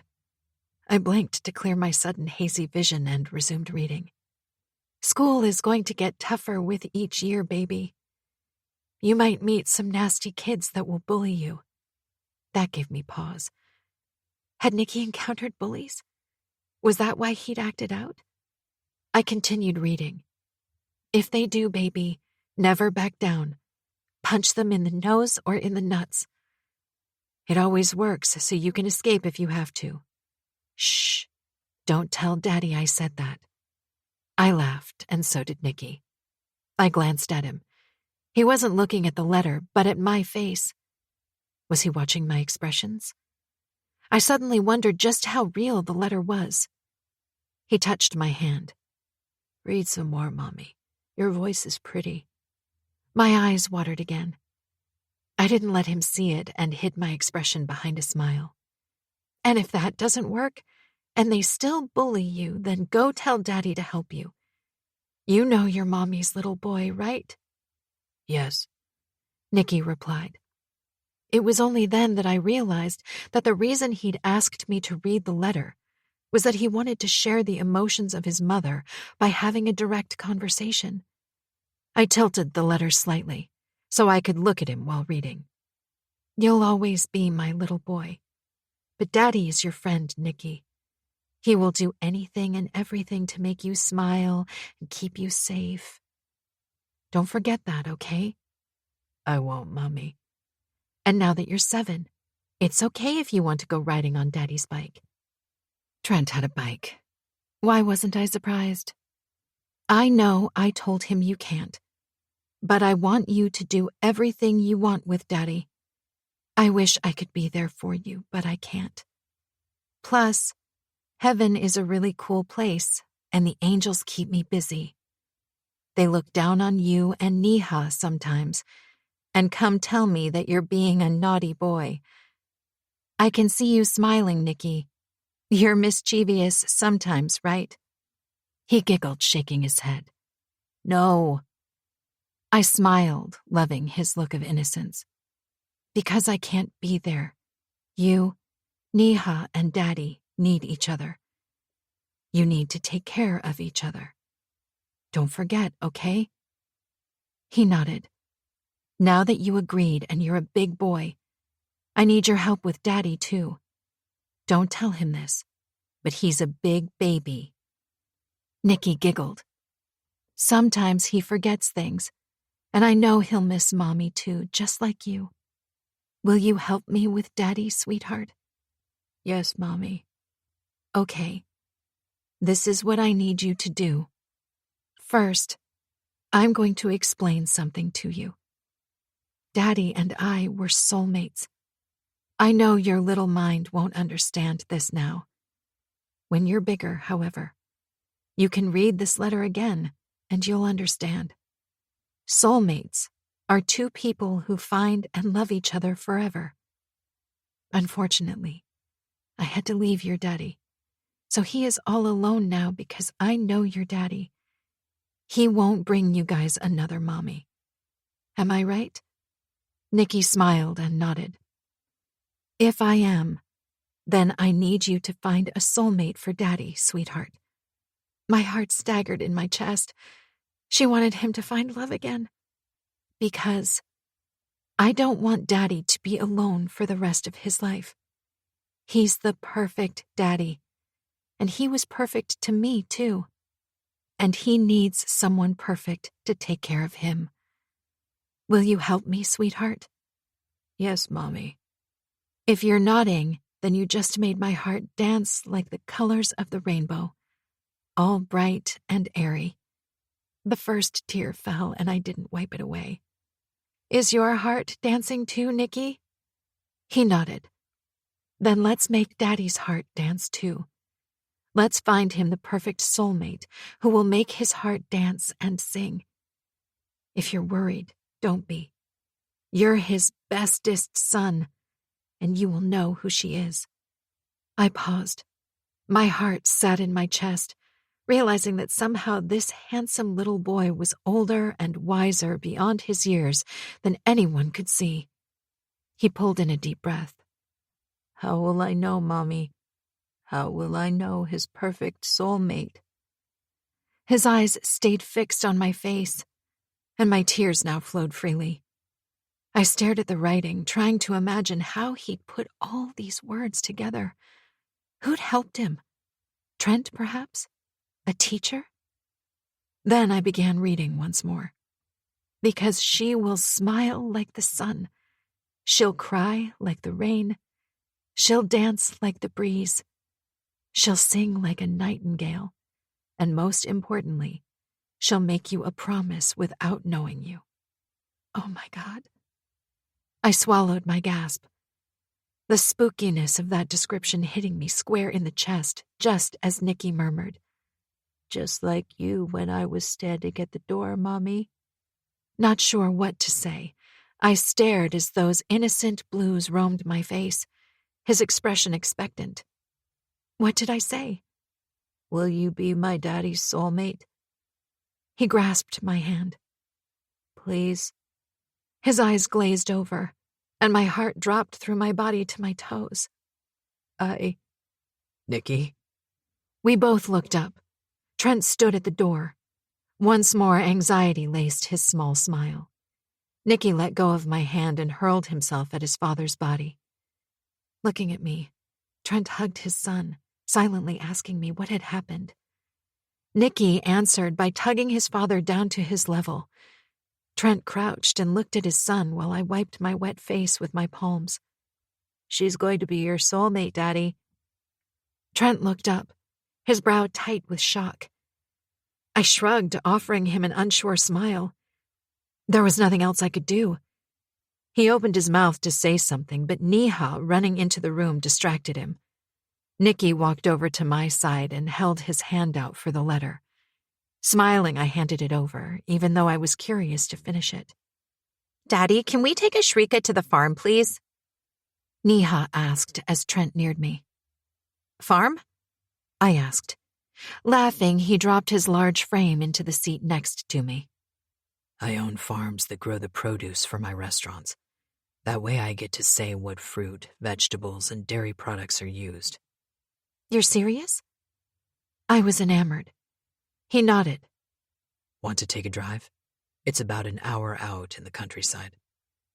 We'll be back in time for dinner. Or not. It's so cool. Nicky slipped in between me and Trent. I caught his surprised look over his son's head and hid my laugh. It seemed like I had two Shaw men vying for my attention. Ashrika. Oh, shit! No! I yelled, hopping from one foot to the other. Gross! Trent rounded the corner of the dairy, took one look at me, and burst out laughing. I glared at him. Not funny. It's just a little shit, sweetheart. Really? Just a little shit? My boots are covered in the crap. Pun intended. I can't get out of here because this whole place is like one big giant yard of poop. Get me out of here. Trent and the kids had taken me on a tour around the farm, which turned out to be acres and acres of thriving fruit and vegetables. Only I ended up visiting the dairy part of the farm and walked right into cow shit that literally covered the whole yard. While they were suitably dressed, and I wasn't one for fashion, Prada boots, and cow shit, didn't see eye to eye. Nicky and Neha chose that moment to come riding in on horses and burst out laughing as they watched my dance of shit. I glowered at them. I'll get you guys.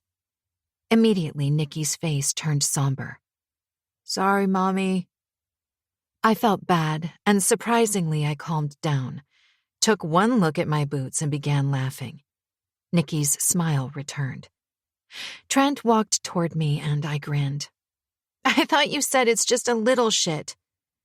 At his cocked brow, I added, Then why are you walking around it like they're landmines? I folded my arms, waiting for him to reach me. If I can avoid it, why not? He grinned, stopping an arm's length away. The hot, steamy cow pat between us was huge. He held out a hand. You're going to tramp more. Nothing you can do about it, sweetheart. What are you doing this side anyway? I gave him a sheepish smile. I followed a piglet and it ran. I didn't realize what I'd walked into until it was too late. Laughing, I reached for his hand and stepped tentatively toward him, trying to avoid the softer piles. It happened so quickly, I didn't see it coming. Neither did Trent. I thought he had a firm grip on my hand, and as I stepped forward, I slipped and without thinking jumped toward him. Trent was a strong man, but no man was prepared for cow shit. He slipped. No! I yelled the same time he cursed. Fuck! He fell backward, ass first, into a pile of shit with me safe on his lap. We sat there for a full minute, looked at each other, then burst out laughing, making the kids giggle. You could have just laughed about it. Trent mock-scolded me. He pushed me up and stood. What's the damage? I asked, looking at his jeans. Just my ass, fortunately. He grinned and walked us back out of the mess. I've got a pair of shorts in the truck. He checked the back of his pants. It's not a lot. 5 minutes later, I gave up trying to get the stuff off while he went to change into his shorts. When he returned looking just as sexy as he'd done in jeans, I followed him around. Wow, it's beautiful. I shielded the sun from my face with a hand and glanced around. We stood leaning against a wall that separated the rich fields from the dairy farm at our rear. I've never been to an actual farm before. Okay, maybe I have and I don't know. I grinned. Although, a fair warning that you're going to trample lots of shit ash would have been appreciated. I smirked, glancing down at my boots covered in crap. Chuckling, Trent grabbed me around the waist and hoisted me up onto the wall to face him. I'm sorry. I should have warned you. He unzipped my boots. It's called cow dung, and surprisingly, it's used as agriculture fertilizer. I gawked. Wait, you use that? I pointed to the shit. On that. I jerked my thumb at the crop fields behind my back. He nodded, laughing. Holy cow. We laughed at my choice of word. Honestly, I knew about the fertilizer, but I didn't do in-depth study of what went into it. Consider it another learning experience for that ever-growing bank of memories. He pulled off my boots. Another? I taught you how to fuck. He winked before turning away. My cheeks grew warm before I realized I was stuck on a wall without shoes. What are you doing? I'm not walking around barefoot in this place. Hang on, sweetheart. He called over his shoulder and walked up to a metal structure. I couldn't see what he was doing until he returned. All pretty again. He slipped on my boots, now clean, and zipped them. Thank you. Keeping me on the wall, he inched between my spread legs and circled my waist. And thank you for coming to my home today and out here. It means a lot. And to think I almost didn't. I'm glad you changed your mind. You'll stay tonight? I nodded. And I'll keep Jensen around just in case I become a handful. He winked and I laughed. But I don't have any clothes. Easily remedied. His heated gaze dropped to my chest while he licked his lips. I swatted his hand. Behave. You have children. So? He moved closer, his hands painting slow circles on my lower back. I immediately felt the burn through my skirt. His face drew closer, our noses almost touching. They need to know their dad is in love. His soft words brushed across my lips. I gasped, loving the way he was looking at me. The kids came bounding back from the stables, and Trent leaned away with a soft groan, making me laugh. What their naughty dad needs to know is that sex only happens behind locked doors with kids around. I whispered as Nikki pulled Neha's cap and ran off. Squealing her irritation, she chased after him. Locked doors are for beginners, sweetheart. And quite clearly you haven't grasped the fact that I'm a master manipulator. He kept his voice low, then shifted, putting his mouth right next to my ear. Deepest, darkest desires. I aim to make them all come true. He stepped away before I could react. That, however, didn't stop the abrupt heat scorching my pussy. I squeezed my thighs with an inaudible moan. Master manipulator indeed. Come on, I want to show you something. Trent lifted me off the wall and set me down on the ground. Nikki, Neha, he called. When they came running back to where we stood, he leaned down. Can you stay with Fanny, please? I'm taking Ashrika to the factory. Okay, Daddy, they replied in unison. Hearing her name, their nanny appeared from behind the shed and gestured for them to follow her. They like it here? I asked as I followed him. It's the animals. The kids consider them their pets, and with each visit they get to spend time with a different animal. This way. I frowned as he steered me away from the buildings that I knew were the factories. Where are we going? He glanced at me, his smile reminding me of Nikki. Quick roll in the hay. You can't be serious. What's wrong, sweetheart? He slipped a hand around my waist and drew me tight to his side. Not afraid of people watching me eat your pussy, are you? I blushed so hard the skin on my cheeks felt like they'd been seared. Relax. I have something else in mind that would look perfect between your legs.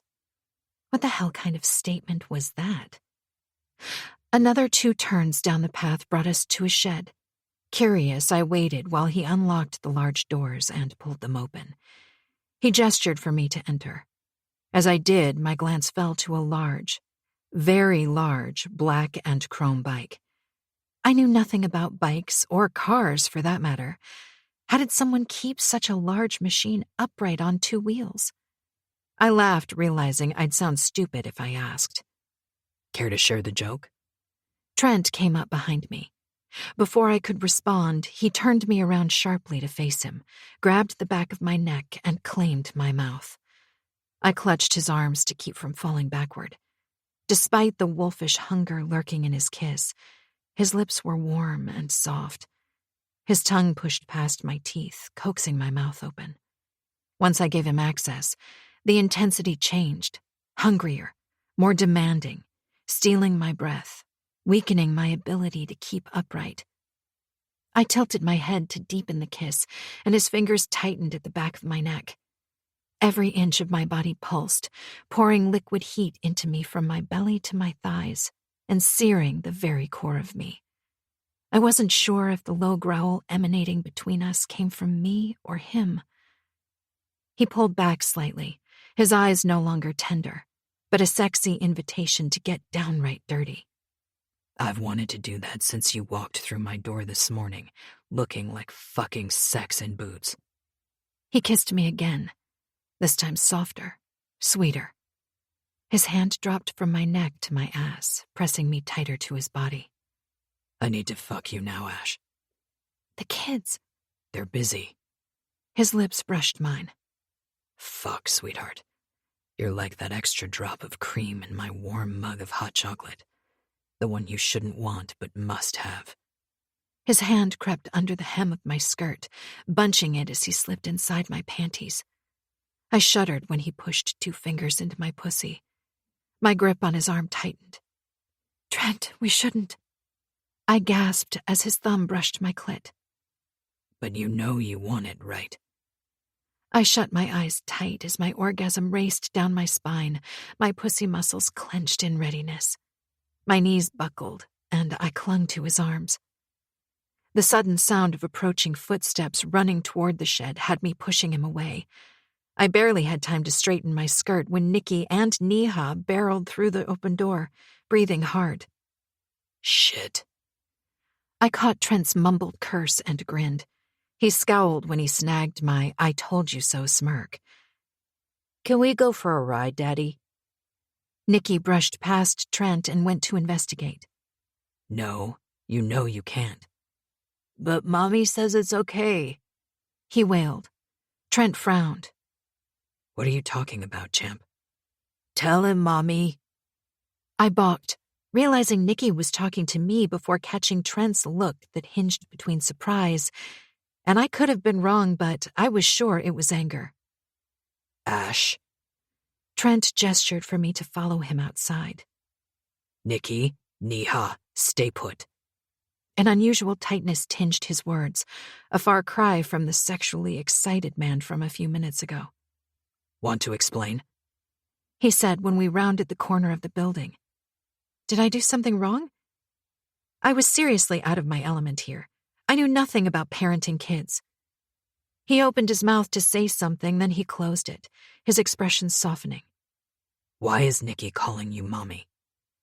I have no idea. He came into the sunroom while I waited for you. Asked if I could read him a letter he'd written to look like it came from his mother.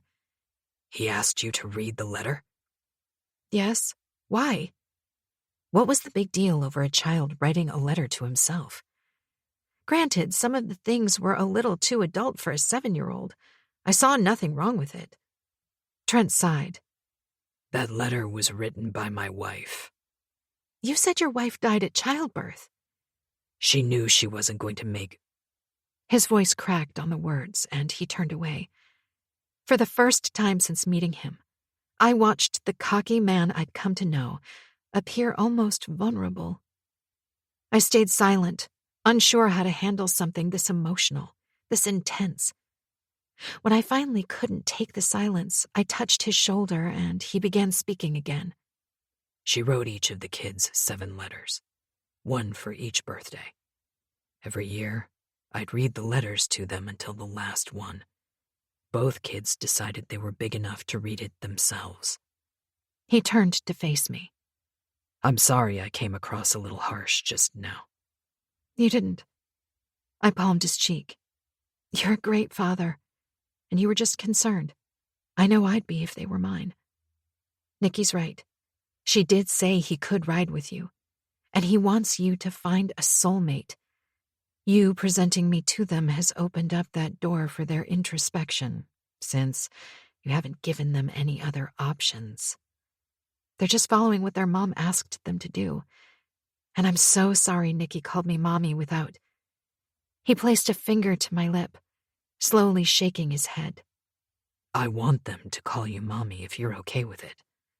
I smiled, nodding. He lowered his head and drew me in for a slow kiss. Yuck! Gross. Two distinct voices shouted, drawing us apart. I laughed at Trent's "I give up" look. What did I say about staying put? He scolded. But Daddy... No buts. When I say stay put, I mean it, champ. He chided Nikki, then to me in a whisper. We need to set some ground rules, or my cock's not likely to get any action. I laughed. Oh, what was that about locked doors and master manipulator again? He cocked a brow, scowling, then slid an arm around my waist, guiding me back to the shed. If I don't have you under me by 9 tonight, my name isn't Trent Shaw. He whispered in my ear. Would that be deep throat or deep pussy? He stopped moving, shock dropping his jaw. I carried on walking, giving him a sweet smile over my shoulder. When he caught up with me, he gripped my waist again. Now I'm more inclined to get you home than have you straddle my bike. I stopped and cupped his face. How about I straddle that bike now and do the same to you later? Bold and beautiful, aren't you? He chuckled.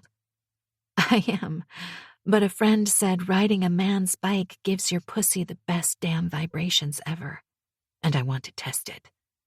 I walked away, leaving him gaping. Fuck. I've unleashed the fucking devil. He groaned. Trent. Ashrika arriving on my doorstep was an unexpected distraction, but a welcome one nonetheless. Whether Zane sent her willingly, I hadn't asked. I just hoped it was a long-term thing, not a once-off. We had yet to have that discussion. All three of us, or just me and her, remained to be seen. It seemed like I'd worried for nothing where the kids were concerned. Watching them with her at the farm and now in my kitchen, preparing dinner, was a surreal experience, something I'd longed for and never thought would happen. While my heart sang, I dreaded the moment she found out the truth. A part of me, the logical side, wanted to tell her, to sit her down and open my heart to her, let her know that everything I'd done was because I loved her. The other part, the vulnerable one, the one afraid she might leave and never come back, resisted. Whatever happened, I had to take it in stride. I just wished it was as easy as the pizza dough Ashrika was teaching the kids to make. The sudden slap of something cold to my neck jolted me out of my reflections. What the? I broke off in time and put a hand to my neck. It came away with a piece of pepperoni sticking to my fingers. I glanced up. Ashrika's guilty smile followed with a questionable, "Oops." She didn't look apologetic. I arched a brow. The kids' eyes, round saucers of surprise, bounced between the two of us. "You were daydreaming. I had to get your attention." She shrugged as if it was the most natural thing to do. I set my whiskey glass on the center counter we all sat around and stood.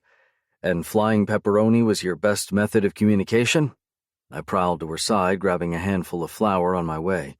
She anticipated my intention. "No!" she yelled, ducking around the corner.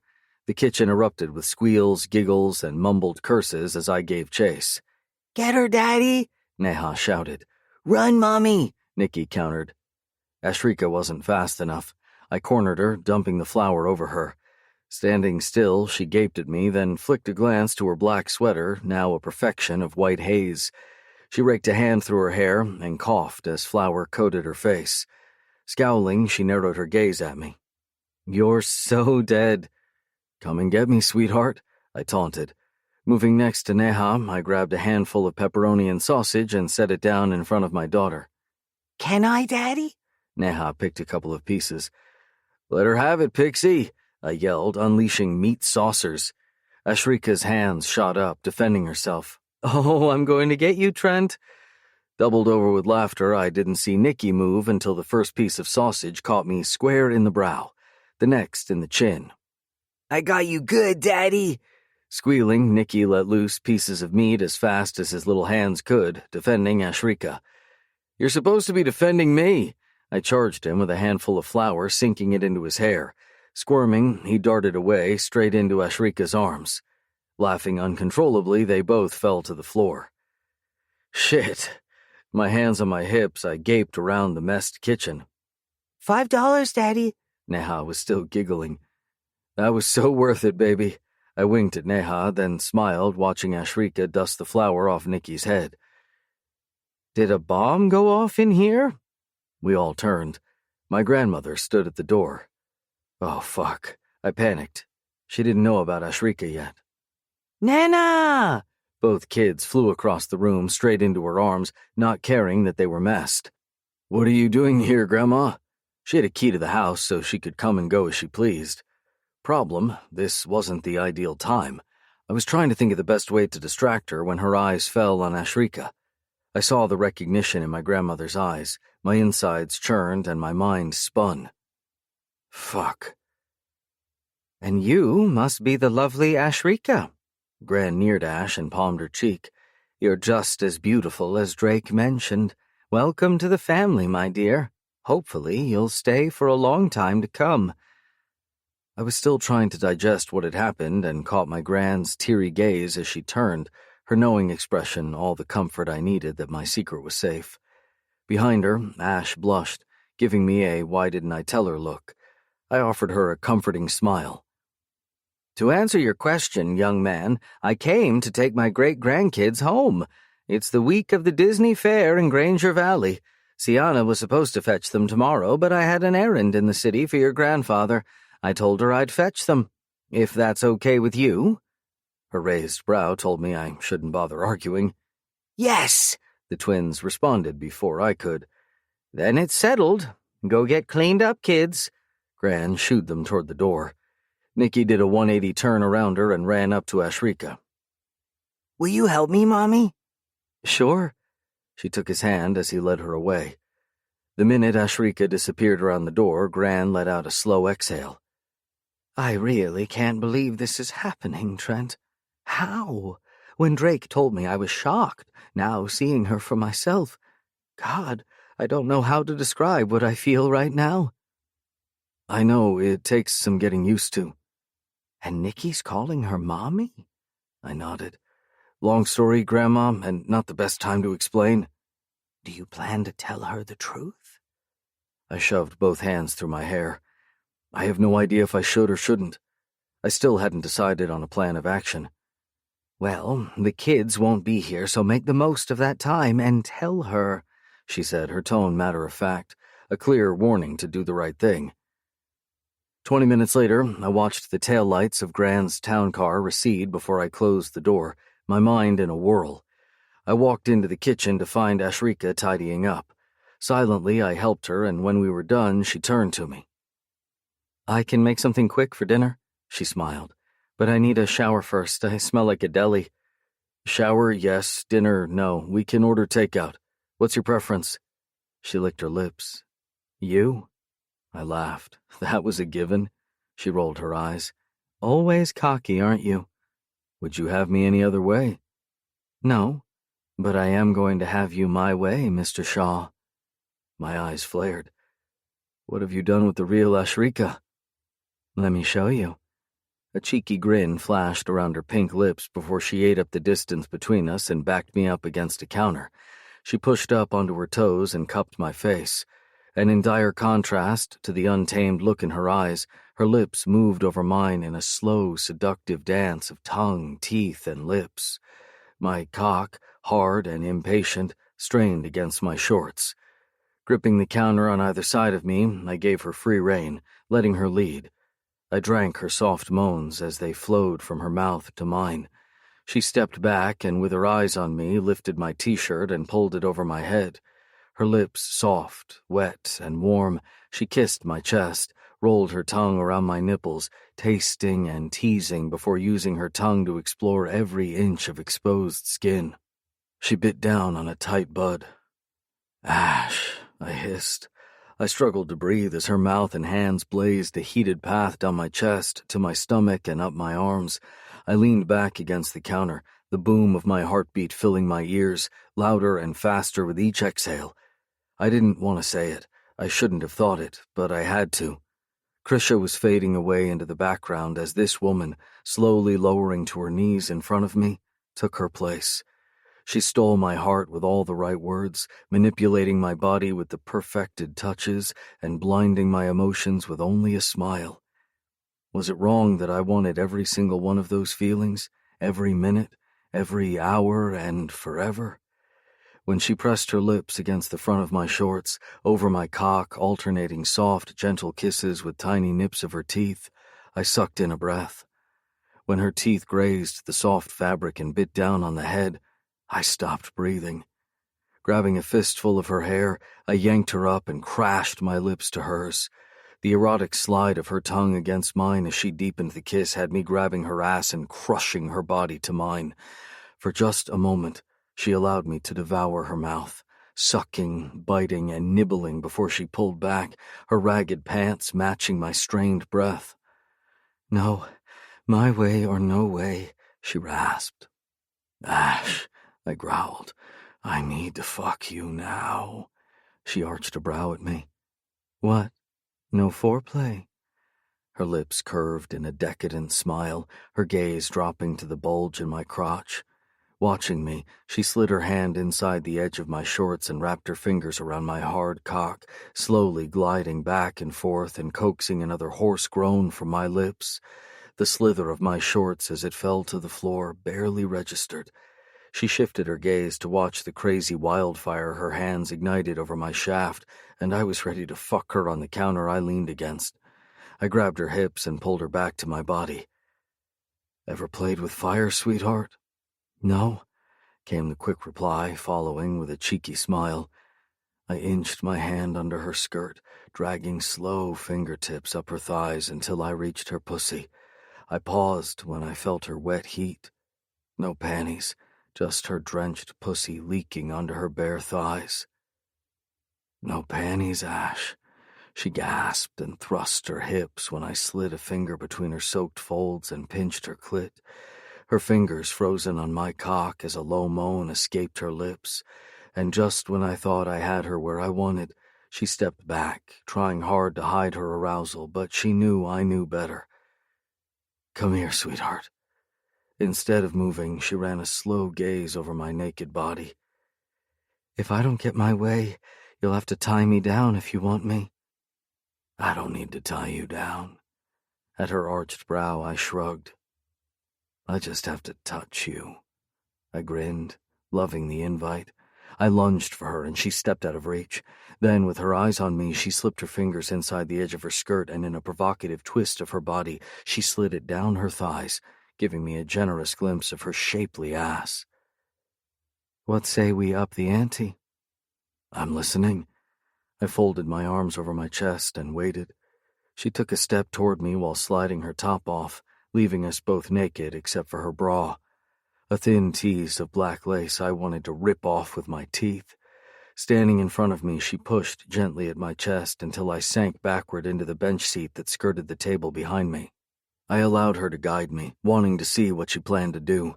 Leaning forward, she placed a knee on either side of my thighs, her gaze holding mine steady.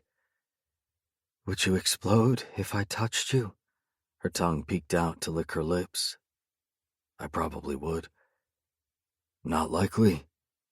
"Rest your hands on the table," she instructed, and I did. My eyes on her, I spread out my hands on the table. With her kneeling over me, I was hard-pressed not to grab one of those creamy breasts and suck hard until she cried out. "No touching," she warned, and I grinned. Her subtle control intrigued me, and the ache in my balls made me impatient to take her. She surprised me when she gripped my cock and slowly lowered her body, widening her knees with each inch down. Anticipation forced my hips to jerk upward to meet her pussy. She restrained me with a press of her knees, her eyes scolding me. Then, with a seductive roll of her hips, she rubbed the head of my cock over her clit. The subtle sensation had me clenching my fists to prevent grabbing her hips and impaling her on my cock. God, Ash. Her husky laugh, low and sexy, threatened my control. She rolled my cock around her pussy lips once more, this time letting just the head slip inside the heat of her slick entrance, and I moaned with her. She leaned forward and nipped at my neck, then ran her tongue over my nipples. She bit down hard before soothing it with her tongue flattened against my skin. All this while her hips slowly undulated over my cock, the sensitive head French kissing her pussy and begging for more. I sucked in a breath. Liquid heat pumped fire through my veins. The wicked sensation of her riding just the head of my cock was enough to make me want to force her down. Ash, I muttered, closing my eyes against the sexy torture. I didn't know she had it in her to manipulate me into obeying her request not to move. Gripping me tighter with her pussy lips, she sank down a little more and picked up her pace. I groaned, wanting all of her. Still in control, she reached for my hands and placed them on her hips. "Now you can touch," she whispered before slanting her mouth over mine. This time our mouths connected softly, almost testing each other's control to see who'd give in, and I was tempted. Greedy, I drank from her lips, stroking my tongue over hers in mind-drugging licks that left us panting when we parted. Our gazes locked. I slid my arms around her, supporting her full weight. "Ash, please," I moaned. She nodded, then she sank down on my cock, sheathing me fully. I inhaled sharply, loving the feel of her slick heat encasing me, holding me snug. Gripping her ass, I guided her back and forth, letting her feel the slide of my cock, the position allowing me to go deeper. "Oh, God, Trent, I need to come," she begged, her seduction forgotten. "I've got you, sweetheart."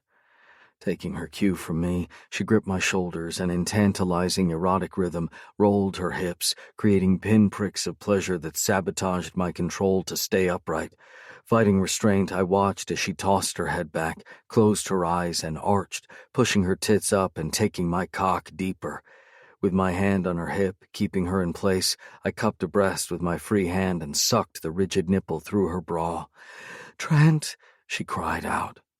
I picked her up with my cock still in her, turned and laid her on the table.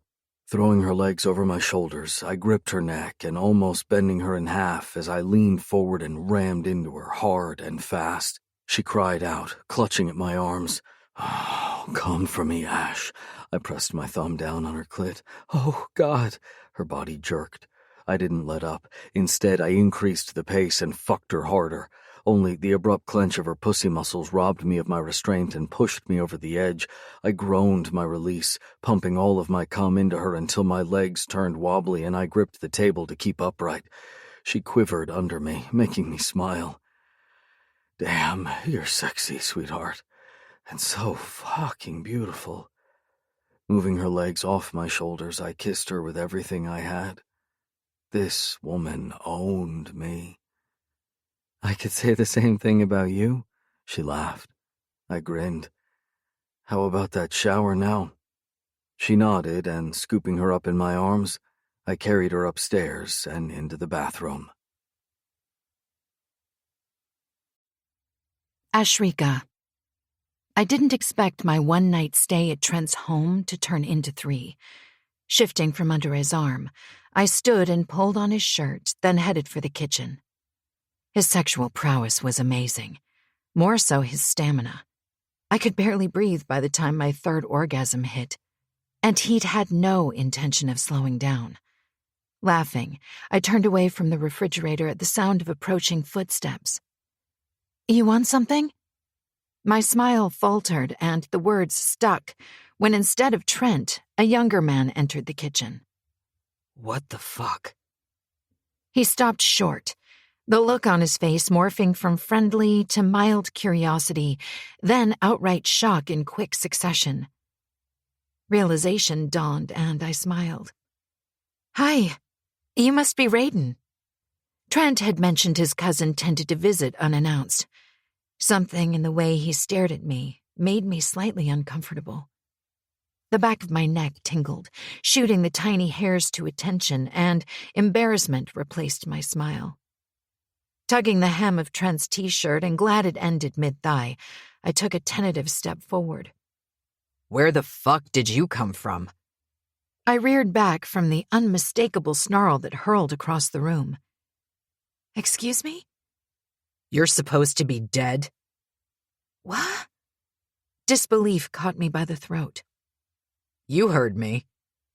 He took a step toward me. Dead, as in 6 feet under? How the fuck are you alive? Clutching the shirt front, I pulled in a deep breath.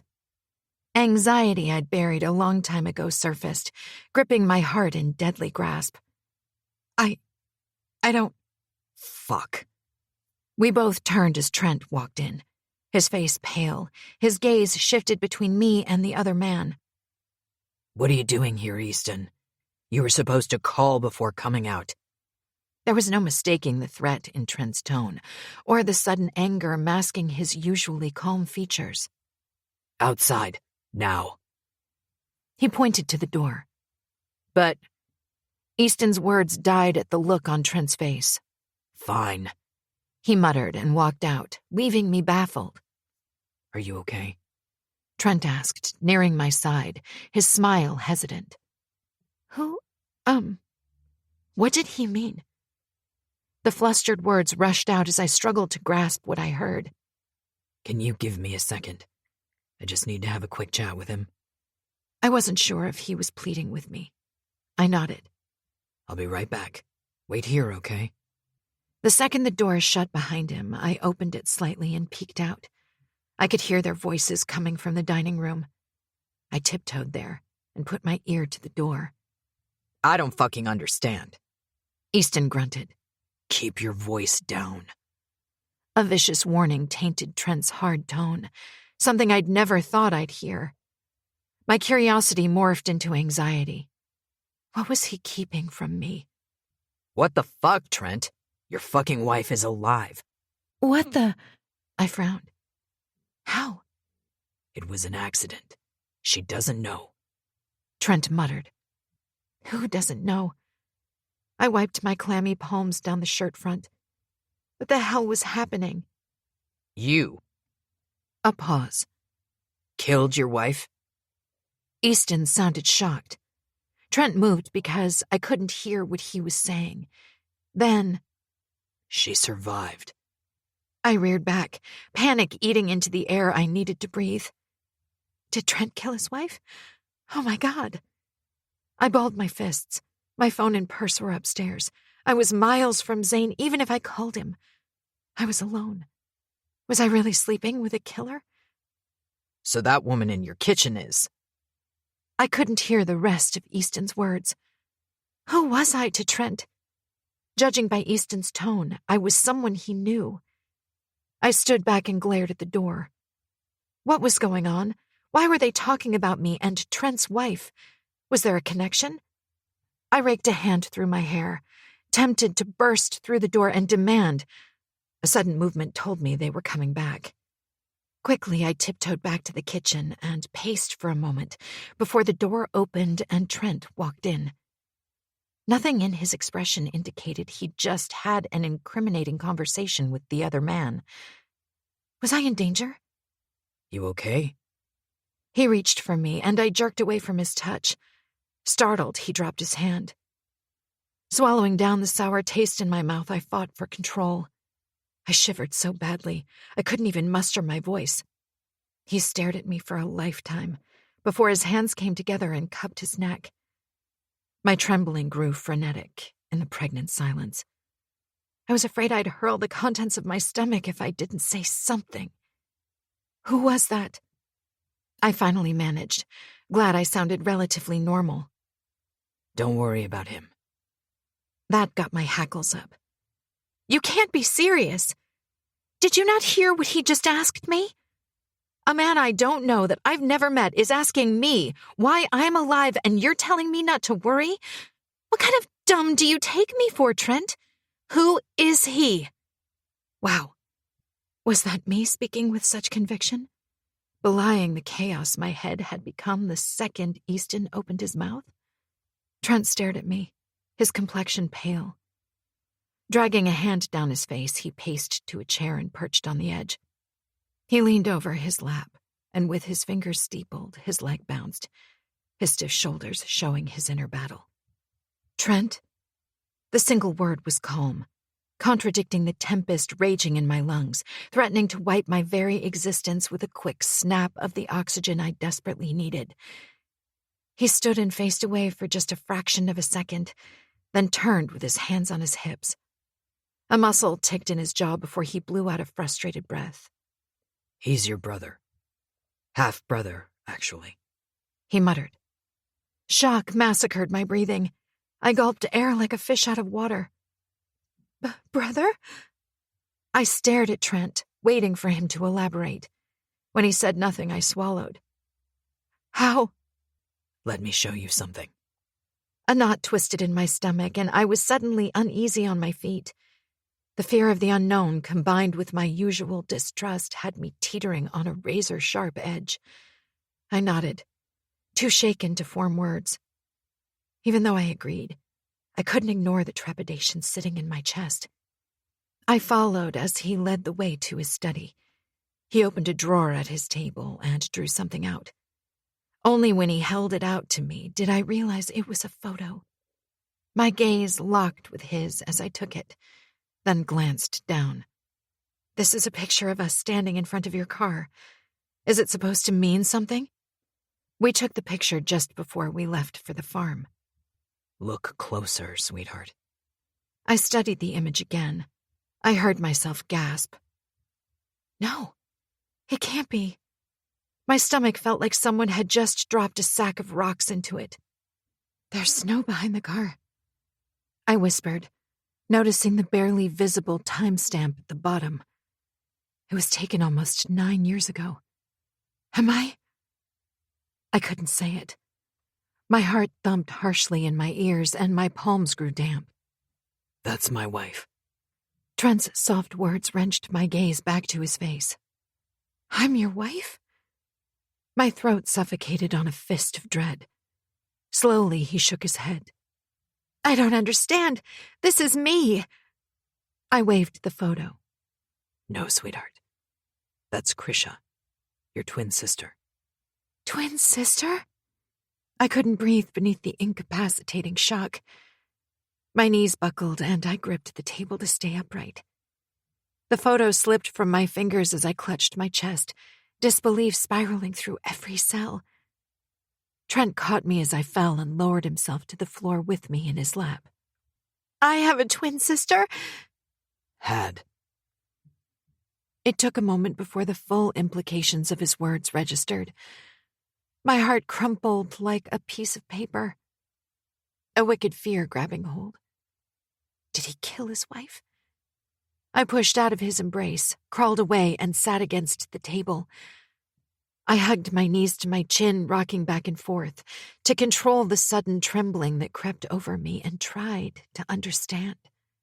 Even without memories, my past and my future collided, holding me prisoner once more. Sharp pains stabbed my chest, devastating my heart. Then it hit me. A chill slithered up my spine and my blood turned to ice. You knew, I whispered. My skin tingled and bewilderment swept through me as I turned to look at Trent. The tremble began once more in my chin and rippled inward, bulldozing me. I leapt to my feet, gripping the table to support my suddenly dizzy body. All this time, you knew who I was? It wasn't true. Yet it was the only explanation for the sudden need to empty my stomach. How could you? I glanced down at my shaking hands. My head throbbed, the pain shooting me right between the eyes like a misguided bullet. All this time, my past lay right at your feet, and you chose to blindside me into your bed. I panted, gasping breaths from a chest too tight to heave. It didn't make sense. It wasn't real. Soon the real Trent would wake me up and take me in his arms and comfort me like he knew how. He stood. Please, Ash, calm down. I stared at those cerulean eyes that could make my body burn with just a look. Now all I felt was contempt. Tears gathered at the corners, clinging to his dark lashes. The sight of his agonized expression sucked all the oxygen from my lungs. Then I paused. No, these were not real tears. He lied. I backed away from him, stumbling as my unsteady legs fought to keep me upright. Don't you dare, Trent! A sob escaped my lips, and I swallowed down the next one. Everything inside me turned cold, unfeeling, miserable. Don't you dare tell me to calm down! My steady voice morphed into a scratchy whisper. You lied to my face. Wait, was your whole family in on this? Your children? Don't, Ash. You're hurting. He took a step toward me. Hurting. My laugh was caustic, dry, brittle. You once told me to jump without looking, and guess what? I did. Right into your devious arms. My heart sank at the improbable realization. Fresh tears blurred my vision, and I buried my face in my hands. I winced at its attempt to make me appear pathetic. I wasn't I? You're right. I lied, and I have a lot of explaining to do. Trent's voice broke, and I almost believed the sincerity of his emotions. Just give me a chance, Ash. Let me explain. Please. The tortured words coming from him threatened to drop me to my knees. I hardened my heart and glared at him. You had your chance, and you made a mockery of my love for you. There are no second chances in love, not in my lifetime, because of men like you. Real women with real pain are afraid to love. I turned away and he came up behind me, gripping my shoulders. He pulled my back to his chest, and just for a moment I melted against him before my brain intervened. No! I twisted out of his embrace and staggered away, my hands and legs shaking violently. How could you do this to me? I gaped at him, silently begging him to tell me that it was all a sick joke. Any second now he'd spring the truth on me. I'm sorry, sweetheart. No such luck. I can't deal with this right now. I need to get out of here. Now! I'll drive you. Stay the fuck away from me, Trent, or God help me. I threatened and hurried from the room. Instead of going upstairs, I headed out toward the main door, knowing I'd find everything I needed. As I reached the end of the hallway, I could hear Trent coming after me. Grabbing his trench and car keys from the table at the entrance hall, I raced out the door. In 2 seconds flat, the car purred to life, and as I sped down the driveway, I glimpsed Trent in the rearview mirror, his face unreadable. I'd driven all of 5 times since living with Zane, only because he wanted me to get a feel for a car should the need arise. Well, thank fuck. However, the sedan I'd driven was no match for the Lambo, and I struggled to keep the vehicle steady for a bit. Why the hell had I sent Jensen back home? Oh, wait, because I had no idea Trent was a deceitful bastard at the time. God, how did I fall for such innocence, such lies? He'd lied with a straight face every single time he kissed me, touched me, fucked me, and I'd craved more of his devious intentions. Fuck! I hit the wheel, then grabbed it with both hands as the car slid from my grasp. If I didn't make it back in one piece, lying would be the least of Trent's problems. Zane would kill him and think nothing of it. I might be blind to his occupation, but I was no idiot. Some of his phone calls alone, which I'd overheard by chance, told me he wasn't all that innocent. It seemed the same could be said for Trent, apparently. At least with Zane, I knew where I stood. He hadn't lied to me.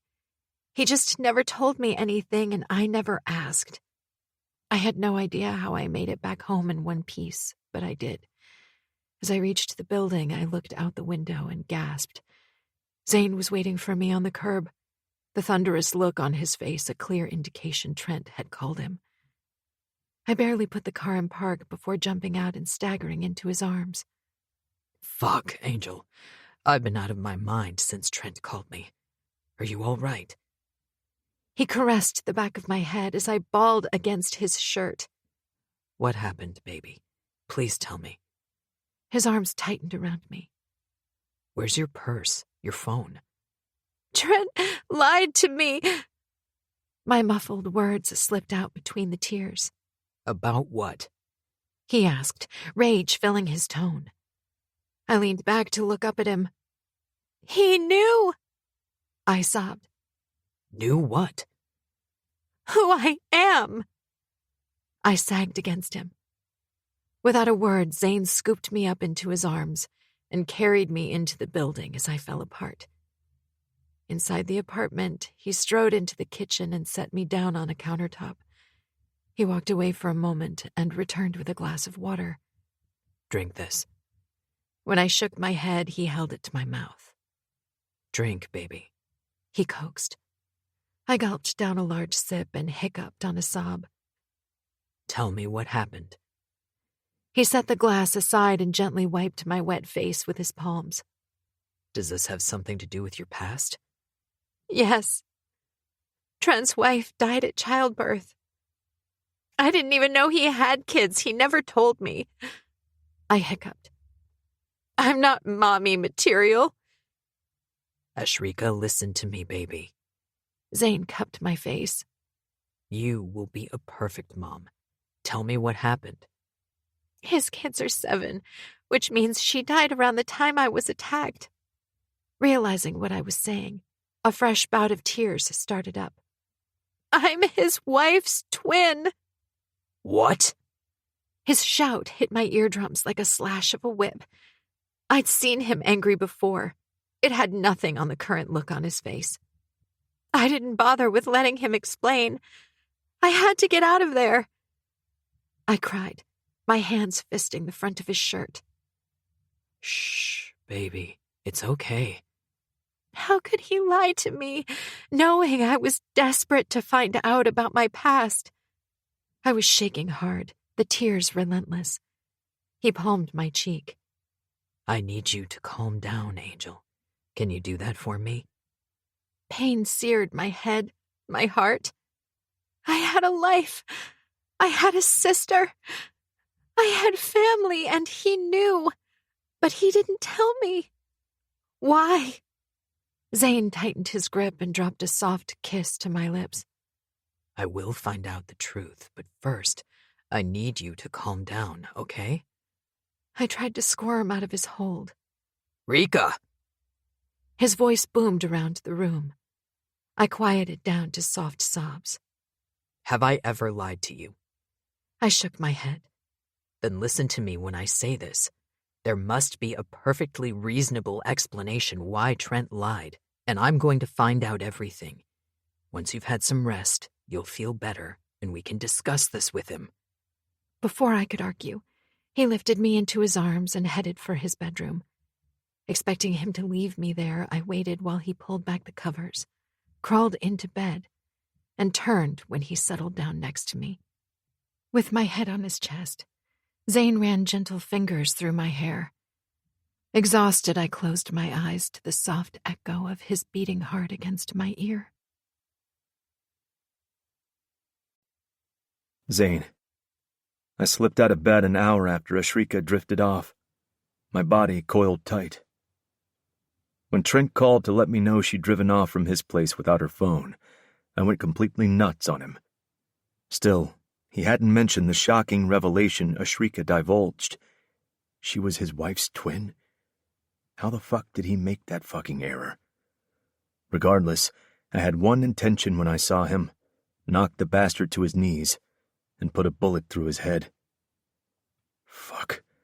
What the hell am I thinking? Shaking my head, I reached for my phone and scrolled down to his number the same time the intercom buzzed. I walked over to the door. You better have a damn good reason for fucking up, I growled, as soon as Trent answered the phone. I'm outside your apartment, he replied. I'm coming down. I cut the call and headed outside. The second I caught sight of him in the lobby, I clenched my fists to keep from hurling him across the floor. What the fuck happened? He raked a hand through his hair, his countenance a mixture of anguish and concern. Is she okay? She finally calmed down. No thanks to you, I grunted. I need to see her. She's sleeping, and no, I'm not waking her or allowing you anywhere near her until I know what the fuck happened at your place. Can we sit? He gestured to the visitor's couch. I nodded and followed him. When we were both seated, he leaned his elbows on his knees, linked his fingers, and bounced his knees. I could tell he was fighting his own internal battle, his own hell. I'm waiting, Trent. His shoulders slackened, and I suddenly realized that this was the first I'd seen him this unhinged. The usual cockiness was hiding behind a man sunk in despair. Surprisingly, I felt sorry for him. The notion caught me off guard, and I almost snorted out loud. The fucker was on the cusp of taking my wife from me, and I was feeling sorry for him. What the fuck? Either all of this love shit was making me soft, or I'd just fucking lost my marbles. I looked up as he began speaking. Ashrika found out she's my wife's twin. Her half-brother visited before I could brief him and went apeshit. You told me she was your wife, I gritted out. Did you lie just to get into her panties? He pinched the bridge of his nose and leaned back in the seat. I had no idea. And you expect me to fucking believe that? Do I look like a fucking fool to you? My voice rose. It's not what you think. He looked at me, then spit it out because I sure as fuck got better things to do. 2 weeks after Incognito, I received some documents from her father's attorney. Trust me when I say this. I was just as shocked to find out Krisha had a twin sister who was kidnapped at birth. My wife didn't know either. Her father was in the process of bringing Ashrika to meet her sister when Krisha... He trailed off, and for some reason, I could tell he was being sincere. I believed he was telling me the truth. Does she know that I knew? When he frowned, I added that I'd known she was your wife and I helped you plan to get her back. She knows nothing other than she's my wife's twin. I never got a chance to explain. Do you intend to tell her about my involvement? No, came his quick reply. I deliberated for a moment before I stood. If you want this to work in your favor, then I suggest you do exactly what I say. Agreed? I don't understand. You will. Just meet me at the club in a week. Agreed? Rising, he nodded. Would you give her this? He drew out an envelope from inside his jacket pocket. It's a letter from her mother. It might explain a few things to her. I took the envelope. A week, Trent, and don't call her. He nodded, and I turned away. When I entered the bathroom, Ashrika was stepping out of the shower. I held out a large towel, and she stepped into it. Slowly, I wiped her body. You okay? I stood behind her and massaged her arms. She leaned back into me on a long exhale. I'm not sure. It feels weird finding out I had a twin sister. I have so many questions, and the only person who can give me answers betrayed my trust. She turned in my arms and slipped her arms around my neck, tightening the space between our bodies. Don't leave me, please. You know I won't. Every inch of me screamed not to make a promise I couldn't keep, because she'd chosen to be with Trent. Then I remembered. She was my wife, too. I happened to be her source of comfort now. I kissed her brow and gave her the comfort she needed. An hour later, I sat in bed, with her head on my chest. I held out the envelope to her. Trent had this dropped off. She leaned away from me. Her gaze flicked between the envelope and my face, her doubt evident. It also contains a letter from your mother. Taking it, she settled back against my chest and began reading the letter out loud. My dear Krisha, if you're reading this, then it means your father and I are no longer around.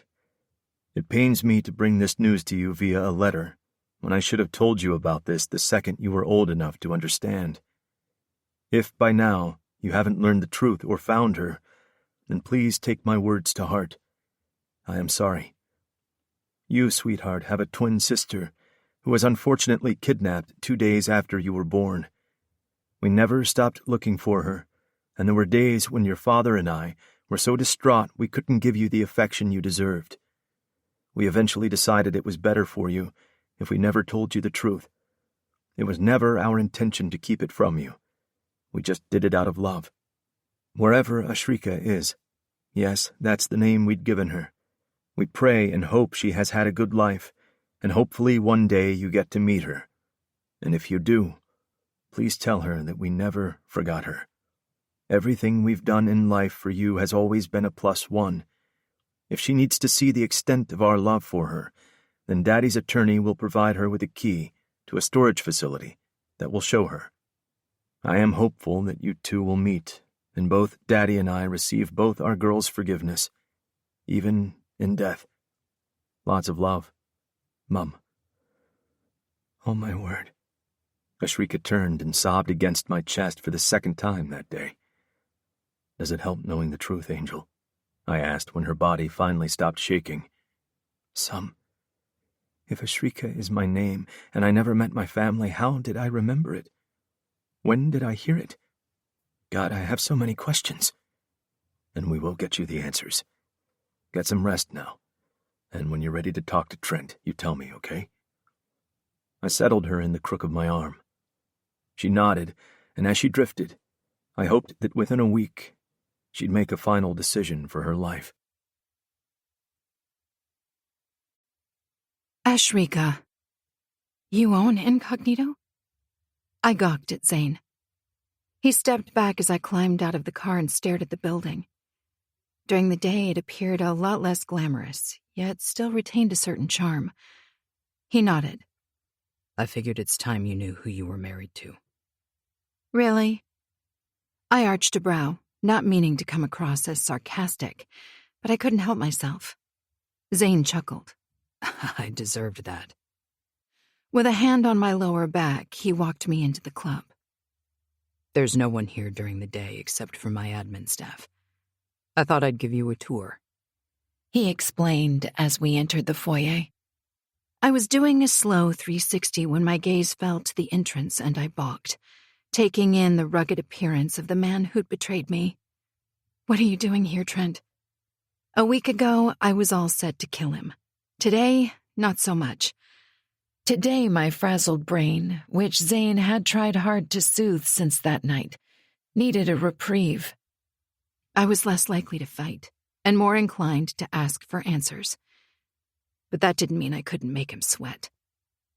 I warned you about hurting her, Trent. Zane's voice was low, firm, and deadly. It wasn't intentional. Trent looked at me. I should have told you sooner, Ash. I'm sorry. Yes, like the first day you met me and decided to fuck your wife's sister. A lump formed in my throat, and I peeled my gaze away to focus on Zane, whose ticking jaw showcased his anger. That's not what happened. Trent blew out a frustrated breath. Give me a chance to explain. Please. You had your chance and you blew it. I think you should leave. Zane warned before he turned to me. His gaze hard and searching, swept over every inch of me as though looking for physical signs of my pain. Then his icy stare cut back to Trent.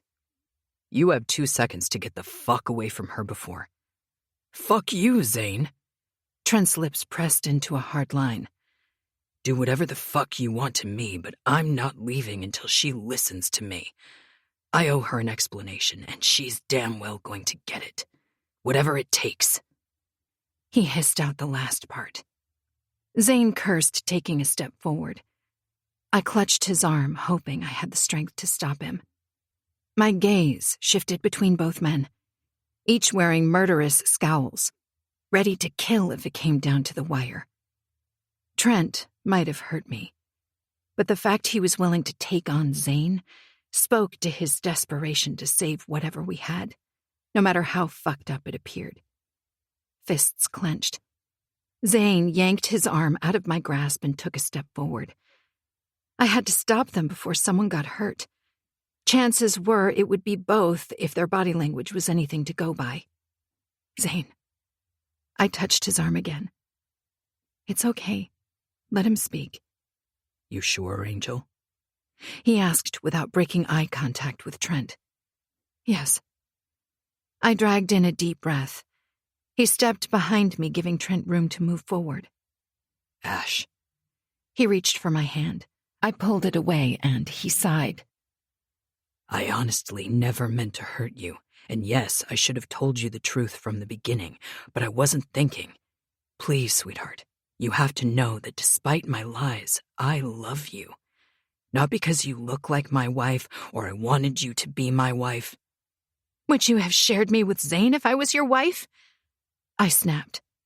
He reared back like I'd just slapped him. Yes, he whispered, looking absolutely destroyed. I didn't want to feel anything for him.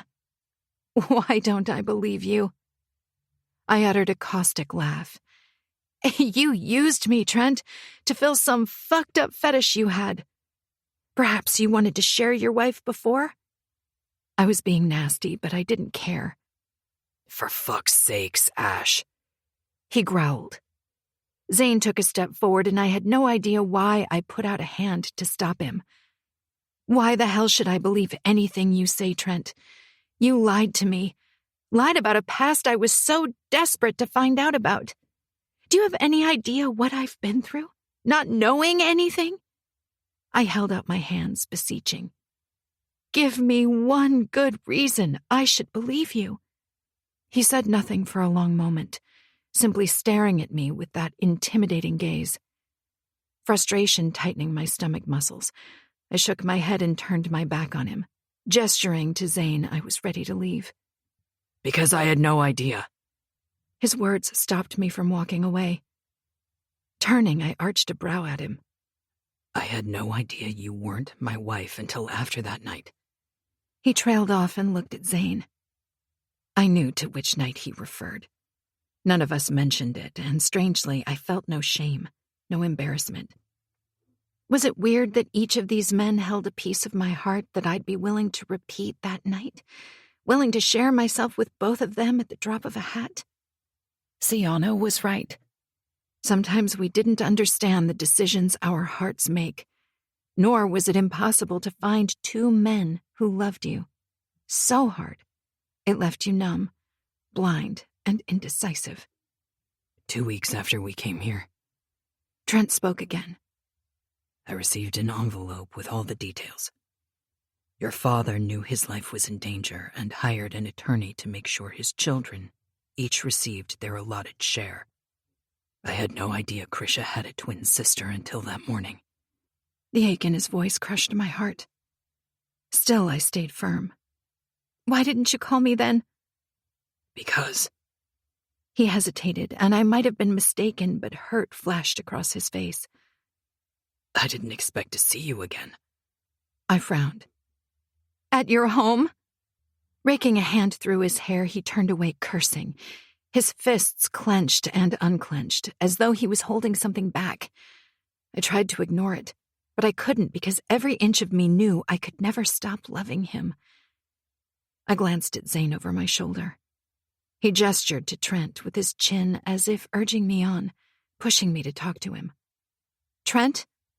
He swung back to face me. Because I thought it was over, that you wanted to be with him. He pointed to Zane. I gasped, shock eating through my confusion. I told him I had to walk away, Ash. I should have. Asked me what I wanted. I accused, my tone hard. Is that the real reason you left without saying goodbye? Nothing to do with the closure you spoke about. That too. As he responded, something clicked. Wait, you only found out after that night? He nodded, and I swallowed against the rising lump.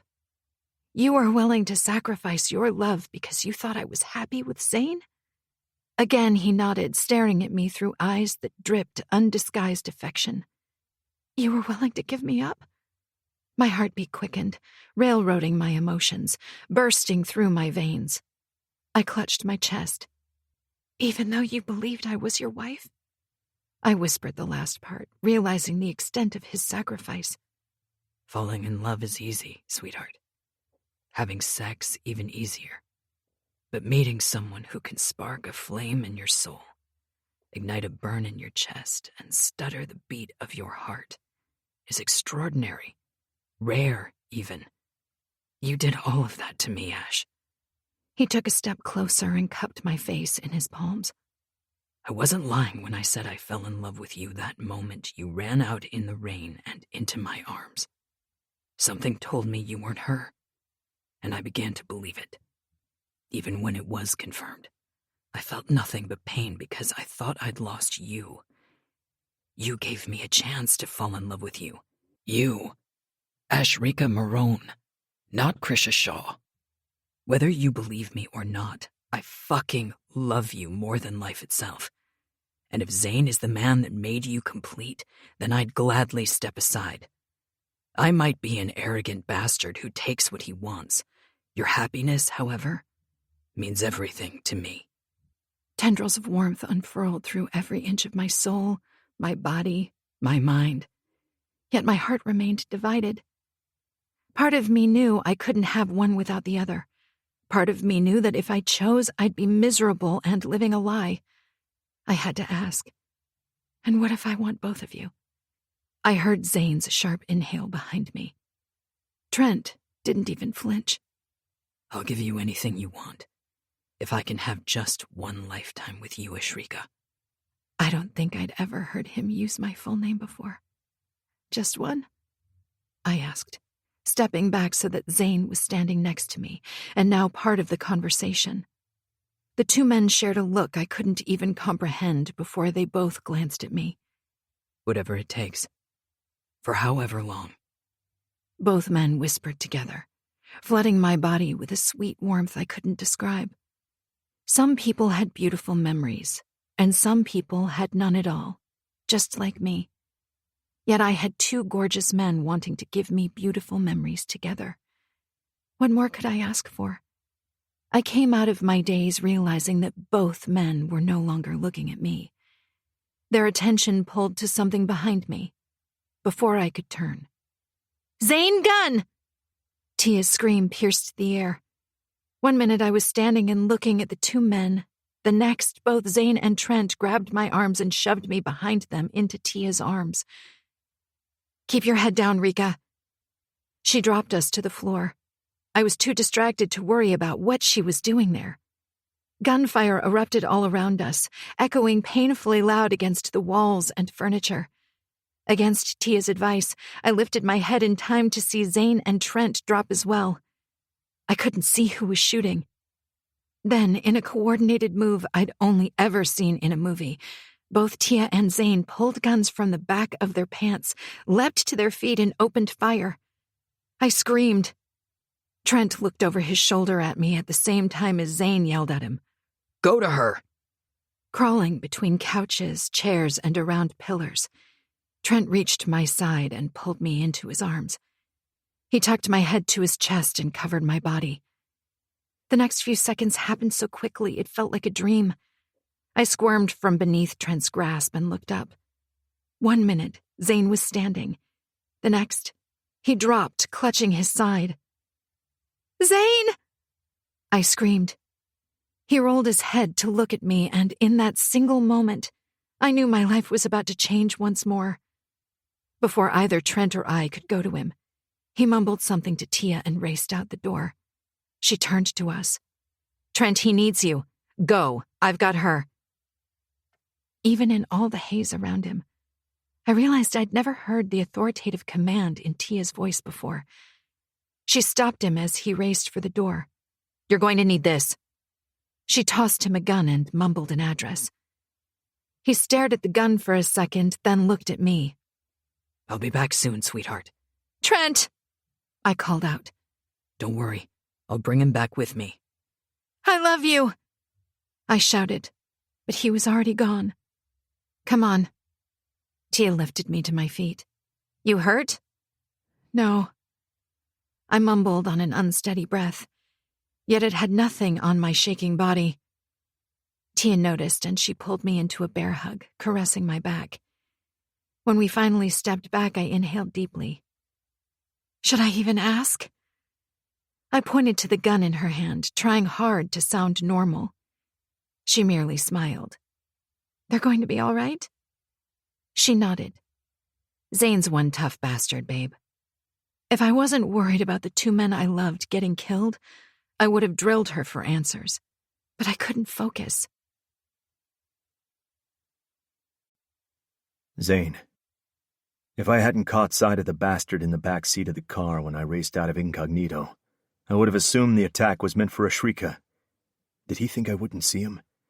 When I gave chase, I hadn't thought of my actions, just that I wanted to nail the asshole.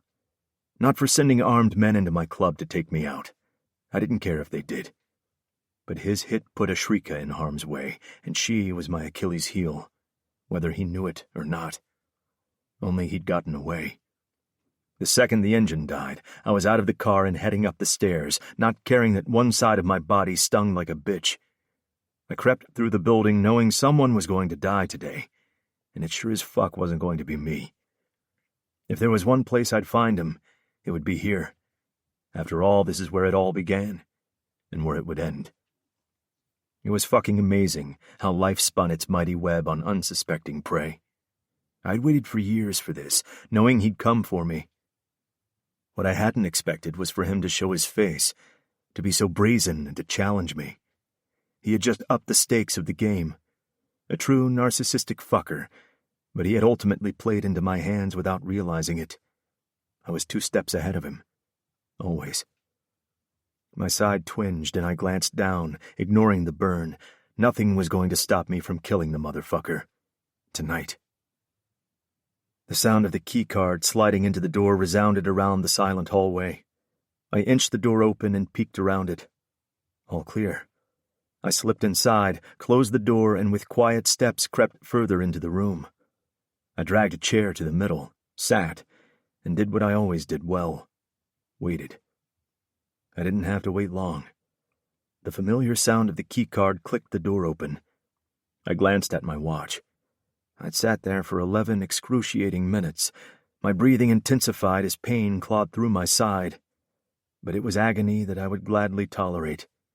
It was worth every wince. Drawing in 2 deep breaths, I leaned back in the chair, gripping the barrel of my gun hard, as I listened to the door open on a squeak and close with a bang. He didn't notice me. Then again, he was as cocky as he was stupid. He'd always been that way, thinking nobody or no one could get to him. He believed his face was too innocent. He wouldn't harm a fly, that's what people said, according to him. Sadly, I had probably assumed the same thing, never once believing he'd be the man. The fucker I was there to end. Had he not had shit for brains, he would have known something was wrong the minute he entered. He'd been considered my shadow, yet always trying to outdo me. He failed.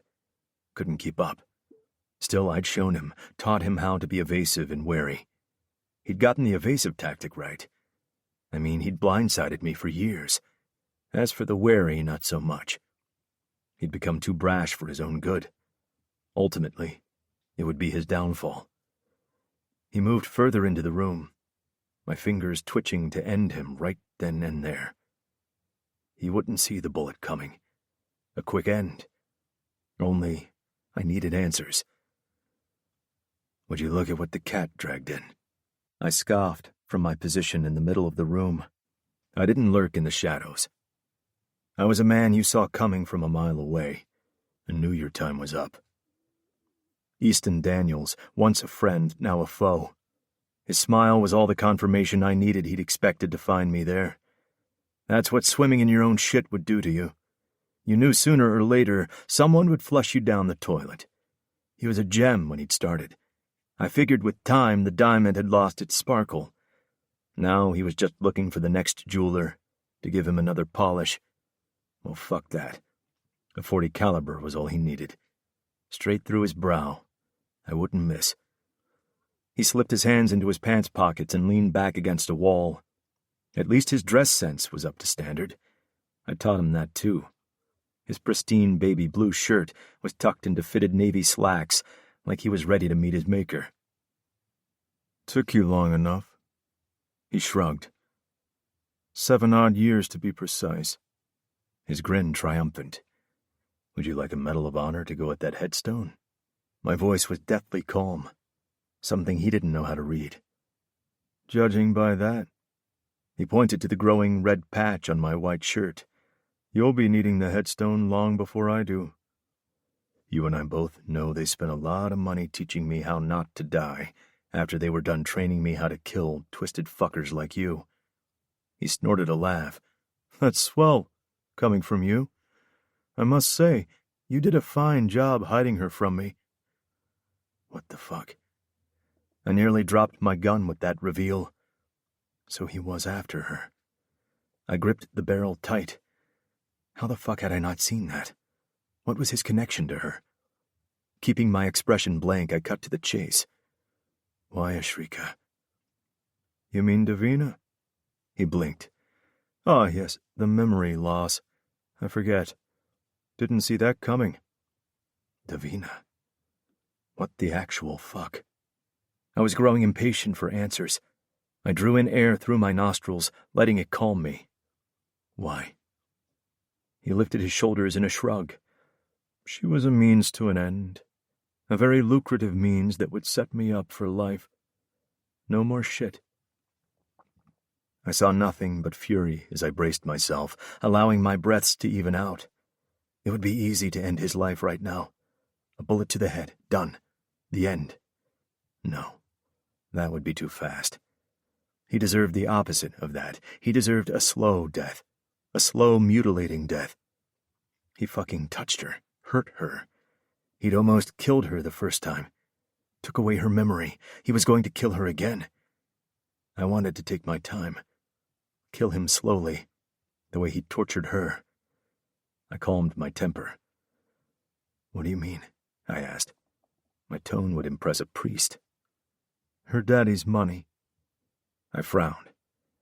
How would killing her get you her father's money? Look, as much as I'm enjoying this little chit-chat, I've got places to be, people to kill, and money to claim.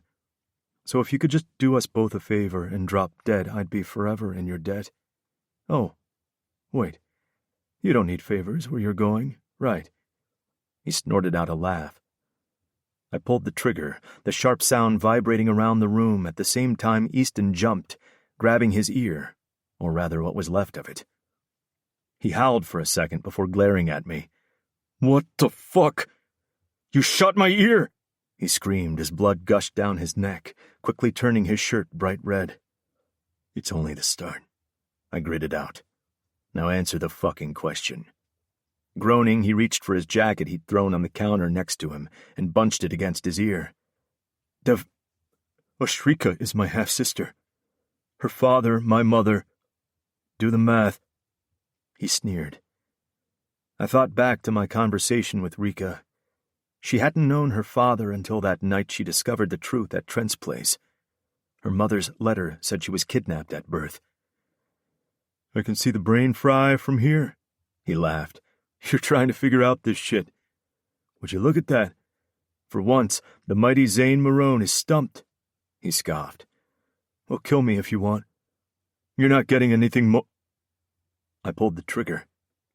He howled as his other ear joined its twin on the floor. Wrong answer, asshole. The pain in my side flared. I bit down on the inside of my cheek to stifle it. I will kill you. But slow torture is far worse than death, and I have time. Plenty of it. Not if you're fucking dead before me, he snarled. I can see you biting down on the pain. I know you, remember? We've been through far worse shit than this. True, but that doesn't stop me from watching you bleed to death.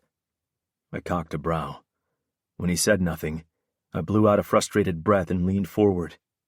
Tell me what I want, and maybe I'll grant you some mercy. Kill you faster. He clenched his jaw then, as if recognizing there was only one way out of his dilemma, answered, I duped Raj Singh, Ashrika's biological father. I got that, move on. I was 10 when Daniels, my father, kidnapped Ashrika the day after she was born. He wanted revenge on Singh for sleeping with my mother when I was 6. She never got over him, and Daniels took it hard, and became obsessed with Singh and his family. Then he found out they were going to have twins. So you're not related to Ashrika? I asked. He nodded. She lived with you and your parents? He nodded again. Did Daniels hurt her? No. The bastard fell in love with her. Treated her like a daughter and me like shit. Sent me to go live with my mother's sister. I swore I'd get revenge on Ashrika, and I did. Rage spiked my blood. How? I presented myself to Singh as his son. Told him I was the result of his affair with my mother. Bastard didn't even bother with the DNA test, just accepted me. Said he was sorry he hadn't done it sooner. I never told him about Ashrika. She was to be my leverage if I ever needed one. His maniacal chuckle filled the room. It happened a lot sooner than I thought. My mother developed cancer of the pancreas. Just before her death, she told Ashrika about her true identity and wrote a letter to Singh, telling him about Ashrika and begging his forgiveness. Shocked and excited, Singh told me about it. Did Singh meet Ashrika? 2 coffees or luncheons, who the fuck cares? I do. Now answer the fucking question, or one of your balls will bat between those ears, or what's left of them. I gestured to the scattered pieces of cartilage next to him. Yeah, Singh met with her. When he returned, was blabbing about telling her name and giving her some fucking pendant. Their next meet was for him to bring her to meet her sister. What happened? He couldn't tell Trent's wife. With the pregnancy complications crap, he feared the anxiety might be detrimental. I had to act fast. Wincing against the pain, he sank to the floor and alternated the jacket between his ears. I hired an assassin. Arranged for the father to be incapacitated. Not killed because I knew he hadn't changed his will over to me yet. Only thing was Singh, the fucker, gave his attorney proxy and told him about Ashrika, which meant she had to die. I had to wait for her to be declared dead before I inherited everything as the sole heir. That fucking attorney kept stalling, presenting evidence she was alive. All in all, I'd done well. Pretty smart, don't you think? Yet here you are, about to die, ironically, by my hand. You didn't anticipate she'd live, did you? I mocked. Narrowing his eyes at me, he yelled, Fuck you, Zane. Why the fuck did you save her? You were never the sentimental type. Losing your touch, are you? If it were possible for looks to kill, I would be splattered on the wall behind me. I uttered a caustic laugh. Maybe if you dumped her somewhere else, you might have gotten your way. Did you actually think setting me up would work? The assassin I hired was supposed to take her out as well. Then I found out you were around, that you'd finally make your presence known. I decided to take care of her my way. 1 stone, 2 birds, he grunted, wincing in pain. He closed his eyes, pressing his hands to his ears. First I prettied her up a little. After the boys busted her up a bit too much, it didn't look like a random attack. Heroin overdose made her look like an addict. With each word he uttered, I clenched my fist tighter and tighter until I drew blood. You barbaric fuck, I snarled. Easton looked at me, eyes wide, then he snorted out a laugh. Jesus, Zane, did you fall for that pussy? I replied with another bullet. His knee jumped from the impact, and he wailed, like fucking a bitch in heat. I smiled. How did you find me? He ignored me and I cocked the gun. A mutual friend. There was only one mutual friend who'd give him my details, not out of spite, but merely because he didn't know what a fucked up piece of shit Easton had become. We'd been friends, the 3 of us, in another lifetime. That answered the burning question of how Easton had found me and knew in which building to dump Ashrika's body. Now the why. I shifted to ease the dull throb that now settled over my body. I could feel it shutting down. The bullet had either hit a nerve or some major fucking organ. If my time was up, so be it. I had no qualms about dying. Why me? I asked. Easton gritted his teeth. His eyes were wild. Are you seriously fucking asking me that?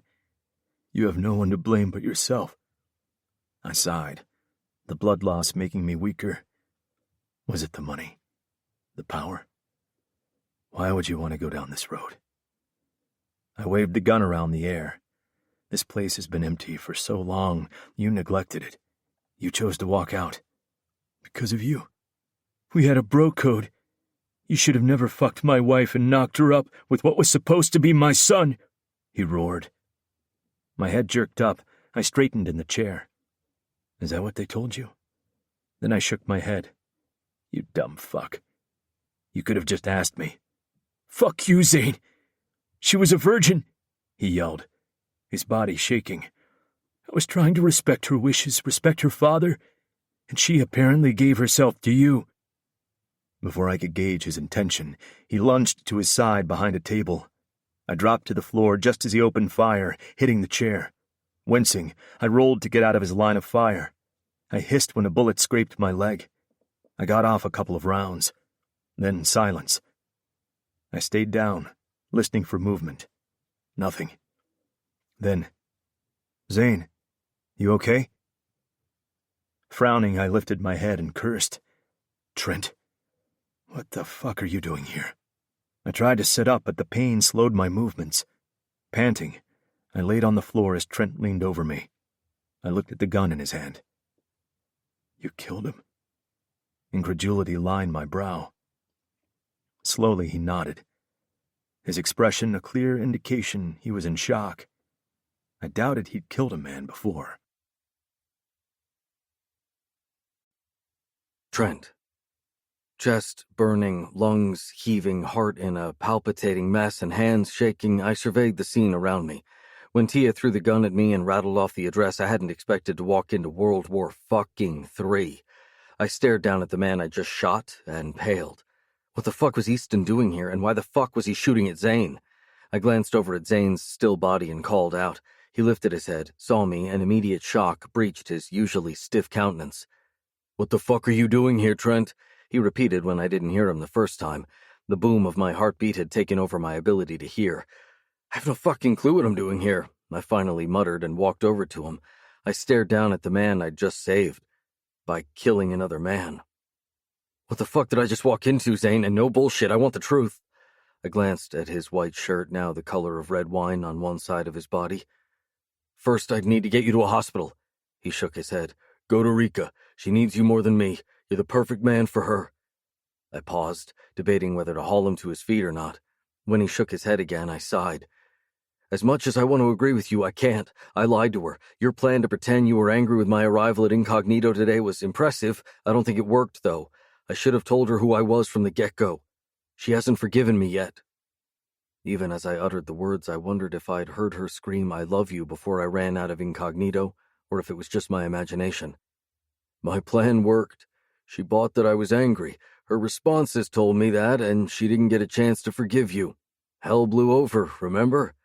His laugh was strained, something between a chuckle and a cough. Don't remind me.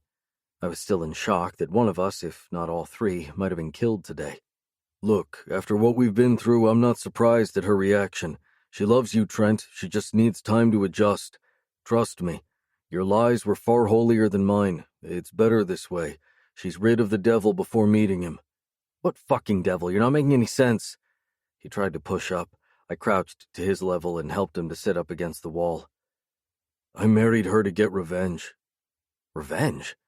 Baffled, I sat down next to him. I don't understand. I'm not who you think I am. Neither does Rika know, for that matter. Why am I not surprised? My tone dripped sarcasm, but I was impatient to hear his story. He almost knocked me on my ass when he said, I was paid to injure her father. What the fuck? A killer? Are you fucking kidding me right now? I ranted, disbelief tightening my chest. I was hired. I got that part. Move on to the why and the how, or better still, by who? Him. He gestured to Easton's lifeless body. Somehow, the revelation wasn't as shocking as I expected. In the time I'd known him, my brother-in-law's concept of family had been severely lacking. Shortened version? Easton is not related to Singh. His mother had an affair with Singh. His father kidnapped Rika out of revenge for the affair when Easton was young. Angry with Ashrika for taking his place, he saw an opportunity. He approached Singh and claimed he was the result of Singh's affair with his mother. Singh never questioned him.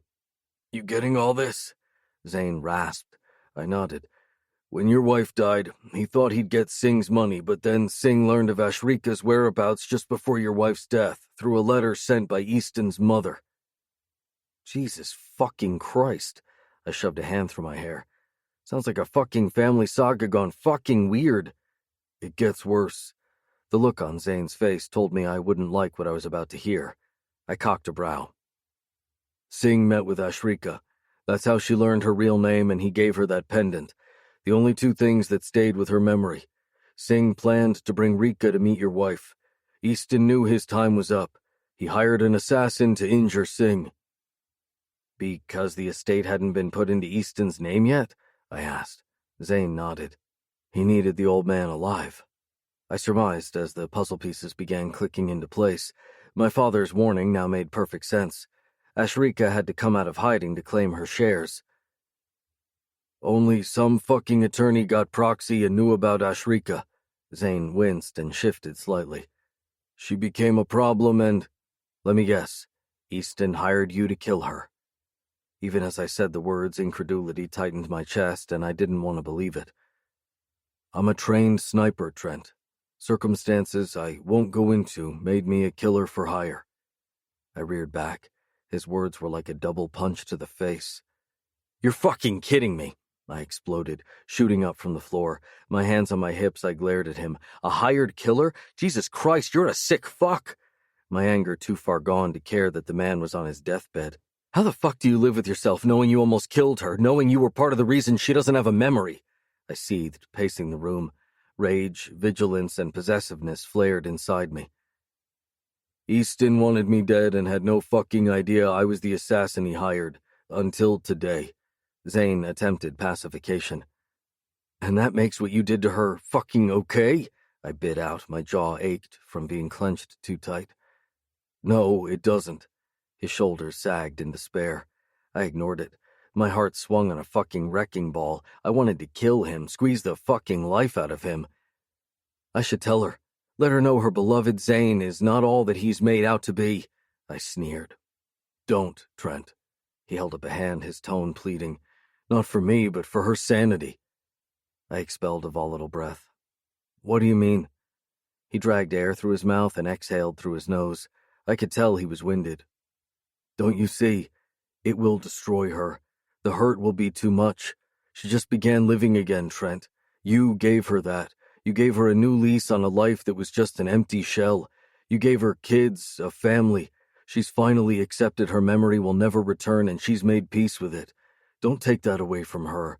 Even though she might appear strong, deep down she's still fragile. If her memory returns, she might handle the truth better, and you can tell her then.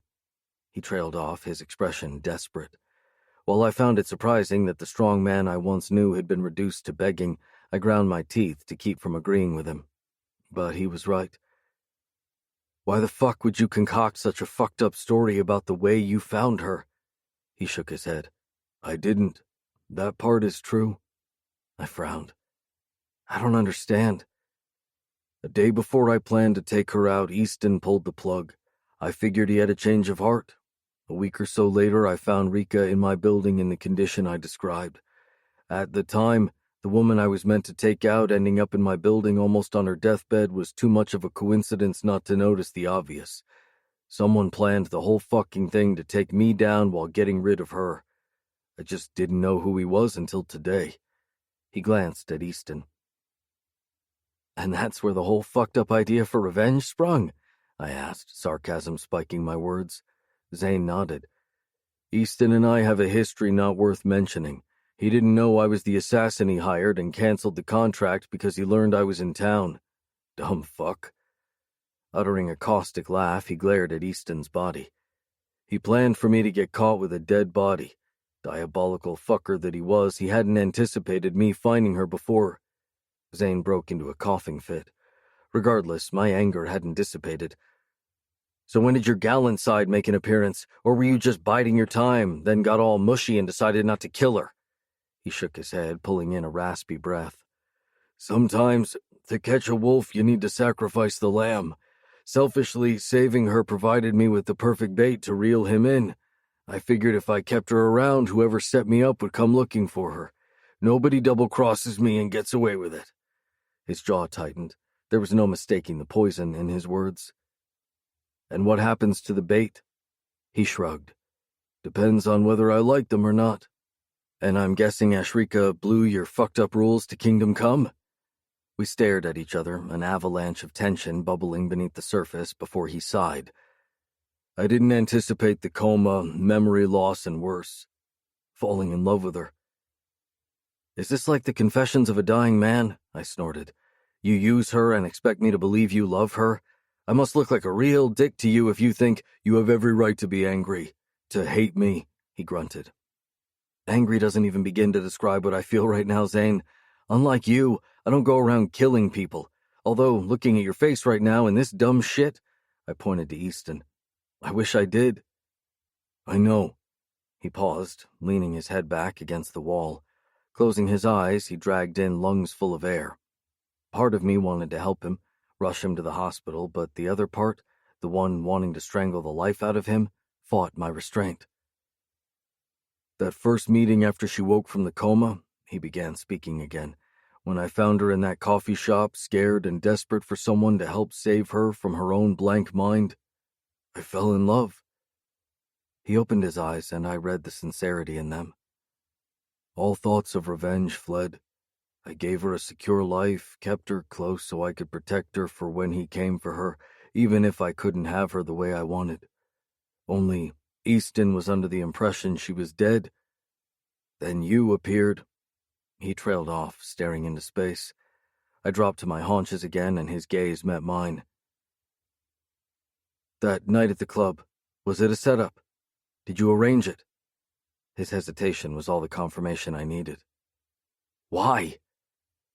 For 7 years I heard from no one. The people who worked for me had no leads as to who set me up. Then you arrived out of the blue. I had to test you, make sure I wasn't the person who hired you. I scoffed. And you gave no thought to her safety. The fucker could have I had it covered. How? I cursed. Tia, seriously? You trust that fucking woman? With my life, he snapped. I wondered about their relationship. The fact she had a gun on her at the club and the way she used it told me there was more to her than just a waitress at the restaurant. Still, I didn't question him. She was following your instructions that night? He nodded. The bouncers as well. If the fucker took it too far, He appeared to rethink his words. Let's just say he did and became fish food real quick. My shock must have shown because he smirked like an evil son of a bitch. You killed him, I muttered. I didn't have a choice. What do you mean you didn't have a choice? I snapped. There is a justice system that can take care of fuckers like him. No. The vehement shake of his head gave credence to that single word. I had to make sure he'd never get another chance to touch Rika again. I had to make sure he didn't walk out of here alive today, even if it meant my death. I shook my head, surprised. Even at the risk of being caught? I made it my mission in life to never get caught, Trent. His gaze held mine, unblinking. I'd do it again if I had to. Would you? He gestured to Easton. I glanced at the dead man. I hadn't hesitated to pull the trigger because of the threat to life. Every inch of my brain knew the answer. No, I'd done it to protect Ashrika, and I'd do it again. You do love her, don't you? His laugh was low, strained. I might possess the face of a saint and the heart of a sinner, but when it came to Ashrika, she was the light that encased my darkness, the angel that lured my pain, turning it into pleasure with just her smile alone. I'm not her hero, neither am I her villain. Both just fell in love with her. Our gazes met, and in that pregnant silence an unspoken conversation like the night at Incognito passed between us. His look read, It's over for me and mine. Not yet. Get the fuck up, Zane. I'm taking you to the hospital, I grunted, leaning toward him. No. This is it for me. For fuck's sake, don't be a pussy. You're not fucking dying. Not on my watch. He snorted out a laugh, breathing hard through his nose while panting through his mouth. You know something, Trent? I'm the kind of man mothers warn their daughters about. The kind of evil children hate in fairy tales, he rasped. I'm nothing but a cold-blooded killer. I deserve to die. And yet you were innocent once, I'm sure. Giving him no chance to respond, I pushed a hand under his arm, slid it along his back, and gripped at the same time, pulling him to his feet. No one is born evil, Zane. Sometimes bloodlust is forced upon you by circumstances you can't control. Supporting his full weight, we staggered to the car. As I pulled away from the curb, Zane reached inside his pants pocket for his phone. A few seconds later, his instruction was pointed and terse. Yeah, I need a cleanup. Stat. When he was done giving the address, he cut the call and looked at me. I shook my head. I'm not even going to ask. You don't need to do this, you know. My laugh lacked mirth. I just fucking killed a man, something I would have never thought myself capable of until I met you. Fuck, the last time I broke a law was before I married, and that was fucking child's play compared to this. My hands tightened around the wheel in a vice grip. What the fuck was I thinking? I was a goddamn father. I didn't go around killing people. Hey, Zane touched my arm. Nothing's coming back to you. I shifted my gaze from the road for a second. I won't let it. I caught the sincere promise in his eyes before he broke into a coughing fit. You good? I asked, stepping on the gas. Breathing hard, he rested his head back against the seat. Yeah. Promise me you'll take good care of her, Trent. He demanded, but his tone lacked the usual hardness I'd become accustomed to. Where the fuck do you think you're going? I barked out instead. His attempt at a laugh was weak. Look, I have no clue what you're up to, what demons haunt your past, and what kind of evil you are, but to Ash, you're her knight in shining armor. Don't take that from her. If nothing else, live for her, I urged. You're her happy ever after, he replied, yet there was none of the usual sarcasm in his voice. But you loved her first, I countered. Our gazes met briefly. As fucked up as this situation might be to the average man, it was the truth. As simple as night became day with every sunrise, he'd loved her long before I arrived. And you'll love her enough for the both of us. Zane turned his head to stare out the window, his breathing taking on a harder, faster pace.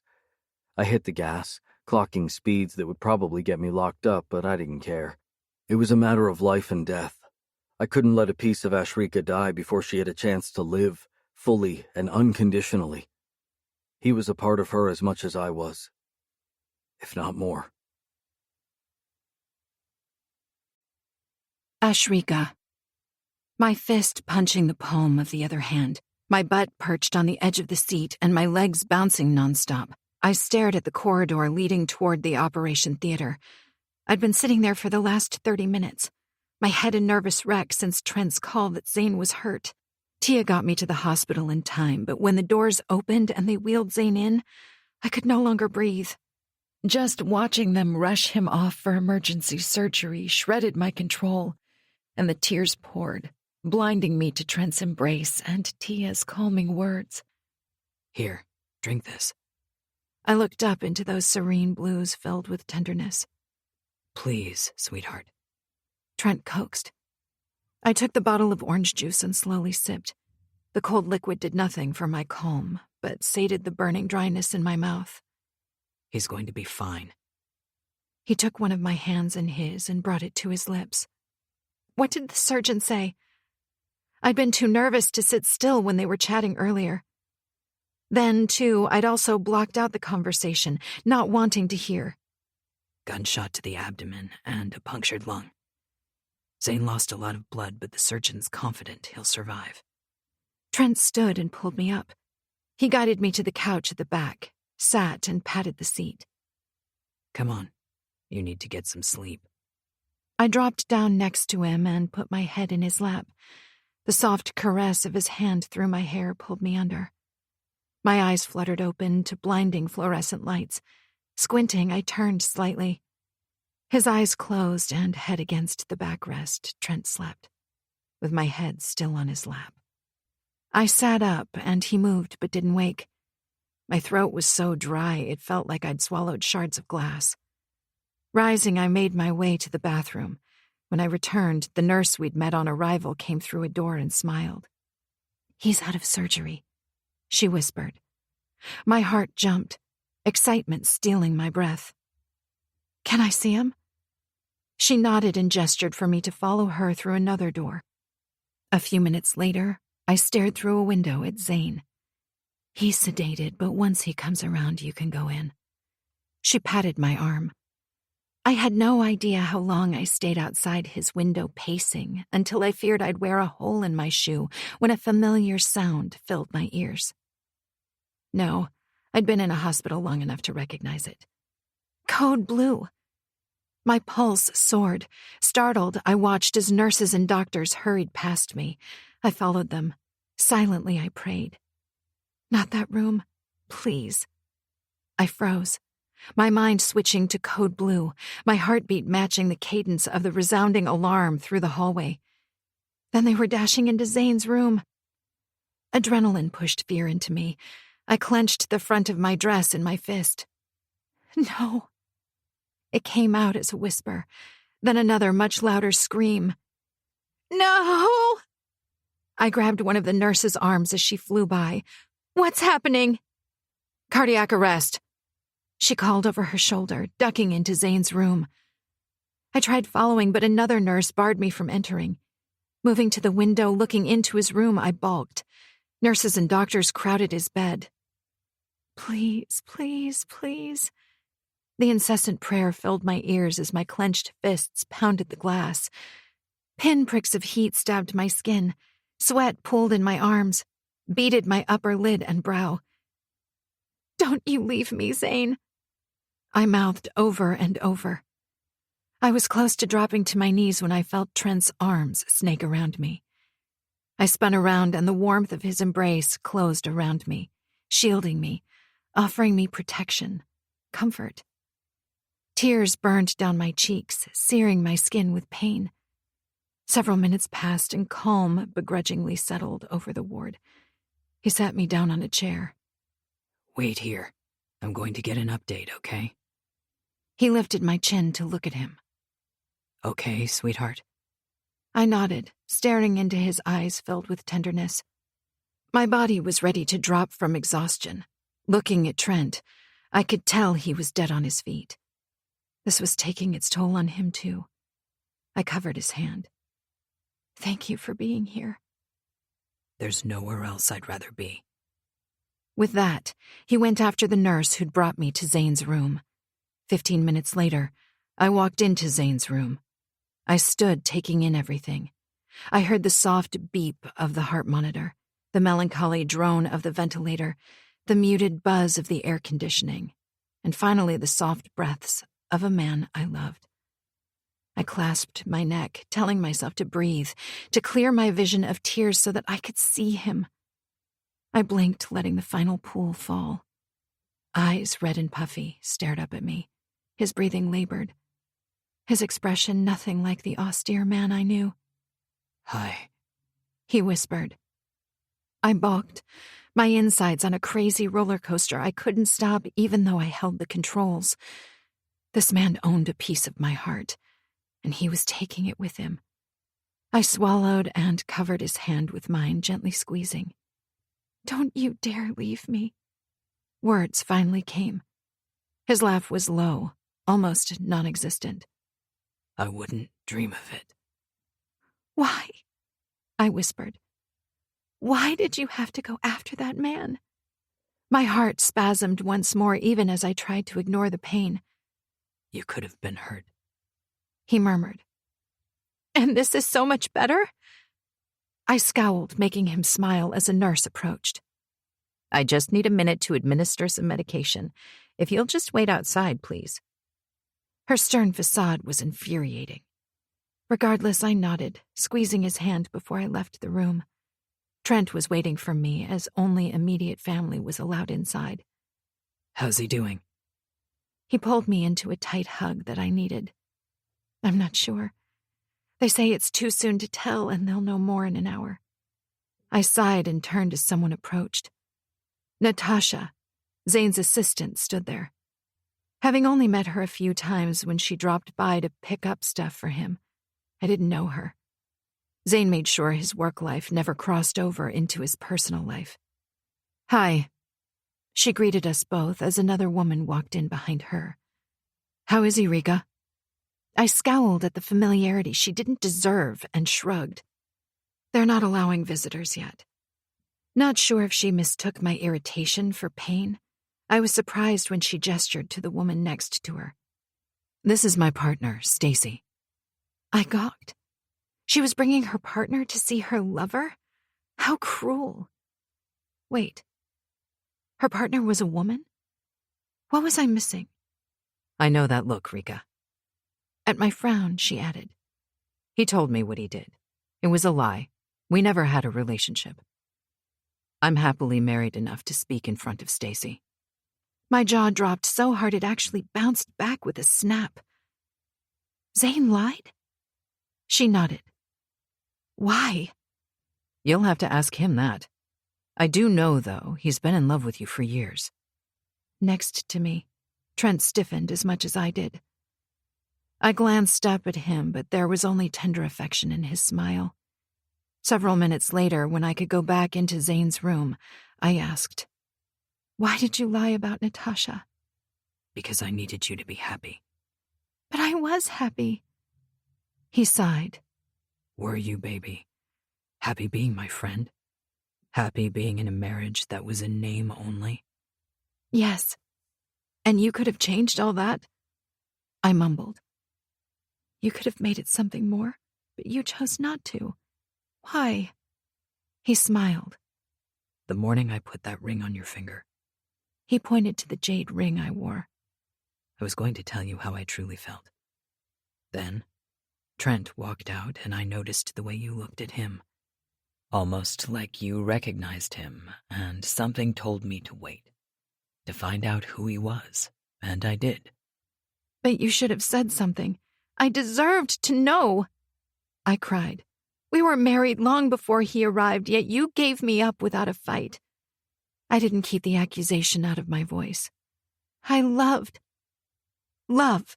you, Zane. And what about Trent? I stared at him, unsure what answer to give, never expecting my heart to split me in two. How was it possible to have such strong feelings for both? You love him, Rika. And he loves you. After all that has happened, and even if I kept the truth from you, you don't have to admit it.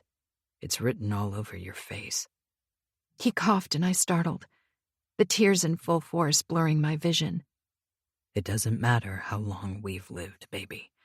What matters is how much we've lived in that lifetime. Don't you dare say that to me, Zane. You are my life.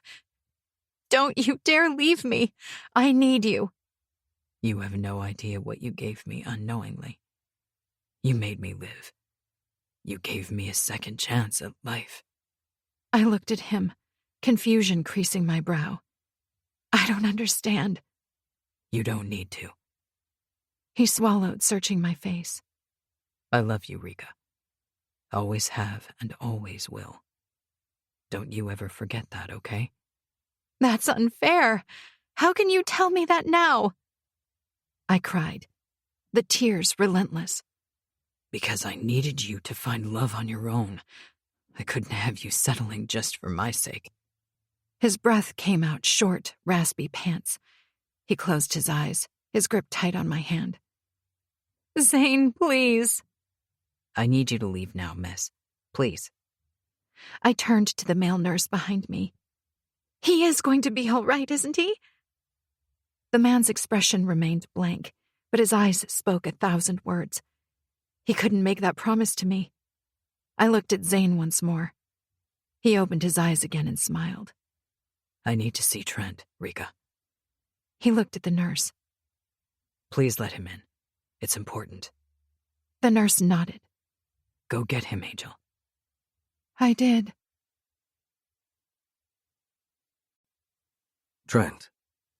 I glanced up as Ashrika came running down the passage. Shooting up from my seat, I caught her in my arms. She collapsed against my chest, her sobs uncontrolled. What's wrong, Ash? I held her tight. She leaned back, her red-rimmed eyes searching mine. He's dying, Trent. He's leaving me. Fuck. My wistfulness dropped like an anvil, and all that was left was anger. He can't fucking die. I reined it in. I'm sorry, sweetheart. My fists clenched at her back, squeezing hard as though I could wipe away her pain. He wants to see you. Her voice cracked on the words. Let's go. She stepped back, shaking her head. He wants to see you alone. Are you going to be okay? After she nodded, I wiped her tears with my palms and kissed her brow. He's going to be fine, sweetheart. Her silent gaze roved over my face, and I wished to God my words hadn't lacked conviction just to ease her pain. Together we walked back to his room. She clasped my hand tight just before I opened the door. I glanced back at her, turned, and pulled her into an embrace, caressing the back of her head a moment longer. Better? When she nodded, I kissed the top of her head and released my hold. Trent? She stopped me. I looked at her. I love you. I blinked, not sure I heard right. I love you, she whispered again, and every inch of my body tingled. I wasn't sure if it was the right moment to be happy, but I was. I took a step closer to her. I love you, too. She palmed my cheek. If you're wondering why now, it's because I screamed it out before you raced off at incognito. I wasn't sure you'd heard me. I needed to say it again just to make sure. He found a friend in you. Let him see it. I dropped a light kiss on her cheek and left. Inside the room, I stared at the man swathed in the pale grasp of pain. Zane. He opened his eyes. You good? My laugh was low. You're asking me that? Trust me, takes a lot to take this fucker down. His smile was weak.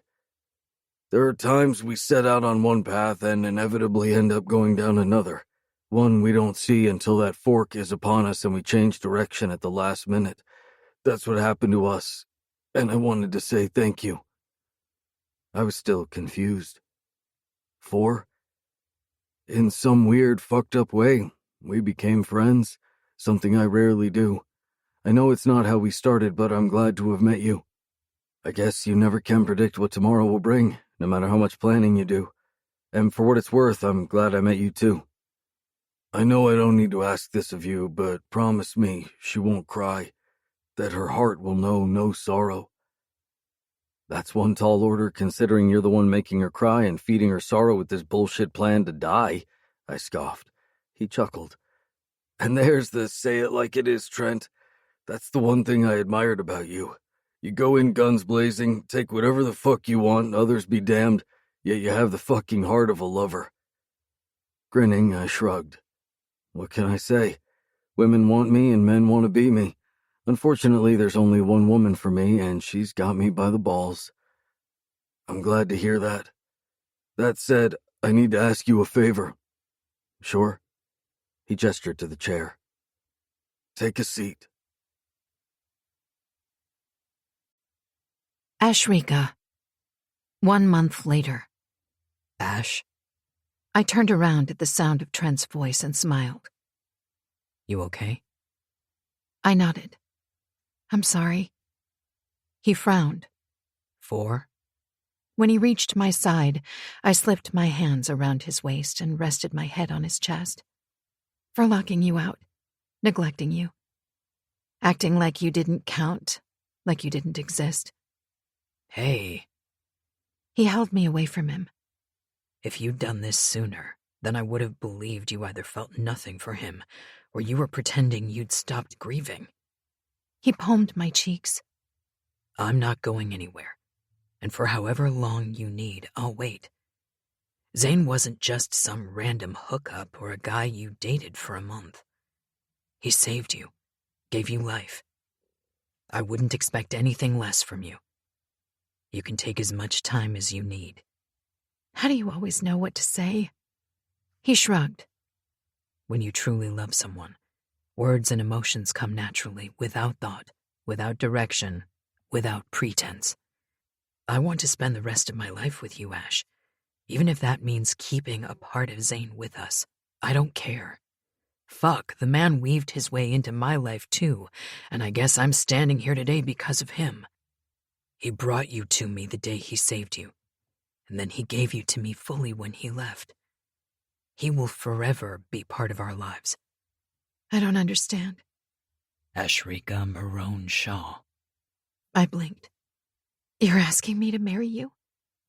Yes, when you're ready. Realization dawned. You're asking me to keep Zane's name as well?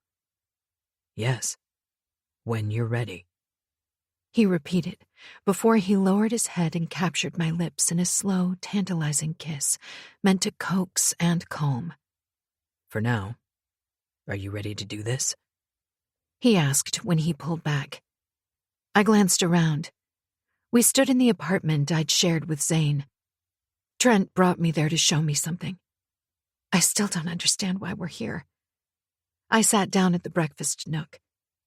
Trent stepped away from me and picked up the Van Gogh, the Starry Night painting he'd retrieved from Zane's bedroom, since I refused to go in there. He made me promise that you got this painting before you sold the apartment. Still frowning, I stared at the artwork. It had been a month since I'd come back home. A month and 1 week since Zane's funeral. A month and 2 weeks since he took a bullet meant for me. He'd left me. My tears had long since dried up, but that didn't mean my heart couldn't cry. It did. I shifted my gaze to the man holding the painting, the other man in my life, the one who'd stayed. My pillar of strength. The man who'd held and consoled me every day that I'd shared tears for another love. I smiled at him. My savior, my liberator, and more importantly, my first and only true love. Can a woman love two men at the same time? Yes, without a doubt. I did. And they loved me back, loved me hard, and loved me unconditionally. Yes, a woman can love two men at the same time. I did. I loved Zane Marone, but I loved Trent Shaw more. And he'd not only just asked me to marry him, but to keep Zane's name. What man did that? I guess the one that loved you just as hard. Sweetheart. The husky call gently coaxed my attention. Standing, I neared him and stared at the painting. I don't understand why this was important. Trent held up the artwork. He checked the front, then examined the back. Get me a knife. I retrieved a small knife from the kitchen drawer and handed it to him. He laid the painting face down on the dining table and with gentle manipulation lifted the canvas cover at the back. When he pulled it back, there was a note stuck inside the edge of the frame. Trent pried it free, gave it a quick scan, and held it out. It's for you. Frowning, I took the note and read it. Hey, baby. If you're reading this, chances are I'm dead or running behind a woman far less beautiful than you.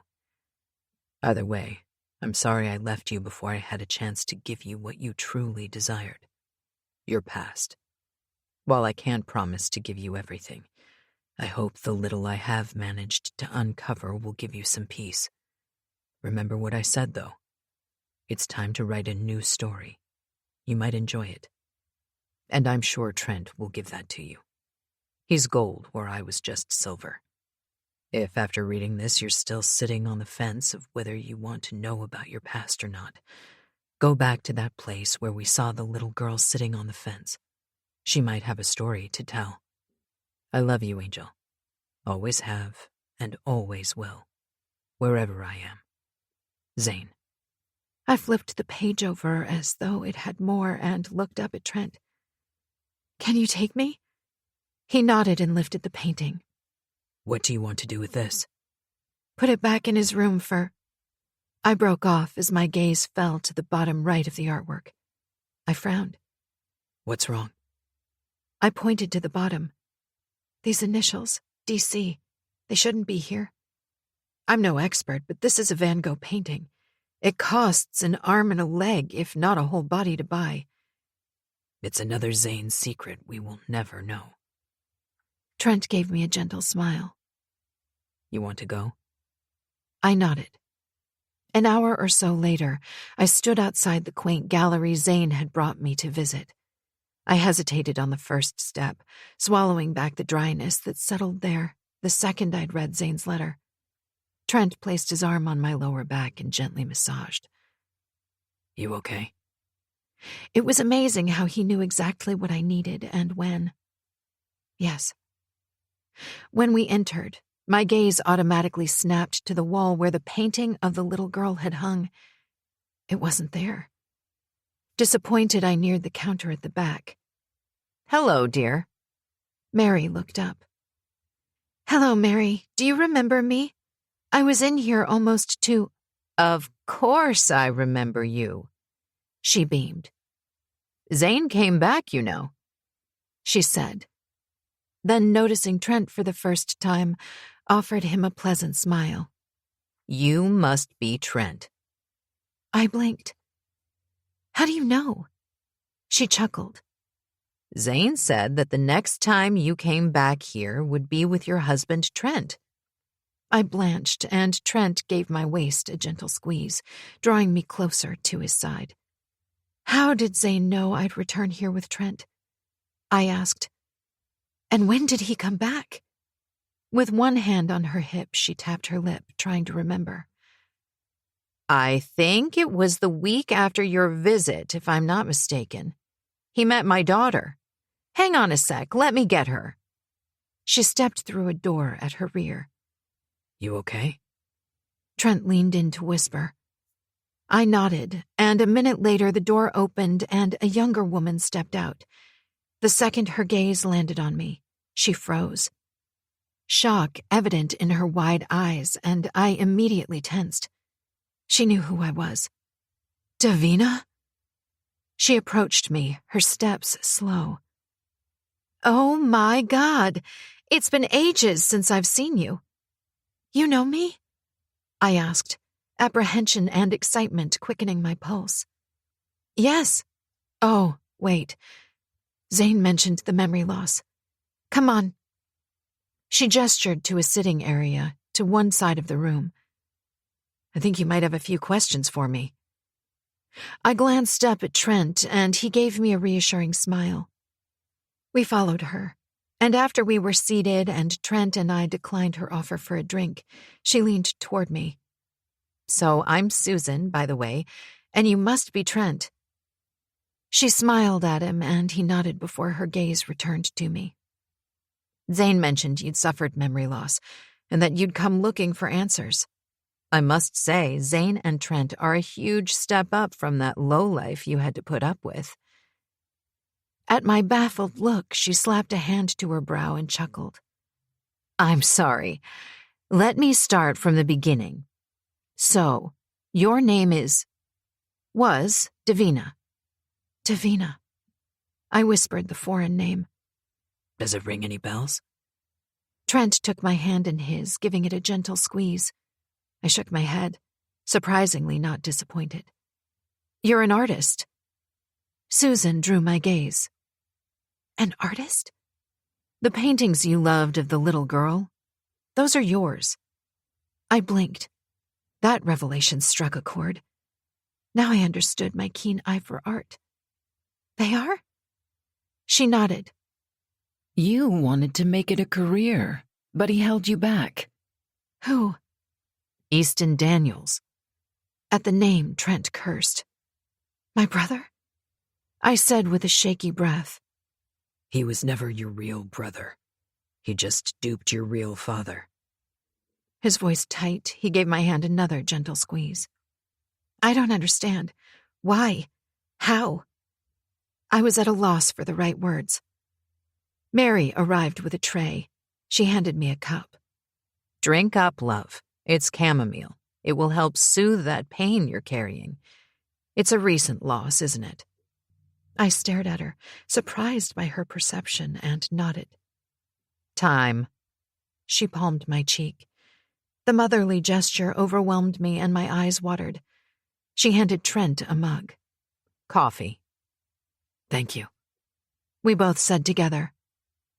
I looked at Trent. What did you mean about Easton not being my brother? Easton's mother had an affair with your father. Filled with jealousy, Easton's father kidnapped you the day you were born. Instead of hurting you like he promised his wife, he fell in love with you and raised you as his daughter, but ill-treated his son. That made Easton jealous. He presented himself to your father and lied he was the result of your father's affair with his mother. Your father, gentleman that he is, believed him and began treating him like a son. Then your father discovered you were alive when Easton's mother, on her deathbed, sent your father a letter. Easton found out and planned your death. With each word Trent uttered, cold fingers of fear and shock wrapped themselves around my lungs, squeezing until I couldn't breathe. Noting my struggle, he sat forward and rubbed my lower back. It's over, sweetheart. No one is going to hurt you ever. Zane and I made sure of that. I frowned, but the look on his face told me I shouldn't ask him anything. With all the happenings surrounding Zane, I'd neglected to ask what had gone down. I'd been too caught up in my misery of losing him to think about anything else.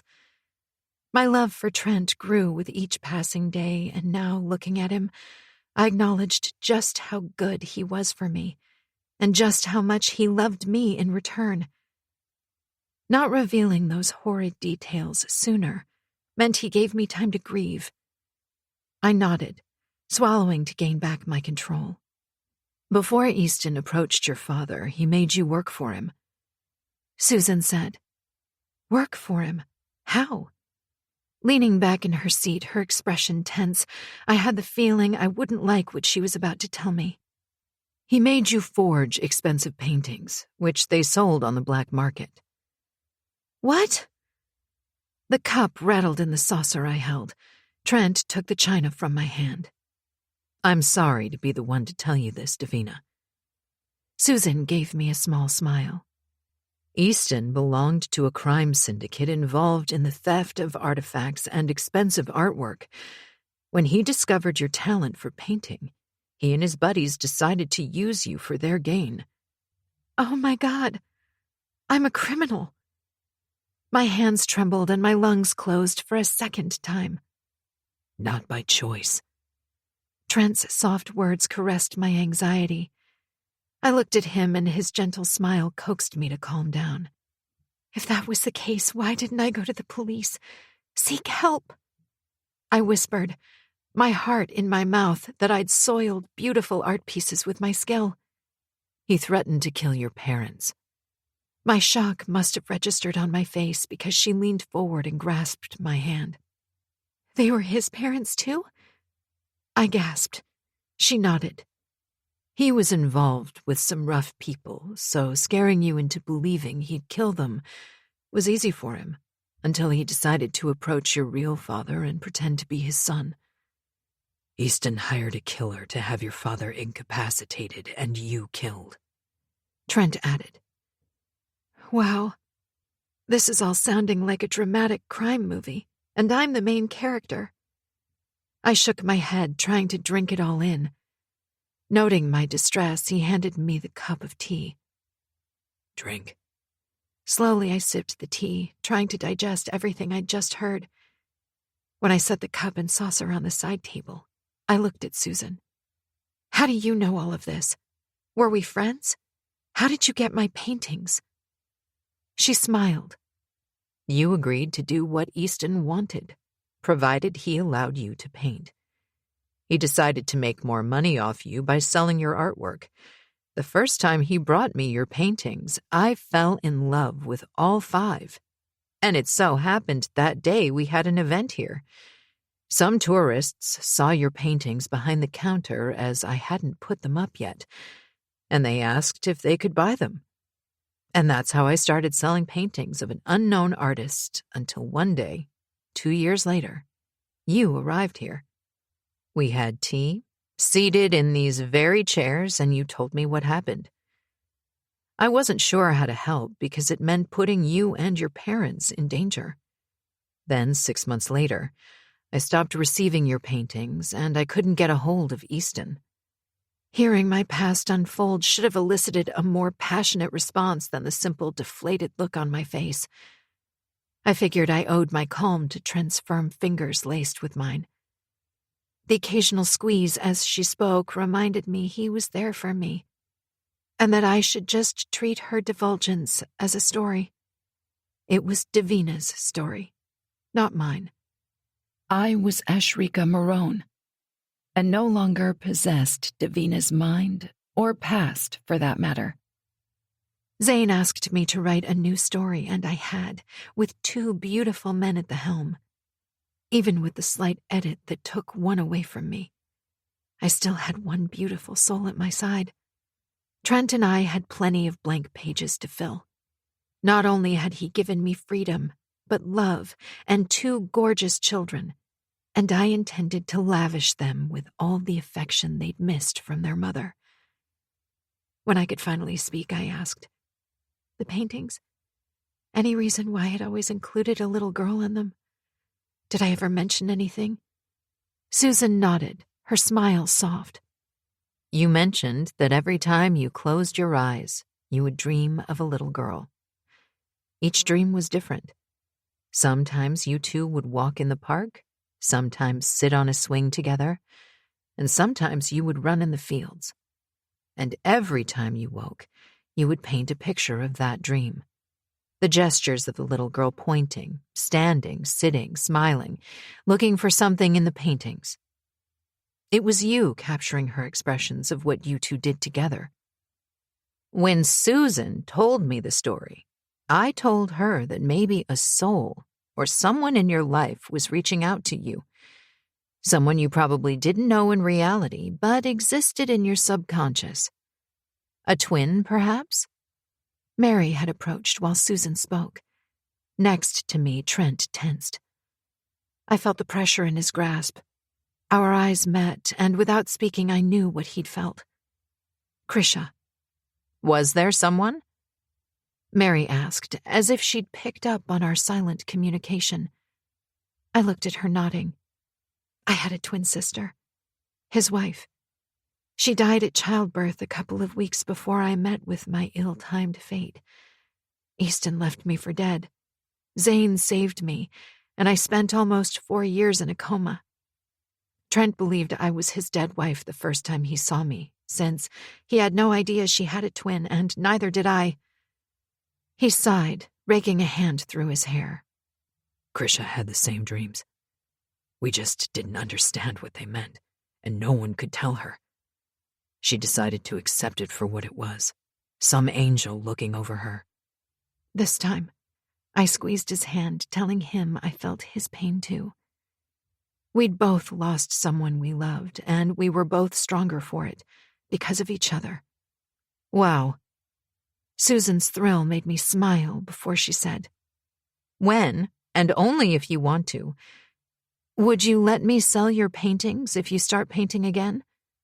I laughed, my first in many days. "I will, and yes, you can." Then something clicked. The initials at the bottom of the paintings read DC, and I know the family surname I lived with was Daniels. Do you perhaps know what DC stands for? Susan nodded. Divina Croix. At my baffled look, she added, "Van Gogh was your favorite artist, and one of his languages of choice was French. When you began painting, you chose something in keeping with both your lives. Croix is French for believe. You always believed everything would turn out for the best." And it did. Laughter bubbled out my throat, and had Trent smiling. Wow. Fascinated, I palmed my cheeks. I now understood the forged Van Gogh painting Zane kept. All this time, a little piece of my past lived with us. I looked at Susan. There's a Van Gogh painting at home that... The Starry Night was your first forged painting. Zane didn't provide me with the clues about how he got it, only that when he walked in here and recognized the initials on your paintings, He began piecing the puzzle together. Wow, I blinked. He knew and never mentioned it. Because he couldn't get your hopes up without having all the facts, sweetheart, Trent said.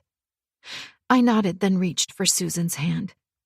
I can't tell you how glad I am that I met you then, because of what you've given me today. I can't tell you the value you've added to my life, and I appreciate you. I stood and Trent followed. Standing, Susan laughed. I'm just glad we were able to help. Now it's time to write your new story. You'll probably love it. I startled. Those words? I whispered. Zane said to tell you that, after I'd given you every bit of information on your past. At the time, I had no idea what it meant. Now I do. I wish you all the best, Davina. Ashrika. And at the tilt of her head, I added, My name is Ashrika Marone Shaw. I heard Trent's sharp inhale and looked at him. Yes. His smile was indescribable, more so the twinkle in his eyes. I'd missed it, and now I was ready to reap its benefits along with his love. One more stop, he whispered as we walked out. I no longer needed to ask where. I'd follow him anywhere. An hour and a half later, I stood back as Trent pulled open the door to a storage facility, and as he flicked the light switch, I gasped, taking in the neatly designed room made to look like a little girl's castle. Scattered around the entire room sat gifts in all shapes and sizes, some wrapped and others not. I walked forward and fingered them. They all had labels, a gift for every birthday, Christmas, and various other school gifts ranging from age 1 to age 22. Laughing, I turned to Trent. I don't understand. It looks like that for every gift they bought Krisha, your parents bought you one as well, probably waiting for the day you came back. They really loved me.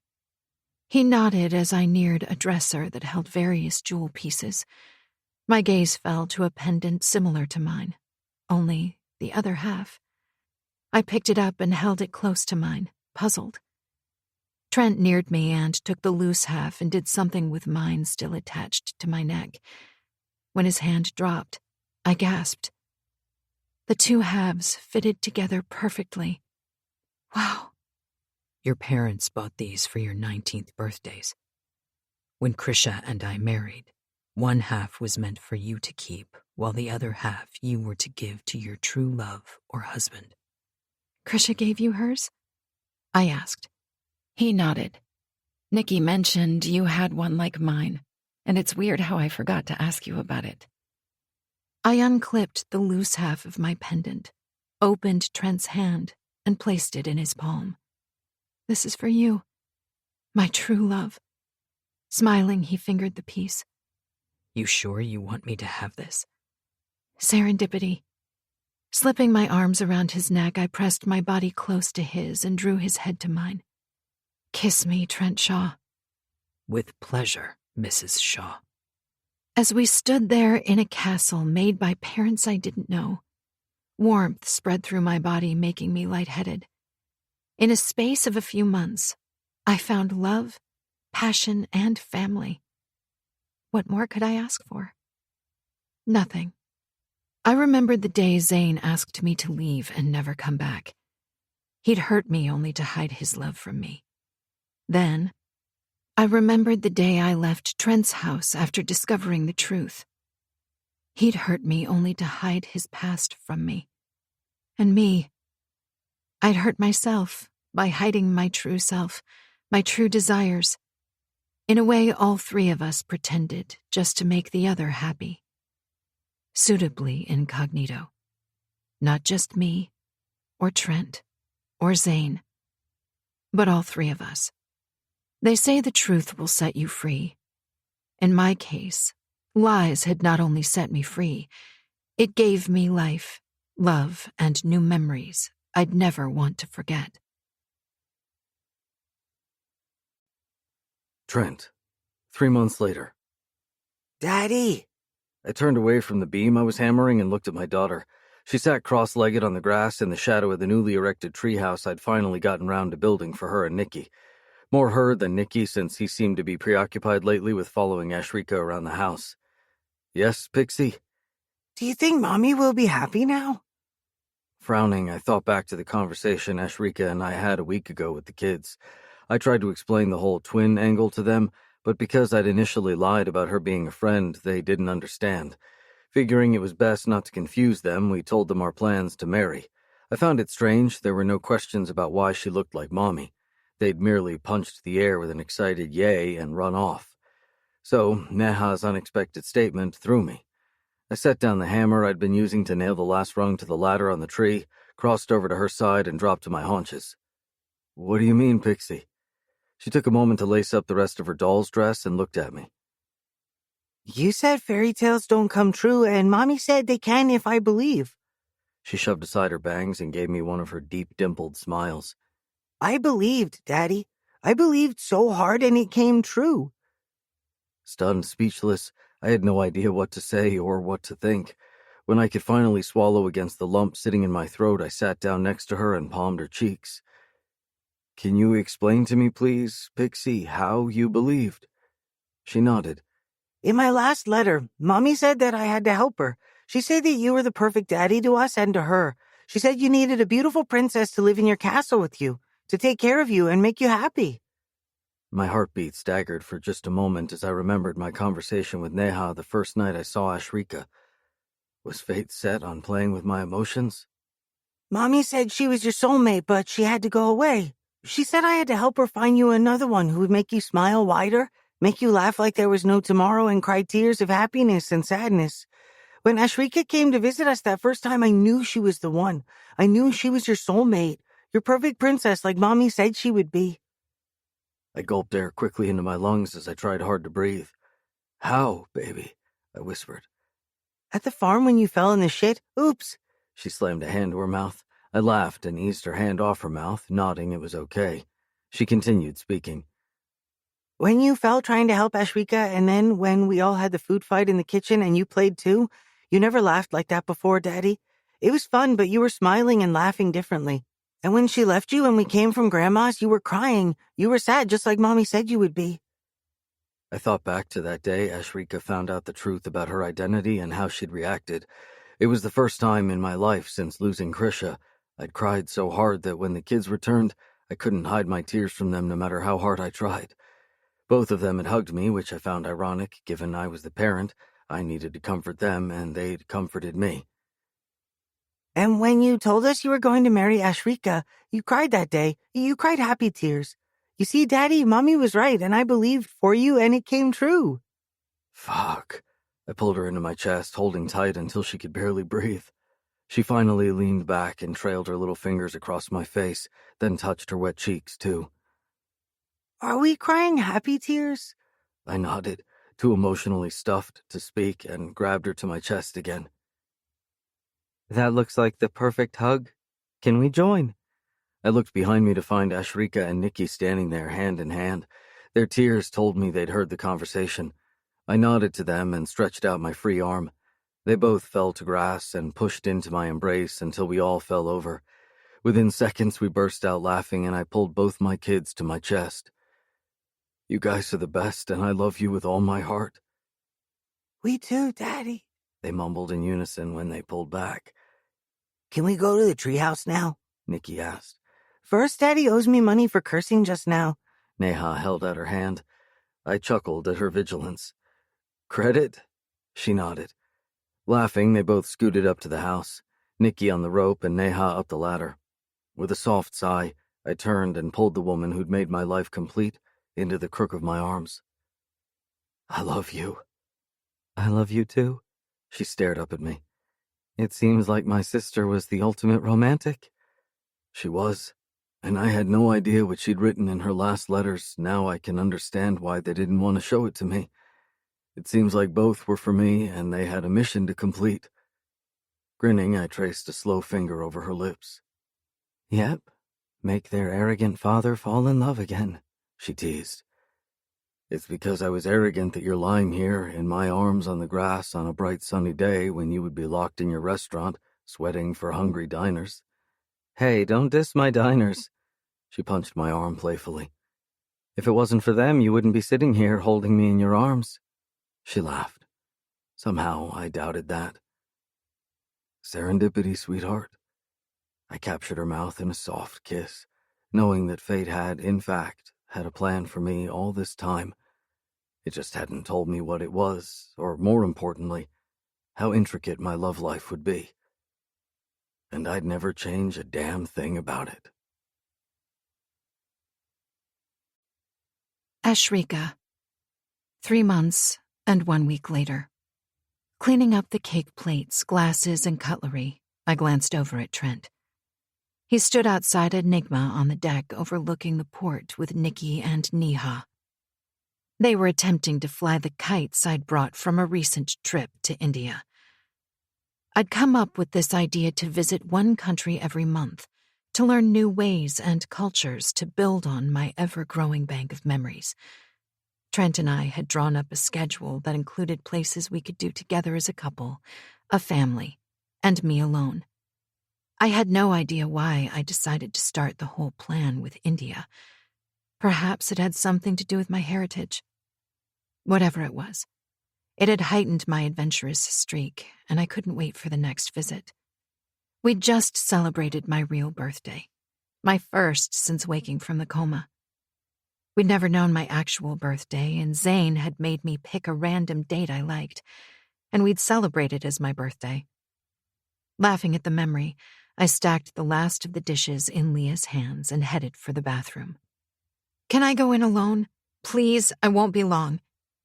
I frowned as I came upon a beautiful dark-haired woman around my age begging a burly guy to let her use the bathroom alone. "Excuse me." I tapped his shoulder.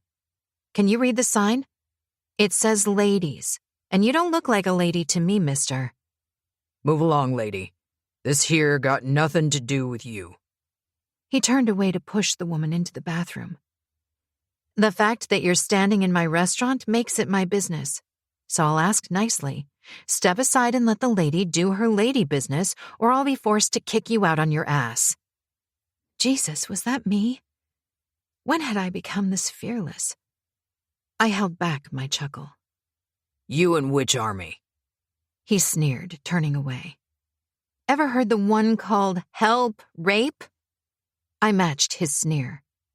He faced me again, and I caught the distinct flare of his eyes as he looked over my shoulder. Fine. Ladies it is. He took a step back, hands up, palms out in apology. I'll wait here for you, he said to the woman. Frowning, I glanced over my shoulder. There was no one there. I could, however, have sworn the sudden sense of being watched floated over me. I did a full 360 and came up empty. The bathrooms were designed such that you had to walk out of the dining area into a glass-encased structure.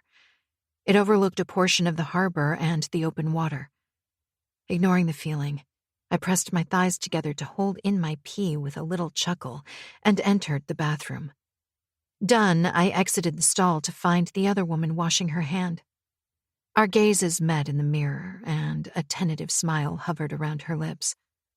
"Can I ask you a favor?" At my nod, she leaned closer. I sensed her fear even before she spoke. Without meaning to, I scanned her face and what little I could see of her body beneath a mid-thigh summer dress for signs of trauma. There was none apart from the haunting look in her eyes. "Would you please give someone a message for me?" "Are you okay, honey?" "Shh, I don't have time. That man will barge in here if I'm not quick." "Sure, tell me." "Tell Raiden, where the mountain meets the seas and trees bloom orange against the night. He might find me there. Once." I frowned at the cryptic message, and before I could ask her for more, she was gone. Giving no thoughts to my action, I raced out the bathroom searching for her. Quickly scanning the restaurant, I cursed when I didn't see her. My legs on speed, I ran out into the parking lot in time to see her being helped into the back seat of a black SUV. Breathing hard, I barely took 2 steps before the vehicle sped off within seconds of her burly companion jumping into the passenger seat. Ash? Turning, I waited as Trent neared me. What's wrong, sweetheart? You look like you've seen a ghost. Tension immediately gripped the frown lines in his face. Raking a hand through my open hair, I shook my head. Would you find it odd that I was given a cryptic message for your cousin? Brayden? I nodded and quickly relayed what transpired since arriving at the bathroom. He paled. Xena. Cursing, he searched for his phone. Come on. He grabbed my hand and hurried back into the restaurant. What's going on? I asked, my panic full-blown. Who's Xena? Give me a sec and I'll explain. He grabbed his phone off the table we'd been sitting at, and within seconds of dialing, someone answered. Ray, you're not going to believe this. After the call, he turned to me. Sit. I'll explain. Raiden's on his way. Zane. 3 months and 1 week later, the same day, just outside Enigma. I watched her. Beautiful Ashrika. The angel who'd come into my life for the wrong reasons and ended up staying for the right ones. The woman who'd given me a chance to live, love, smile, and be whole again. The woman who'd made my smoke and mirrors past solid, defined, and acceptable. And the woman who should have been mine. Still, she was with who she belonged. Trent Shaw. A formidable opponent and an admirable friend, 2 things I would have never hoped to encounter in my life. But I did. Our tango for the love of a woman was worth every damn step. Grinning, I stared, waiting to see his response. He looked up and glanced around, as if he knew they were being watched before his gaze zeroed in on me. He smiled, like he could see me. When are you going to start living? I turned to find Tia at my rear. I am living. By spending every day here watching over her, she snorted. I knew she meant well. It's been 3 months, Zane. I nodded and smiled at the one woman I could trust with my life. Katerina Petrov, a.k.a. Tia Ramon, my friend, my partner, and Ashrika's bodyguard. I saw your little scare tactic outside the bathrooms just now. I'm guessing Rika didn't see you threaten him. She nodded. Did the fucker recognize you? He did. Think he's going to be a problem for her? I never trusted those fuckers. I think they've got their hands full already. I frowned. Who is she? Xena Sen. The dead girl? I asked. Tia nodded. Do we need to get involved? Let me do some digging. I'll call you. And you do know I'll call if Rika's in any kind of trouble, right? I know you will. But you want to make sure? She nudged my shoulder with hers. She's the reason why I lived even after dying, Tia. I inhaled on a long, ragged breath. Exactly, she smiled. You haven't begun to live again. You need to. I glanced away, watching Ashrika hand her daughter an ice cream. They laughed before she dotted the child's nose with the treat. She moved around to feed Trent some as well, and my heart staggered when he pulled her in for a kiss. He's good for her, you know. I shifted my gaze back to Tia. I do. I wasn't sure of the exact moment Trent Shaw evolved from my enemy to a friend, but I was convinced he was the perfect man for her. The inside pocket of my jacket buzzed. I frowned. Pulling out my phone, the one a select number of people had the number to, and stared at the flashing number. I cursed, debating whether to answer the FaceTime call or not. Who is it? I showed her the call, and she grinned. Take it. You need to. With a gentle squeeze to my shoulder, she walked away. What the fuck do you want? I eventually answered as the face of a man I hadn't seen in fuck knows how long came into focus. Long time. He offered me one of his tentative smiles. Not long enough, I seethed. You're a fucking hard man to find, he replied, his tone just as firm. The fact that I'm looking at your face, I'm guessing it wasn't that hard. I scoffed, sarcasm dripping from my words. Fuck's sakes, Gabriel, it's Zane. He knew why I had to change my name. A long pause as he dragged a hand down his face and looked me straight in the eye. Still incognito? He cocked a brow, cheeky as shit. Changing your name doesn't change who you are. He snapped out the last word, then laughed. You're looking good in your old age. Go fuck yourself. Call me when you're an adult. Actually, don't. Lose my number. I moved my hand to cut the call, and he called out. Zane, wait. I hesitated. I never hesitated. What the fuck do you want? I need you. I need you for a job. It's a big one. I'm not interested, Tanner. You of all people know I only work with people I trust. Please, Gabe, Zane, he quickly corrected. Meet me for a drink so we can talk this shit out. I'm in New York. I blinked. What the fuck are you doing here? We'd agreed a long time ago to never meet. It was safer that way. The fewer people saw us together, the better. Meet me and I'll tell you all about it. I'll text you the address. He cut the call before I could decline. I stared at the blank screen for a moment longer, wondering where we'd gone wrong. I scrolled down the contacts list and found his name. My thumb hovered over delete and block before moving up to slide over his name. Declan Tanner, my good friend, my confidant, my spotter, my handler, until he committed the ultimate betrayal. He killed my wife, and I had to walk away. Then. Thank you for listening to Incognito, Book 2 of the Serendipity series, written by Charlene Namdhari, narrated by Ava Lucas, J.F. Harding, and Joe Arden, members of SAG-AFTRA. Produced by Blue Nose Audio. Production coordination by Abby Gillick. Post-production by Michael Kinsey. Follow Charlene Namdhari on Instagram at Charlene Namdhari, or go to www.charlenenamdhari.co.za to find out more and stay informed about upcoming titles. Copyright 2021 by Charlene Namdhari. Production copyright 2023 by Charlene Namdhari and Blue Nose Audio. All rights reserved.